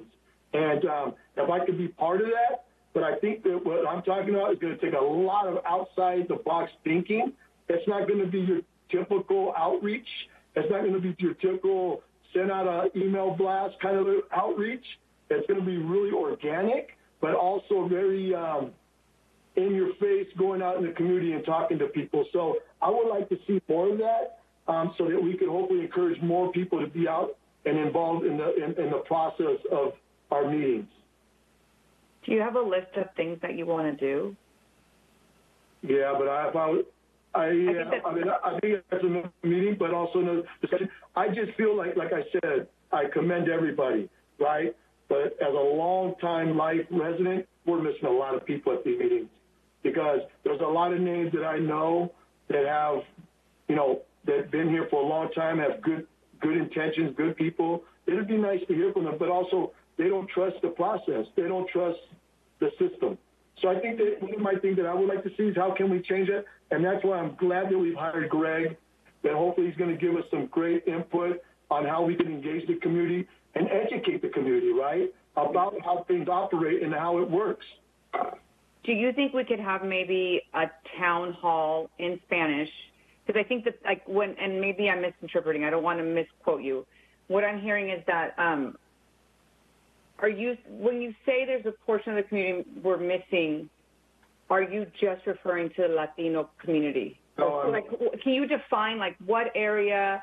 Because we have a town, right? And so we got to be really targeted. Who do we think we're missing? Well, I think it's a combination of that, Councilmember Mendoza. I think it's not just strictly Latinos, right? I think it's a combination of people that really don't trust the government or trust the city or trust the way that things are. And my thing is, how can we build those trusts, but also be transparent with the information? There's people that are not going to get it through social media, right, or through being on WebEx, right? Yeah. And I'll be honest, there's portions of our community that are well-educated, retirees that know how to use these systems very well and know how to express themselves through writing and emailing and sending all those things. And there's always portions of these communities, right, they're not good at doing that. Yeah. So they're going to be embarrassed by sending that letter or, speaking up and doing this. So how do we empower them to not be embarrassed, not have those fears, and be able to help them understand it? Regardless if you know how to write and read as good as anybody else, you still have a voice in this community. Yeah, I think the first thing that we need to realize then is that when you say they don't trust the city, they don't trust us. We're the face of the city. So we're the first. So let's figure out how do we make people trust us and know that we want to help them. So, and I'm not. Is this a meeting where we talk about the ideas? Because we all know there's problems. No, so I want to get off topic because I know I talked to Damien a little bit because I really, honestly, Councilmember Meyer, I really like that you brought this up because it was able to create this, right? But I want to stick with what's on the agenda, and that's more how can we enhance our meetings better with get them more engaged in our meetings so they have a voice. So I'm not trying to talk about anything else besides that because that's a whole nother conversation. But in regards to this and meetings, I think that, I'll be honest, you're one of the biggest quotes in the neighborhood. Van a ser que ellos quieren, right? They're going to do whatever they want anyway. You know what I mean? And that's the sad mentality because that's been the way things have been for years.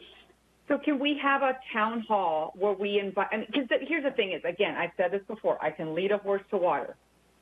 So you can only do so much to get people involved if they want to be involved. Some people are never going to want to get involved. And I know, and you know what we're talking about? We're talking about my dad, so I know exactly who you're talking about. We're talking about my dad.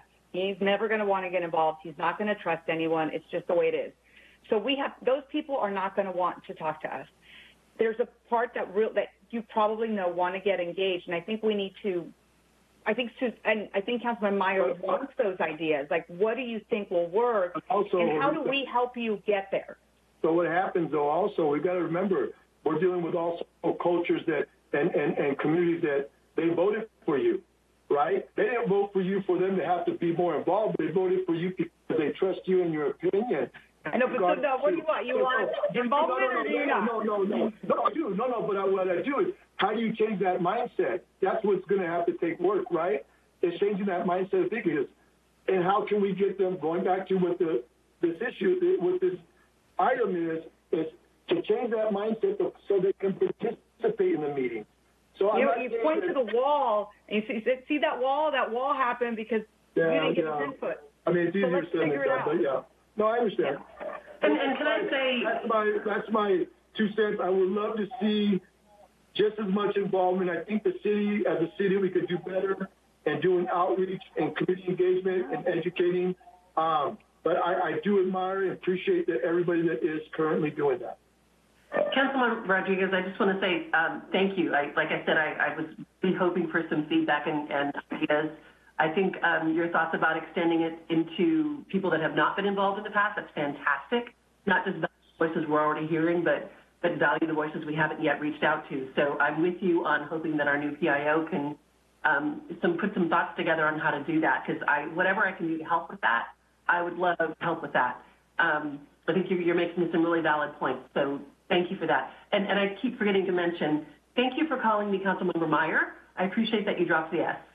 It took me a week to figure that out. I tell you right now, I practiced and I practiced. I was wondering what I was doing wrong. But I noticed. Thank you. No problem. Well, thank you. I don't have anything to add to this other than we need a motion if we would like staff to spend time and resources on this issue, and then it will come back as a agenda item. So if I could get a motion for this to move it. Do I make my own motion? You can do that. I would like to make a motion that this becomes an agenda item and moves forward with staff report. Is that good enough? I second. We have a first, and do we need clarification on the second?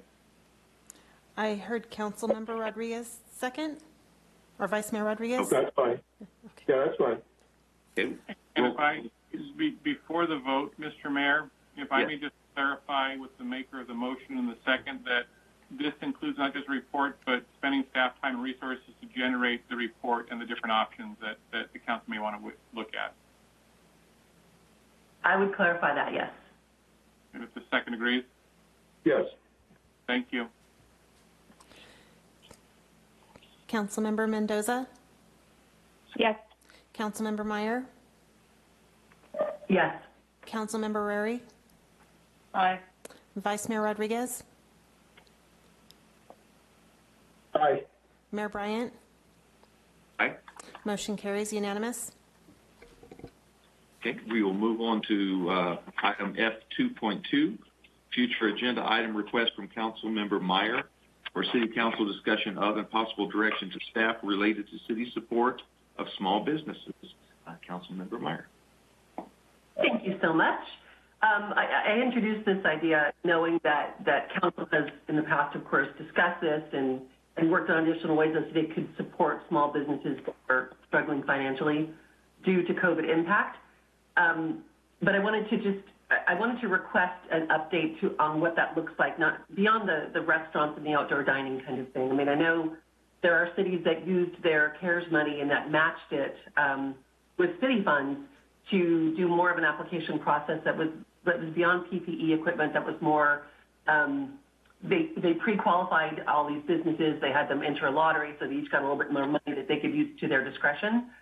I know that there are neighboring city chambers of commerce that have done surveys to say that the chambers initiated the surveys to say what can we do, what's missing most from your support from the city. So I think we've talked about some of these things like marketing workshops, access to one-on-one grant assistance, regular collaboration with Chamber of Commerce that maybe get them involved more in some of these discussions, like during even council. The PIO getting involved in like social media best practices, maybe do some kind of a featuring business campaigns, that kind of thing, packaging deals like a restaurant and a business, discounts that if you shop here, you get a discount here at this restaurant, those kinds of packaging ideas. But questions too, like how do we support service industries that might not get the same benefit from something geared more towards a retail type of business? And then how can we make Brentwood more welcome to these small businesses that are the existing ones here and the new ones, as far as things like the ordinances and stuff like you already decided to do and expanded the downtown areas and kind of reduce the red tape in order for people to do that, to expand their dining areas for outdoor once that hit. So again, another thing where I would love some feedback on that. Thank you. Well, at this time, we will open public comment. Margaret? Public comment, if you wish to speak. Under public comment, use the raise your hand feature on WebEx, and I'll unmute you when it's your turn to talk and call upon a name if provided. Remarks are limited to 3 minutes per person, and I'll provide a verbal notice when there's approximately 30 seconds left on the timer. I received no public comments on this item via email or otherwise prior to the meeting. I do see one hand raised, and I'm not sure if it was left up from the last item or not. Carolina Velasica, I'll unmute you now. Go ahead. Actually, hi. No, I raised my hand again. I put it down last time. I now understand what the process is with the hand up, hand down. Thank you. So my comment for this is that, we need to take a look at places like Rock and Jump, which is now closed, but was so huge when it was open. Everybody had their birthday parties there next to Home Depot. And it was just great. Like, it's raining outside, go to Rock and Jump. So establishments like that are not retail and they just cannot open. Take a look, because there's more than just Rock and Jump, but there's a lot of other establishments in Brentwood that just cannot open until COVID is gone. And we don't know how long that's going to take. But they really do provide a fantastic service to our community. So, I highly agree with Councilmember Meyer that we need to take a look at more than just restaurants, because restaurants can do to-go. You can order from them on the phone, go pick up the food, and then they're making some money. But a place like Rock and Jump makes zero money during this entire time. So, I appreciate the looking a little more broadly to businesses that just cannot open, period. Thank you. Thank you. There's no other hands raised at this time. So I win. There's no other hands raised at this time. So at this time, we'll close public comment and move into council discussion. Councilmember Mendoza. I think this is a great idea. You all did it in the previous council with the outdoor eating, which I thought was fantastic. So maybe finding other ways to help small businesses. I think my thing is I don't fully understand what we're doing right now. I would love to hear more about what we can do. And is there any more federal money or state money that's available? And I know sometimes there's state money available, but people don't know about it. So how do we become that middle person for those funds that we have knowledge that exist, and then all of these business? How do we get that information to them? Is there a way for us to help them? I was thinking, can we have a Zoom with all of them where they can all get on and we go through, the city can go through the different options? Like, these are all the things you can apply for. These are loans. These are grants. Like, let's go through this one. So sometimes when you are in those financial hardships with a business, you almost become paralyzed to even doing the research. And I know it personally. So if we can do anything to help them get through that and understand the process and maybe hold their hands a little bit, I think that would be great. Thank you. Councilmember Meyer. I don't think anything beyond what I've heard. Okay. Or said. Councilmember Rary. Yes, back at the end of September, I actually asked for this as a future agenda item. On October 13th, I pleaded my case that we needed to look at helping businesses outside of restaurants, businesses in general, whether it be through grants or leading them to grant outside of the city, creating one-on-one counseling to help them look at different revenue sources that they may be able to get. Let's say they're a storefront and they've never done online sales before. So maybe there's looking at that way, or any other type of pivot that they can do in order to create a revenue stream. And also doing workshops, virtual workshops for them. And so the council at that time had agreed, yes, let's move forward with that. But I've never heard any feedback from that. So I'm glad you brought this back up again, because as I said, it was the end of September when I brought it up, and actually October 13th when it was heard as the future agenda item to spend staff time and money on it, and I would really like to get feedback on it. And as I mentioned, the other towns that I did that economic development roundtable with, I need to go through all of their different websites that they had to see what they are doing for their cities. And some of them, the ones that I was able to click through pretty fast as they were talking about their programs, even their landing page was very user-friendly. And I'll tell you, our website is not user-friendly in any respect. So if we could get something that's more user-friendly in a landing page for this, that would be great. And look at what kind of funding that we might have and what criteria that we would need in order to provide for a grant. And we're not going to provide a grant to a business that has no chance of making it through, that's just getting it in order to pay their bills. There's got to be criteria to be met in order for the grant to move forward. But yeah, I think it's a great idea. Thank you. Vice Mayor Rodriguez. Yes, no, I think it's a great idea. I also would like to look at what other cities are doing, not only for restaurants, but for other small businesses. So I think that we should learn a little bit more what other cities are doing and how we can maybe possibly implement some of those things within our city. You know, that's also looking at different funding options, like if there's state or federal funding, or even looking at our current, you know, with the city, what can we do? But yeah, I think that this is an important time. I mean, a lot of businesses have been impacted. The lady had mentioned Rock and Jump. I mean, that's golly. I mean, how much money have they lost because they can't sell food, right? People can't pick up anything. So yeah, I think that we need to be open to exploring those possible ideas. Okay, thank you. And I agree with everything that's been said up to this point. I do need a motion, though, for this item. I'll make a motion to move this forward again and have staff bring this back to expend staff time and money in researching this and thinking outside the box and bringing back all kinds of ideas to us. Okay. Have a first.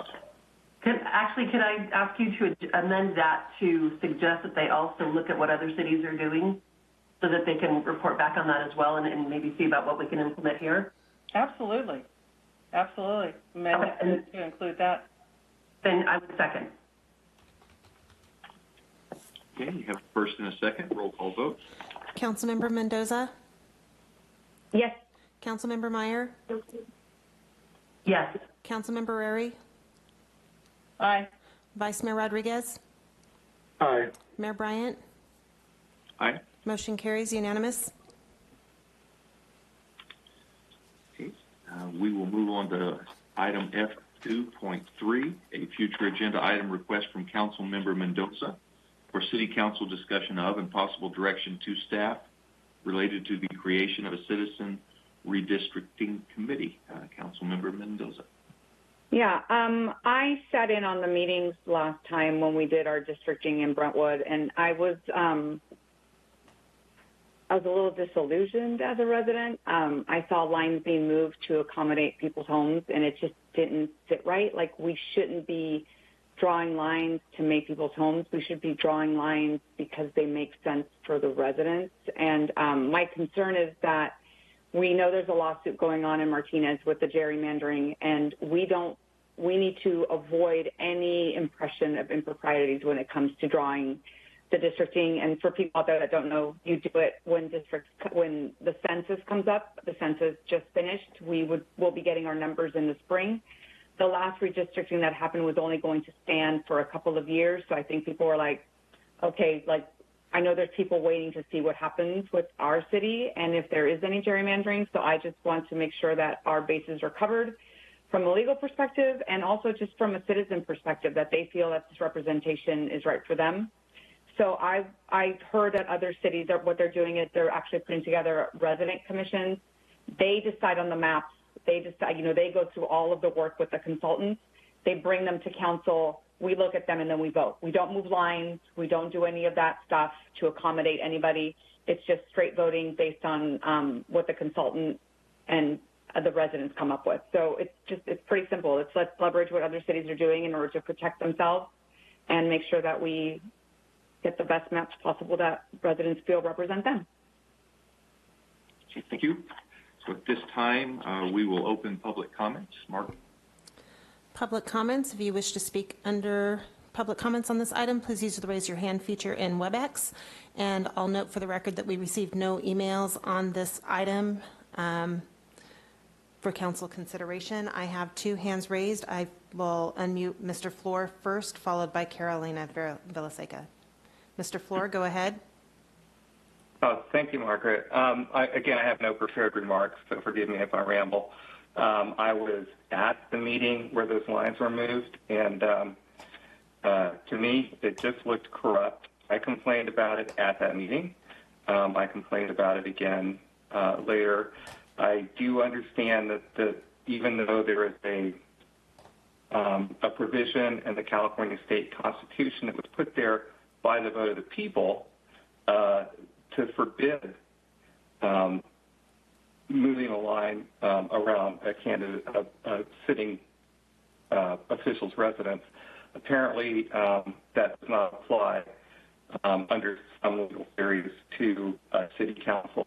However, I believe that everybody that, if you ask them, the same people that voted against that stuff at the state level would not approve of it at the local level. I don't think anybody, we're just talking, Councilmember Rodriguez was just talking about developing trust in the city council, and nobody who saw that would trust that city council because they made decisions that were purely for 2 of the members, one of them still sitting. And I think that even at the time, the idea of some kind of a commission was brought up, and it just makes sense. It just makes no sense at all to have a sitting governmental body draw their own lines. I know it's done, and it has been an embarrassment to government at every level in this country for centuries, really, 2 centuries. And the movement all around the country is to do away with gerrymandering by using commissions. The state of California is doing it. Other jurisdictions are doing it. And if you want people to trust the city council, if you want people to come in and believe that you're acting in good faith on their behalf, then they need to be trustworthy. And I think setting up this commission would be one way to accomplish that. Thank you very much. Thank you. The next speaker is Carolina, followed by Benjamin Kellogg. Go ahead. Hi, sorry. Before my comment, I thought I was muted. Anyways, I just also want to let you know that since the meeting started at 7 p.m., I've made 2 cakes. So I really appreciate the opportunity to participate via this online platform. Yeah, I was one of those people that I was frankly just shocked. I could not believe that 4 of the 5 city council members who live within spitting distance of each other all ended up with their seats. I was like, wow, how do you draw lines like that? So I love Jovita's idea, Councilmember Mendoza's idea of having a body that is not people who are already seated, working with somebody who knows the legal aspects of how to draw the lines, and then having city council approve or disapprove, have discussion, have open comment. I think that really goes a long way also to avoiding future lawsuits, frankly, because I can't remember what city it was. They drew their lines exactly how Brentwood drew their lines, to avoid the lawsuit, and bam, they got served the lawsuit anyways because the lawyer who serves these lawsuits, and you know the gentleman well, he looks at this. He looks to see how were the lines drawn. Did anybody lose their seat? No? Then he looks at how the lines are drawn and says, oh, well, no. This is not meeting the letter of the lawsuit. So I would strongly suggest that be done with input. To touch on Councilmember Rodriguez's need for outreach, that will definitely need some outreach, and I think a good opportunity would be for him to walk his district and educate the members that he represents that he thinks aren't participating, educate them and have them participate in this process. I think it would be fantastic. And Johnny, just si tú necesitas ayuda, por favor déjame saber. Yo hablo castellano fluido, and I would be happy to help you. Thank you. Muchas gracias. Thank you. The next speaker is Benjamin Kellogg. I'll go ahead and unmute you now. Go ahead. Hi, I'll just make my comments really fast regarding redistricting. It's a great idea to have its own commission. Looking at the district lines right now, I mean, it looks like a mess. We should just have roughly 4 equal squares, and 4 equal squares is nothing like we have now. It's kind of ridiculous, and I think if we dramatically redrew our lines, I think we'd be a much happier city, and I think more people would be happy with the district lines than what we have now. It basically looks like my 8-year-old, got out a piece of paper and just used a crayon and just drew whatever. That's really what our district lines look like now. Thank you very much. Thank you. The next speaker is Antonio. Go ahead. Following up on the comments by the Vice Mayor regarding individuals in the community who do not trust the government, if you want the community to trust the government, then you need to do more than avoid sticking your toe over the ethical line. You need to stay far away from and go near any ethical lines. One of the ways you will generate this trust is embracing transparency. This proposal regarding redistricting provides transparency, and it increases the public trust by keeping a degree of separation firmly in place between the council and the final version of the district boundaries that will eventually be voted on. I think this is a good idea, and it should be moved forward. Thank you. Thank you. And the last speaker I have with the hand raised on this item is Marisol. Go ahead. Hi, thank you so much. I'm one of those that, keeps speaking over and over again, Vice Mayor Rodriguez, so thank you for giving us props. And guess what? I'm a citizen of the United States of America, and I have that right to keep talking and talking to my elected officials. So my voice does matter, so I hope you are listening. That is why my family came to this country, and yours, so we could have a right to speak out. I just wanted to say that I support this agenda item for a future council meeting on discussion on how to best get the districts realigned. So thank you so much. That's it. Thank you. I have no additional hands raised for this item. Thank you. So at this time, we will close public comment, move into board discussion. Councilmember Mendoza. It's weird to speak on your own item. I just want to be safe. Like, I don't want to get in trouble for anything. That's the way I am in my day job. So that's the way I want to be in my night job. I want to make sure that we're safe and we don't do anything that people would take as illegal, and then that would leave a stain on our council. I just want us to do as much as we can to stay on the up and up. Thank you. Councilmember Meyer. I think this is one more way for residents to share with us how they want to be represented. I think giving them some empowerment to make these kind of decisions and to decide how future elections will look and how representation will be. I think it's fantastic. I support the idea. Thank you. Councilmember Rary? I too think it's a great idea. I think, possibly get 2 members from each district and have them be the commission to decide how the lines will be drawn. Vice Mayor Rodriguez? Yeah, I see no problem in it. I think it'd be great to see what it could look like, and hopefully if it looks good, we move forward. So, yeah. Thank you. I agree with everything that's said. I will say that there is quite a different outcome in, one of the speakers mentioned squares. There's so much math and science that goes into this. Although it would seem to be a fairly simple process, it is significantly more difficult than it would seem. But I have no doubt that representatives from the community could be educated and do that as well. So at this time, if we could get a council motion regarding having staff spend time and resources on this issue. Damien, go ahead. I think, if I may, I think that would be the motion.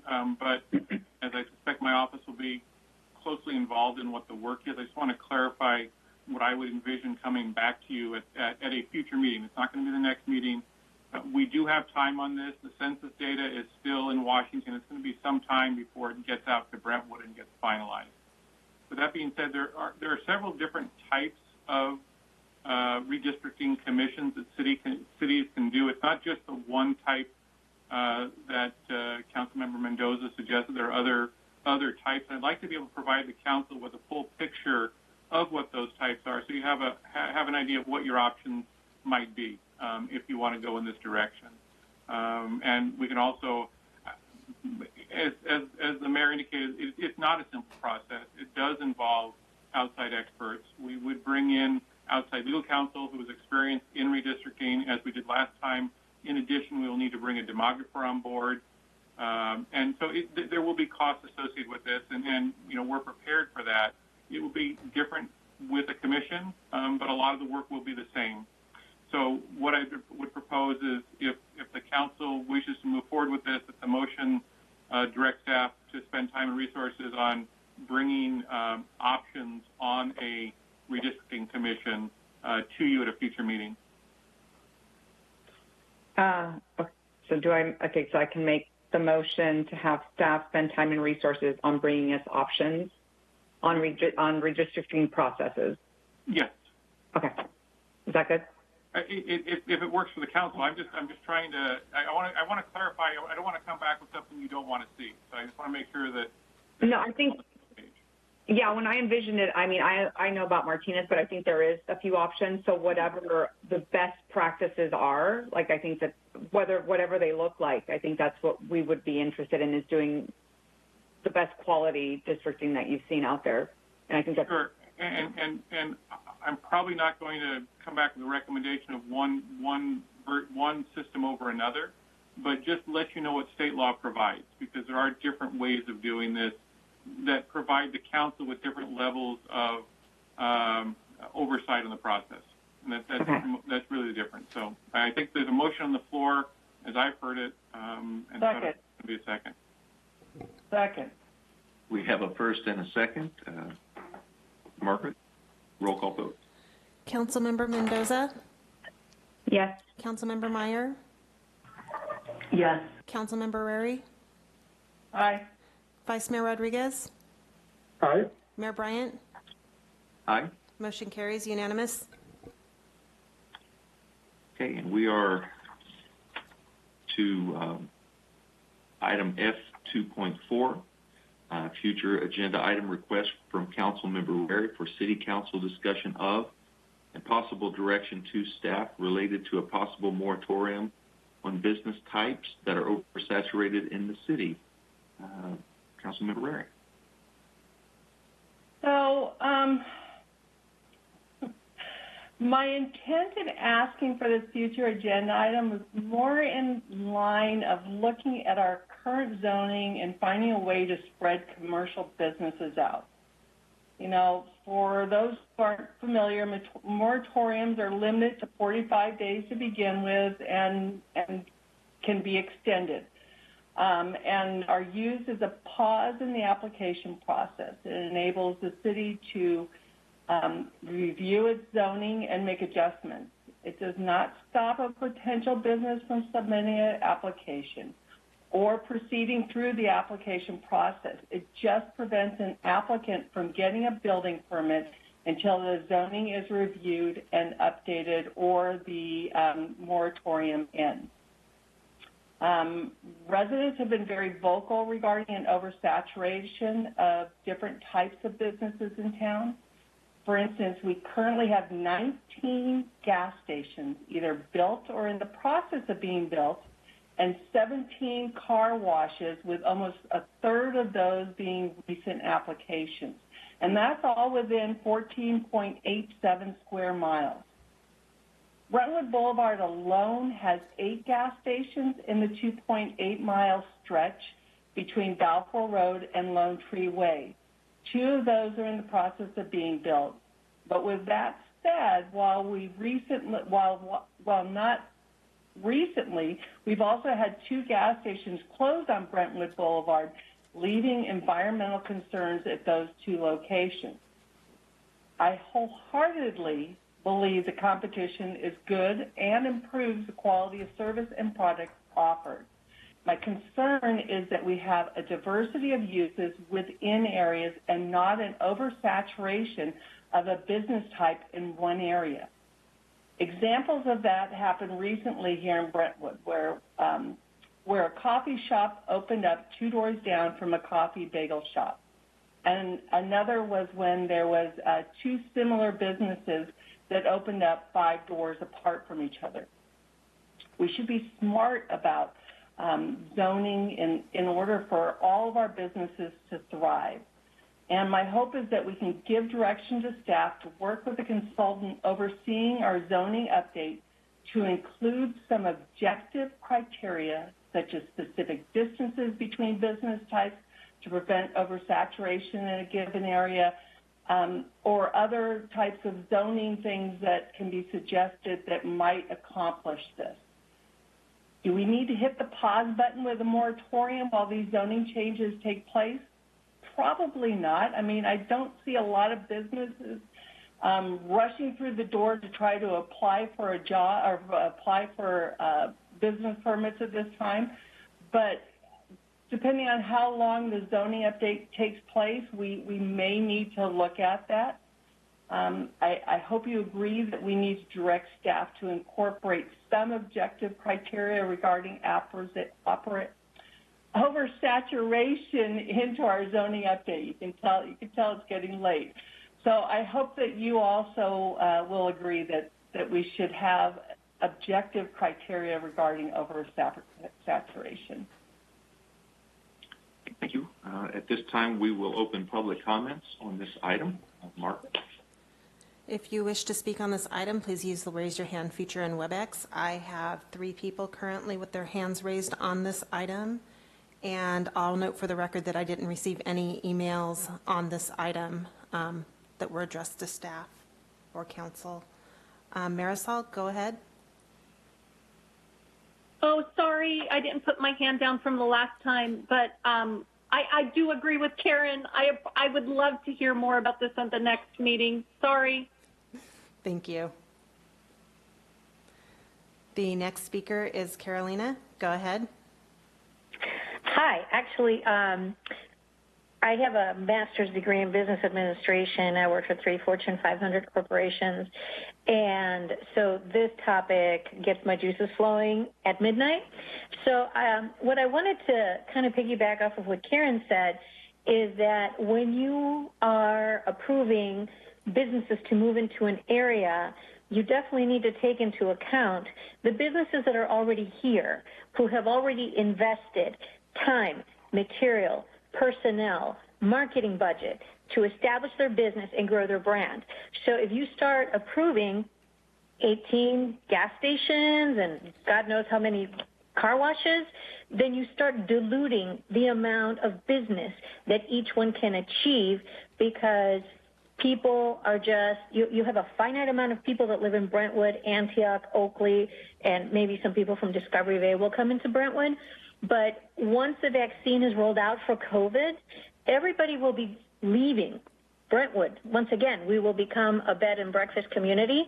And who's going to support all those businesses that do the exact same thing?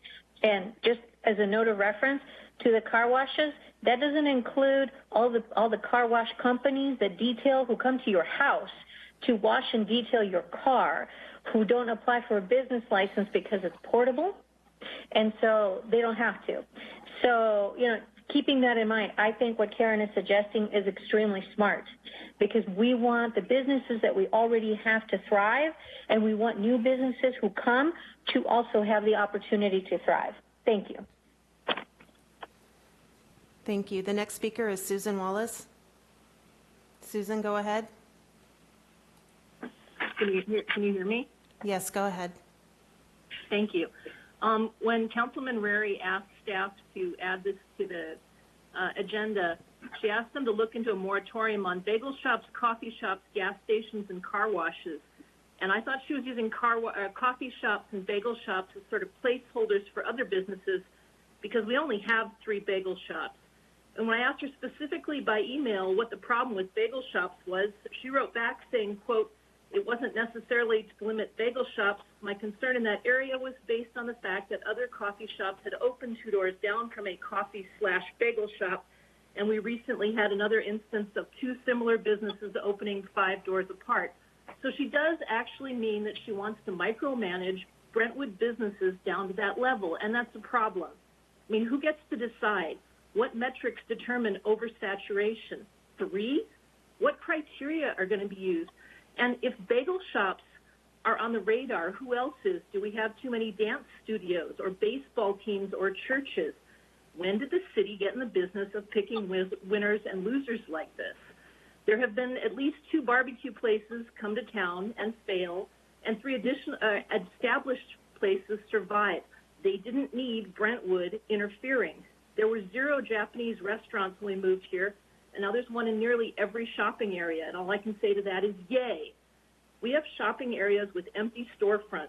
In what universe does it make sense for Brentwood to demand that they stay unused and unopened due to arbitrary determinations of oversaturation? I thought Brentwood was pro-business.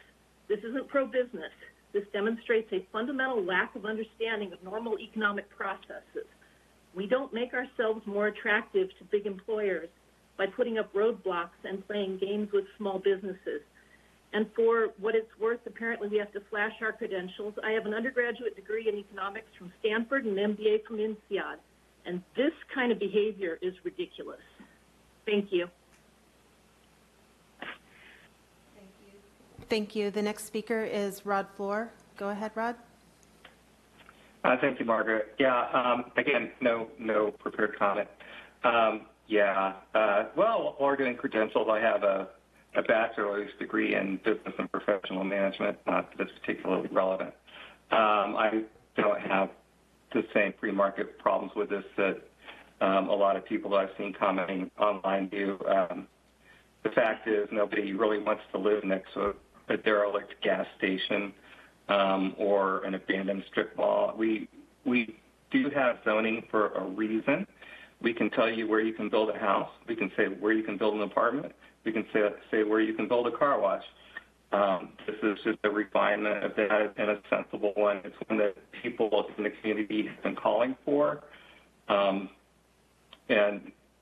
to the prior commenter's point, I think what we're asking for is, let's not be arbitrary about it. Let's get some definitions in there. Let's look at, and it's something precise. And that's why I think it's good to ask staff to look into it. We have an excellent staff here. I know in particular, Terrence Brindle has been all over the zoning, looking at ways to make it friendlier. And believe it or not, I think a lot of small businesses will look at this as being friendly to them, helping them stay in business. Again, everybody, there's people that I don't think that every business should be fighting tooth and nail all the time just to survive.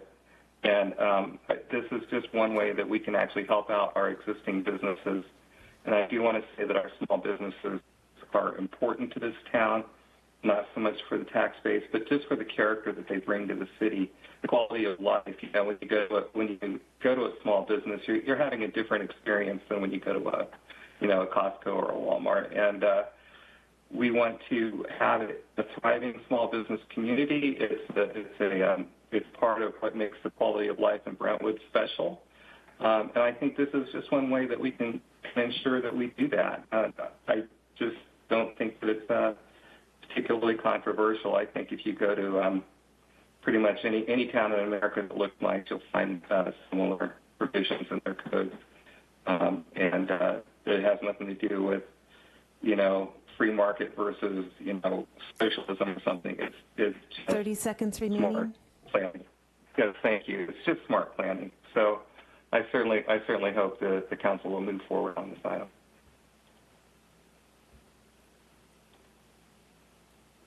Thank you. The next speaker is Mr. Kellogg. Go ahead. Hi there again. So I have to somewhat commend Councilmember Rary for her idea regarding this. I know she's gotten a lot of flack online, especially on some social media, so-called media sites regarding this. But it's definitely needed. We need jobs like, healthcare, aerospace, IT, manufacturing, and logistics. We need to find ways to cut red tape for businesses that do want to come into Brentwood. This has nothing to do with picking winners and losers. It has to do with diversifying the city's business portfolio. People should stop assuming that the only jobs that residents of Brentwood want or can achieve are low-paying jobs that don't pay the bills, like car washes, gas stations, coffee shops, or storage places. We have enough low-paying jobs. We need $20 an hour minimum jobs and above.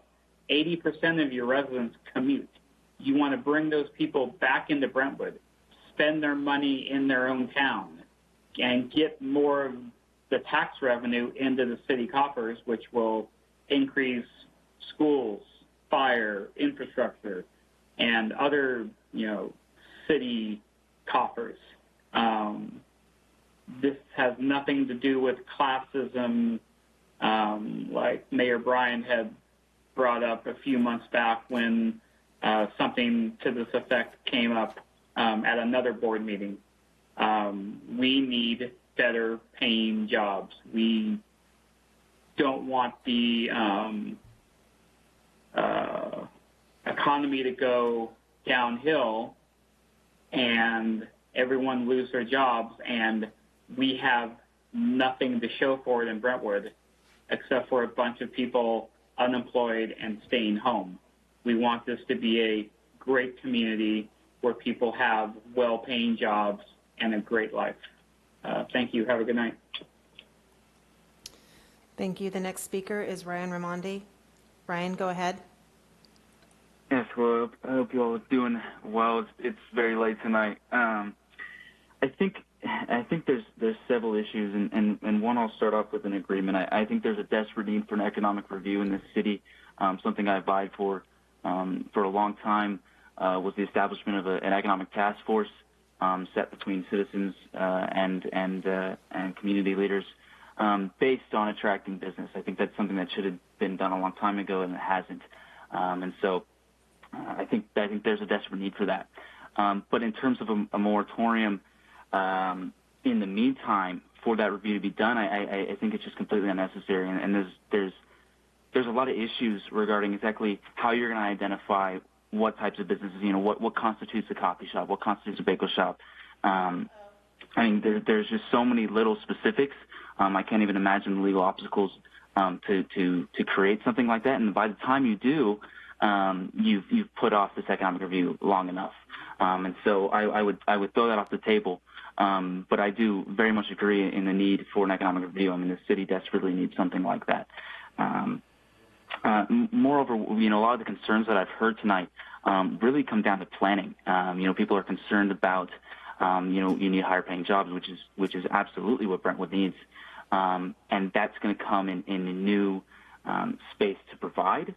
But existing space, and it's something I couldn't really understand in Councilwoman Murray's comments is, are you putting a moratorium on existing space, or are you putting a moratorium on new space? It's really, there's such a lack of specific, and I don't think you can identify that to the point where you can consolidate it and make an effective moratorium, essentially. And ultimately, when it comes down to it, the city of Brentwood has a terrible track record for doing nothing for business. If you wanted to open a business today, you'd have little to nothing in terms of to get on your feet and help from the city of Brentwood. And something like this is just going to encourage that anti-business stigma that the city holds and has held for a long time. And so I absolutely would love to see the pursuit of an economic review in the city and an economic task force, but a moratorium is completely unnecessary. And so, anyways, I appreciate it. You guys have a good night, okay? Thank you.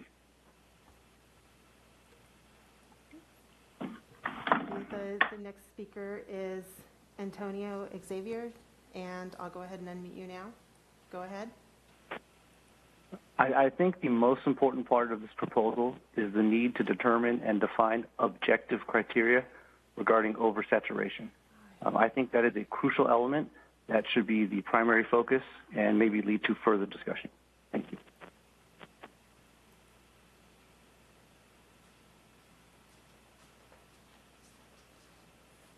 Thank you. I have no other hands raised at this time.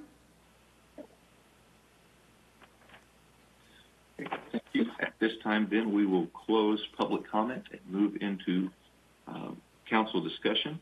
Councilmember Mendoza. Yeah, I totally understood where Karen was coming from with, Councilmember Rary, when she did this, because how many times have you all not heard, and this is the previous council, people come in and complain about storage units, gas stations, dollar stores, you've all heard it, right? And your residents keep asking you for it. So I think that when people criticize someone for it, I think it was a response to what residents have been asking for, which is important. And I don't think it's saying we're doing it. I think it says we're listening and we will explore all options, which I appreciate. So thank you for bringing this to the agenda. When it comes to deciding what goes where, cities already do that. I mean, how would everyone, and this is going to be an extreme one. Let's say AMC doesn't come through their bankruptcy, because they just filed bankruptcy. I don't want to see an XXX movie theater at the AMC. Do any of you? Because if you're all about anything can go anywhere, that's a possibility. If you believed in these free markets, then Sprouts wouldn't have a 30-year no compete for any other grocery store in that area. So we already do this as a city to a certain extent, not just us, all cities do it. We have guidelines on liquor stores. We have guidelines on vape shops. We have guidelines all over the place. So this is just saying we need to get some more guidelines in place with concerns that residents and businesses, because some of the businesses also want some guidelines. And I think that as a council, that is our responsibility to do that and make sure that we're doing the right thing.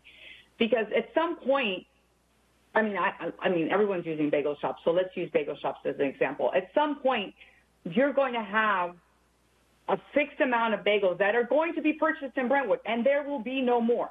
So there will be no incremental benefit to anyone, but you'll have bagel shops everywhere, when as a city, you could have made a decision to have incremental revenue from a new type of business, but because we didn't want to talk about it, we just keep adding bagel shops and there's no incremental benefit to anybody. So it is economically beneficial to sometimes put these moratoriums in place. So I think that we should include it, like Karen, Councilmember Rary said, in the zoning review. Let's talk about a criteria, because Terrence is on right now. I'm sure other cities do it. You don't go into other cities and see the same kind of business over and over and over again. They're very particular about how they space them out and what they do and the offerings they have. So let's be smart about it. I mean, let's put it on the table. Let's talk about it. How, what is the right number of businesses, and all of that good stuff, which a zoning expert would know. And you can call it moratorium. You can call it zoning. I don't know what you're going to call it. But at some point, that's why the council is here. That's why it's important to have a really high skill set planning commission that understands not only does it look pretty, but what do the economics look like behind these businesses. And I think it's a good idea. Let's talk about it. Let's put rules in place. Thank you. Councilmember Meyer? I think to me, the word moratorium is what throws me off a bit, to be completely honest, especially during a time of economic crisis. I completely understand a lot of what Councilmember Guerrero is talking about. I wonder about this discussion happening right now when we do not know how many of our current businesses are actually going to come through this. What if we happen to lose 2 of our bagel shops, for example? And I don't think the original intent was to specifically call out bagel shops, but that's what we're all doing right now.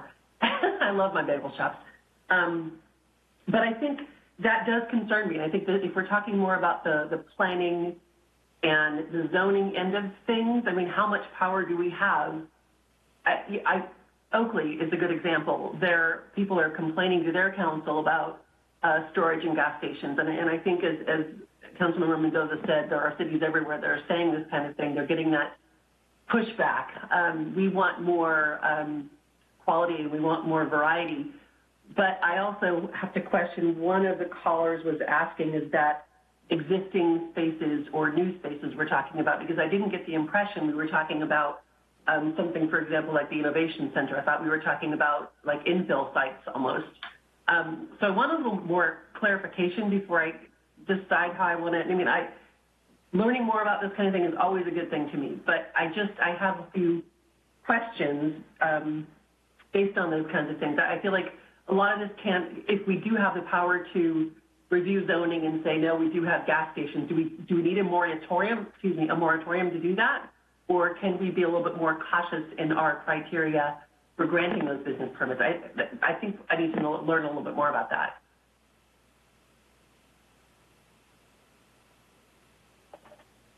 So one of the last things that I said before I ended, do we need a moratorium? Probably not. And a moratorium isn't saying we're not going to build this type of business ever again. A moratorium is, it gives you a process beginning with 45 days for you to review your zoning and make changes. You can extend it for certain periods of time. I think the first one is 45 days, and then if you do an immediate one, you get 10 months and 15 days that you can extend it, and I think you can extend it for up to a year after that. Again, this was just so that we can move this forward to the zoning update that we're currently doing and add things like maybe 2,500 feet or 5,000 feet or from one gas station to another, or between bagel shops. 2,500 feet, boy, I mean, that's, what is that, a half mile? So it's making it so that you don't get 2 stores right next to each other. We currently, when we did the Innovation Center, we removed storage units from there. We removed automobile repair places from there. We removed gas stations from there. They were all part of the original zoning. But we chose not to include those in there because they didn't fit the needs of the Innovation Center or the PA1 at the time. So we removed those things. Maybe it means for a storage unit, we can have more storage units as long as it's the second level, and then the first level continues to be light industrial in manner so that we can get research and development or office spaces or those types of things. It's just looking at the zoning and creating objective criteria that helps to diversify our community.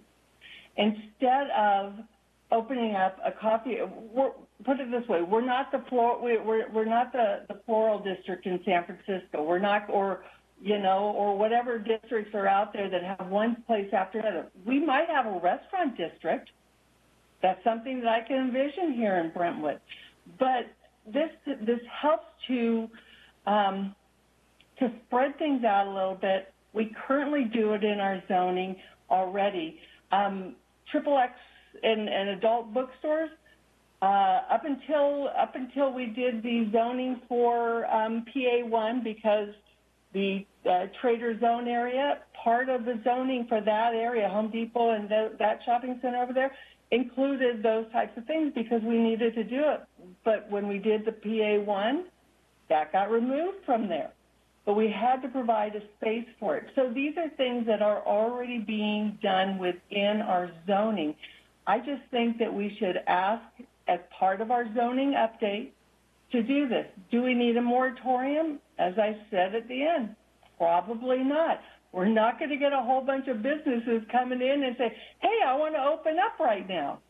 And storefronts, do we want, 50 coffee shops down every open storefront down Brentwood Boulevard or down Balfour Road? It doesn't do anybody any good to open, 50 of them, but right now the zoning says that we could. So, again, it's just setting some objective criteria in order to better diversify our community and help to allow all businesses within our community to thrive. Thank you for clarifying. I think it's the moratorium word that has been throwing me off, but the idea of just revising and evaluating the criteria for zoning makes a lot more sense. Yeah, and again, moratoriums are temporary in nature in order to accomplish something. It's not a moratorium forever. And again, I don't know that we need one. I think when I was bringing it up, it was a late meeting last time. I kind of threw that out because that's the thing that came out there. Bagel shops along with it, only because, it was a coffee and bagel shop next door. You were craving a bagel right then, right? Yeah, And, bagels on your mind. Yeah. Thanks. Thank you.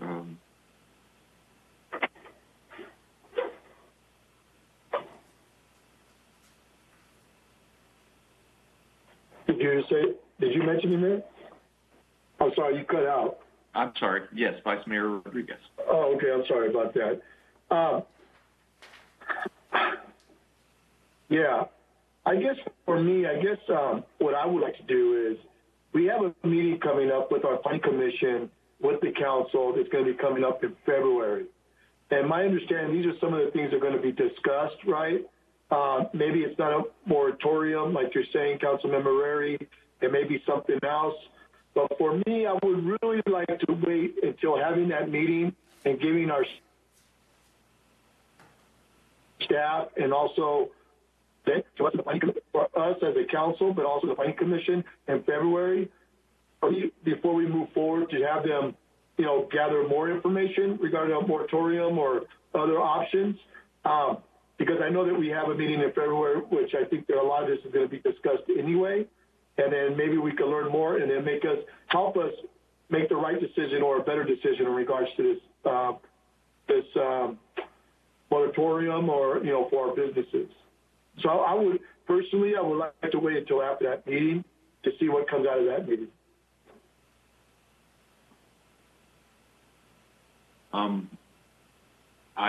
I completely understand the concern, and I absolutely agree that there are some processes in place that need to be addressed about oversaturation of business types. The examples have been made, and there are already processes without placing a moratorium. There's been a lot of concern that's already been mentioned earlier about the word moratorium. A lot of people, I appreciate Councilperson Rary explaining to the community and the public what a moratorium is. A lot of people really don't know what that meant, so I really appreciate that. But at the same time, when you start talking about a moratorium right now in small businesses or any type of business, when we still don't know what the result of what we're dealing with COVID is, or the shutdown or the lockdown is, or how long that's going to be, it's really concerning to me personally that it sends a message, even if it's a message to people that aren't aware of what a moratorium means, that we are against businesses of certain types. I agree with the Vice Mayor that we are getting ready to be in a process that we can address everything that was just brought up and mentioned that I believe, according to the comments, all of us agree need to be addressed, and it is a concern. But as far as placing a moratorium right now, especially one that isn't needed, I really have concerns with that, personally. Mr. Mayor, I've said several times in this thing that do we need a moratorium? Probably not. Just if we can include or ask that staff ask the zoning update consultant to include some objective criteria for us to review at that next meeting that we have, which has yet to be set. I mean, the Planning Commission, City Council for that zoning update has yet to be set. So in the meantime, to be able to bring that information back to us so that we can, during that zoning update, consider it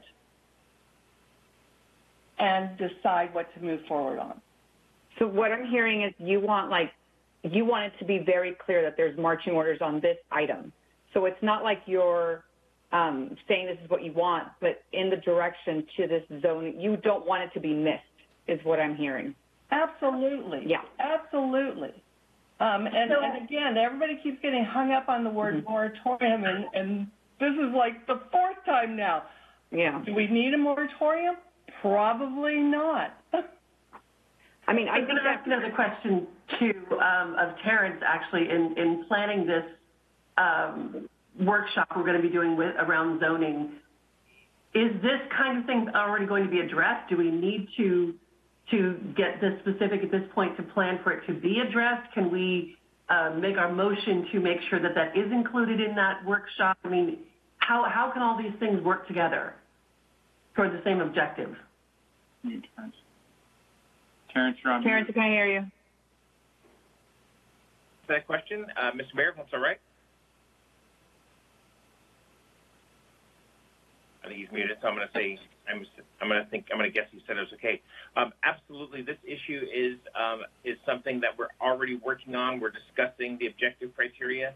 It is a balancing act, as some of the commenters indicated, but this is a key part of what we're working on with the zoning update and the meeting that we're going to have in February, which we haven't picked a date quite yet, but we should have that date decided in just in a day or two. And so this is a key part of what we're doing with the zoning ordinance update is to balance the needs of business but to avoid over concentration and create vibrant retail centers. So that this has been something that's been in my mind from the beginning of the zoning ordinance update to try to address that. So, but at the same time, if the council wants to pass a motion to make it clear where you stand on this, it doesn't have any negative impacts. But in any case, we're going to be bringing this forward. I would like to comment, though, moratorium is a four-letter word in the business community, and I do encourage us to be expeditious in looking at this with the zoning code, but not to actually look at an actual moratorium. If you don't mind me opining, thank you. Can I ask a question on the process real quick? And I don't know, Damien, if I can ask this, but we talk on one hand. The earlier part of this meeting, we talked about taking care of our existing businesses, giving them money for awnings and things like that, right? We really want to take care of the ones that are here because they do so much for our community. And on the other hand, these businesses are struggling, right? And to bring in businesses that might tear them down just feels really weird. So can we talk to them about how, because they're the ones that are here and they're the ones that are holding on during this pandemic, right? So I feel like we owe them something. Have we taken their point of view into account when it comes to any of this? Because we speak for them, but they should be speaking for themselves. Like, how do they feel about when they hear us talk about this is their livelihood? So how are they feeling when they hear these kind of conversations? Do they have any feedback as business owners about what we should be doing? It's a great question, and in fact, what the process that we're going to use with the zoning code update is very, very quickly we'll be issuing a white paper which talks about this issue and others, and with that paper we'll be outreaching both the property owners and to tenants to get their input on these issues. We wanted to be able to have a document that gave them something to reflect upon, and that's exactly what we're going to do. That's fantastic. That's great to hear. Can we also engage with the chamber for some of this feedback? Absolutely. The chamber is a key part of facilitating that communication. Okay. Well, I do have a question since we've gone through this. And Councilmember Rary, the reason that I brought up the word moratorium is because that is exactly the wording in the future agenda item request. And again, I agree with everything else in the component of making sure that we deal with this, but I would ask if you would be willing to move this forward if you still feel like after staff's answers we still need this as a future agenda item. Well, I was going to make a motion to direct staff to incorporate some objective criteria regarding oversaturation into our zoning update.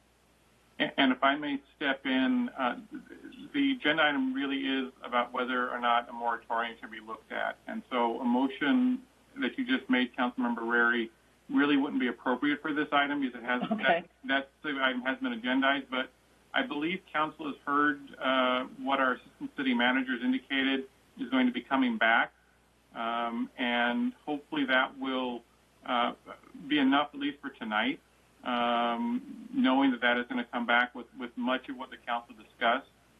And then if the council still wishes to direct staff to do more in that regard, we can do another future agenda item, but tonight's item really is talking about looking at a possible moratorium for oversight. Okay. We can't go beyond that. I'm sorry. Okay. All right. So if there's no motion from the council on the moratorium question, then it would be appropriate to move on to the next agenda item. Do I have a motion regarding the moratorium item F2.4?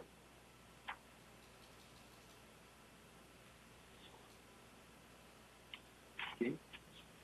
Hearing no motion, the item dies, does not move forward. We will move on to item F2.5, future agenda item, request from Councilmember Rary for City Council discussion of and possible direction to staff-related direction to staff to work with the League of California Cities on possible legislation related to accessory dwelling units, ADUs, and Councilmember Rary.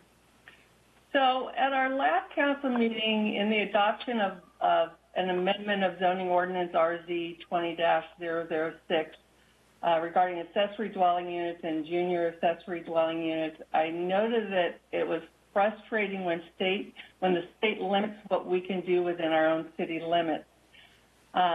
And at that time, the assistant city manager said that our only recourse was to ask the state legislature to reconsider this legislation or amend it. He also said that if we're contemplating doing that we should consider adding it as a future agenda item and that we should work with the League of California Cities because there was probably other cities in the same boat. So I had a concern regarding the allowable ADUs per parcel being 2 units, as well as the new 4-foot setbacks. And I believe the city should have more control on the building standards within our city. So that, yeah, that's why I brought this forward, because that was the suggestion of the assistant city manager if we were trying to move forward on it. Thank you. So at this time, I will open public comments regarding item F2.5. Margaret? If you wish to speak on this item, please use the raise your hand feature in WebEx and I'll call on you. Remarks are limited to 3 minutes per person. And I currently see no hands raised for this item. And I received no emails on this one either. Thank you. So at this time, we will close public comment and move into council discussion. Councilmember Mendoza. I like this for twofold reasons. Number one, I mean, you guys heard my question earlier about local control versus state control. I think that as a city, we need to start speaking up and partnering with other cities that align with what we want about having local control. So I like the partnership with other cities. And number two, I think, yeah, we need to figure out what we can do. I mean, this could add a big percentage to our population, and we already are dealing with a lot of issues in regards to that. So, and I did get a couple of emails. People are saying, so every single house down the street could have an accessory dwelling unit in the back, another car on the street. And I was like, right now, yeah, that's the case. So I don't know if anything will move forward with the League of Cities, but I don't think it does us any harm to have the conversation with them at all. I think it's good to start reaching out and having and partnering with other cities in ways we haven't, maybe that I haven't been aware before. Thank you. Councilmember Meyer. I agree. This is a great conversation to take to the league. I think that's considering the widespread engagement they've got with cities around the state, there's probably somebody in a similar situation to us that we can learn from and find out what they're doing and how to push back. When we had that original discussion about ADUs, there was a lot of concern about the criteria, about monitoring activities, about, just making sure that it stays within the level of quality that we want from the city, and that we don't end up getting ourselves into a big mess based on not being able to monitor anything or regulate it. So if there's a way that we can find out how we work that into allowing for this by working with the league and hopefully getting some feedback from them, I'm all for that. I think it's good. Thank you. Councilmember Rary. I don't have anything else to add to that. Vice Mayor Rodriguez. So, Terrence, I think you were the one that had mentioned that if we were going to do anything, we would have to take it to the League of California Cities, right? Well, it was my suggestion that on these kinds of policy issues, we don't go it alone. We work with our other cities. There are various ways to approach this issue, but that was my suggestion. There are other ways you could. And that was because, and I know it was at our last either meeting or two. God, it's almost 1 o'clock in the morning. Because pretty much we're being mandated to develop these ADUs, right? Or we can't stop them. That's correct. To be brief in respect to the hour, that's essentially true. There's very limited control we can have over ADUs. So let me ask, what is the reason? And I know really short. I'm sorry, it's really late. Wasn't even able to say goodnight to my sons. But what's the reasoning behind that? Is it because of lack of housing, or is it a lack of affordable housing, or what was the reason? I can't remember it all on the top of my head right now. Jared? Sure. In the preamble of the legislation that was put forward by the state, they indicated this was meant as a way of addressing the housing crisis in the state of California to see the production of more housing units. Okay. And pretty much what we're asking staff, Karen, I guess what you're asking is for us to look at working with the League of Cities to be able to object of that, right? To see if what are other cities doing to not let this happen. Is that what you're asking for, Karen? Yes, to work with the league to ask the state legislature to reconsider the legislation or amend it. But yeah, it's going to be, the league isn't just going to do it because one or two cities want to do it. I think the league is going to move forward on it if there's a lot of cities who show interest. So I think by putting our name out there and saying, yeah, we're interested, that maybe they'll keep track of those and possibly move forward.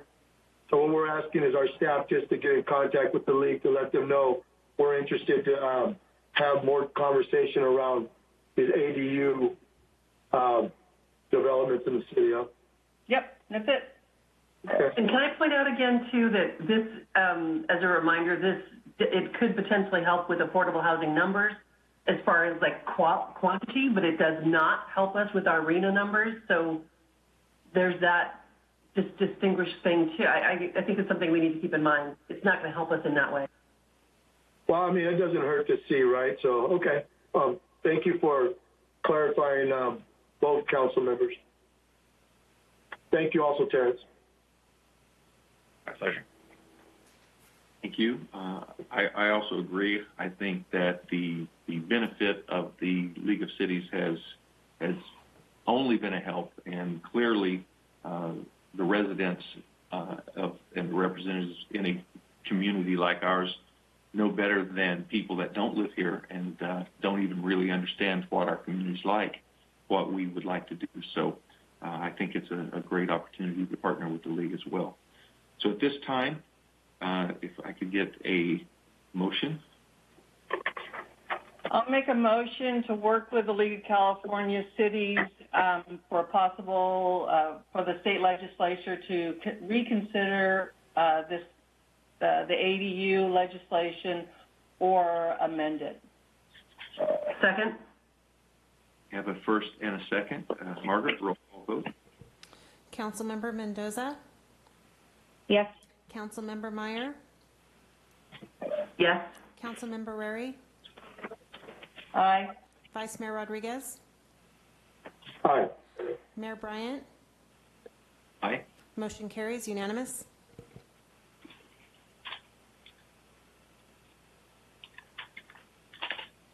So at this time,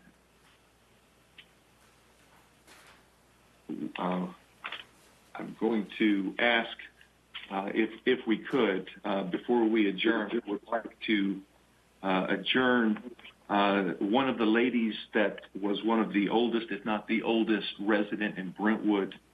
She was 104 years old, passed away very recently. Her name was Shirley Rosner.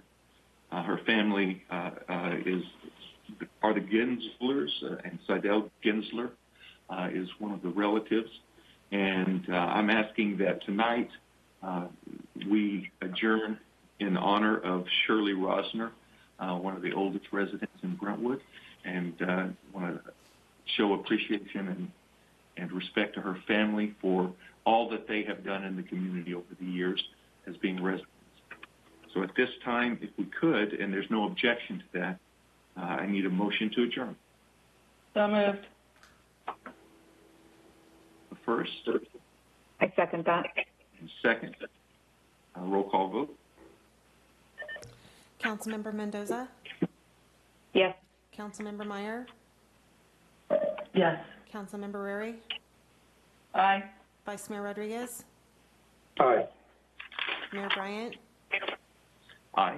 Motion carries unanimous. We are adjourned. Thank you.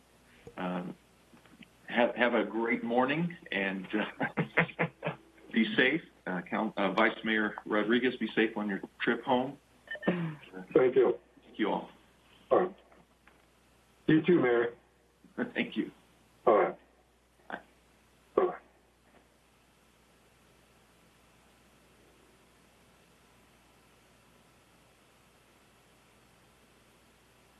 Thanks for using WebEx. Visit our website at www.webex.com.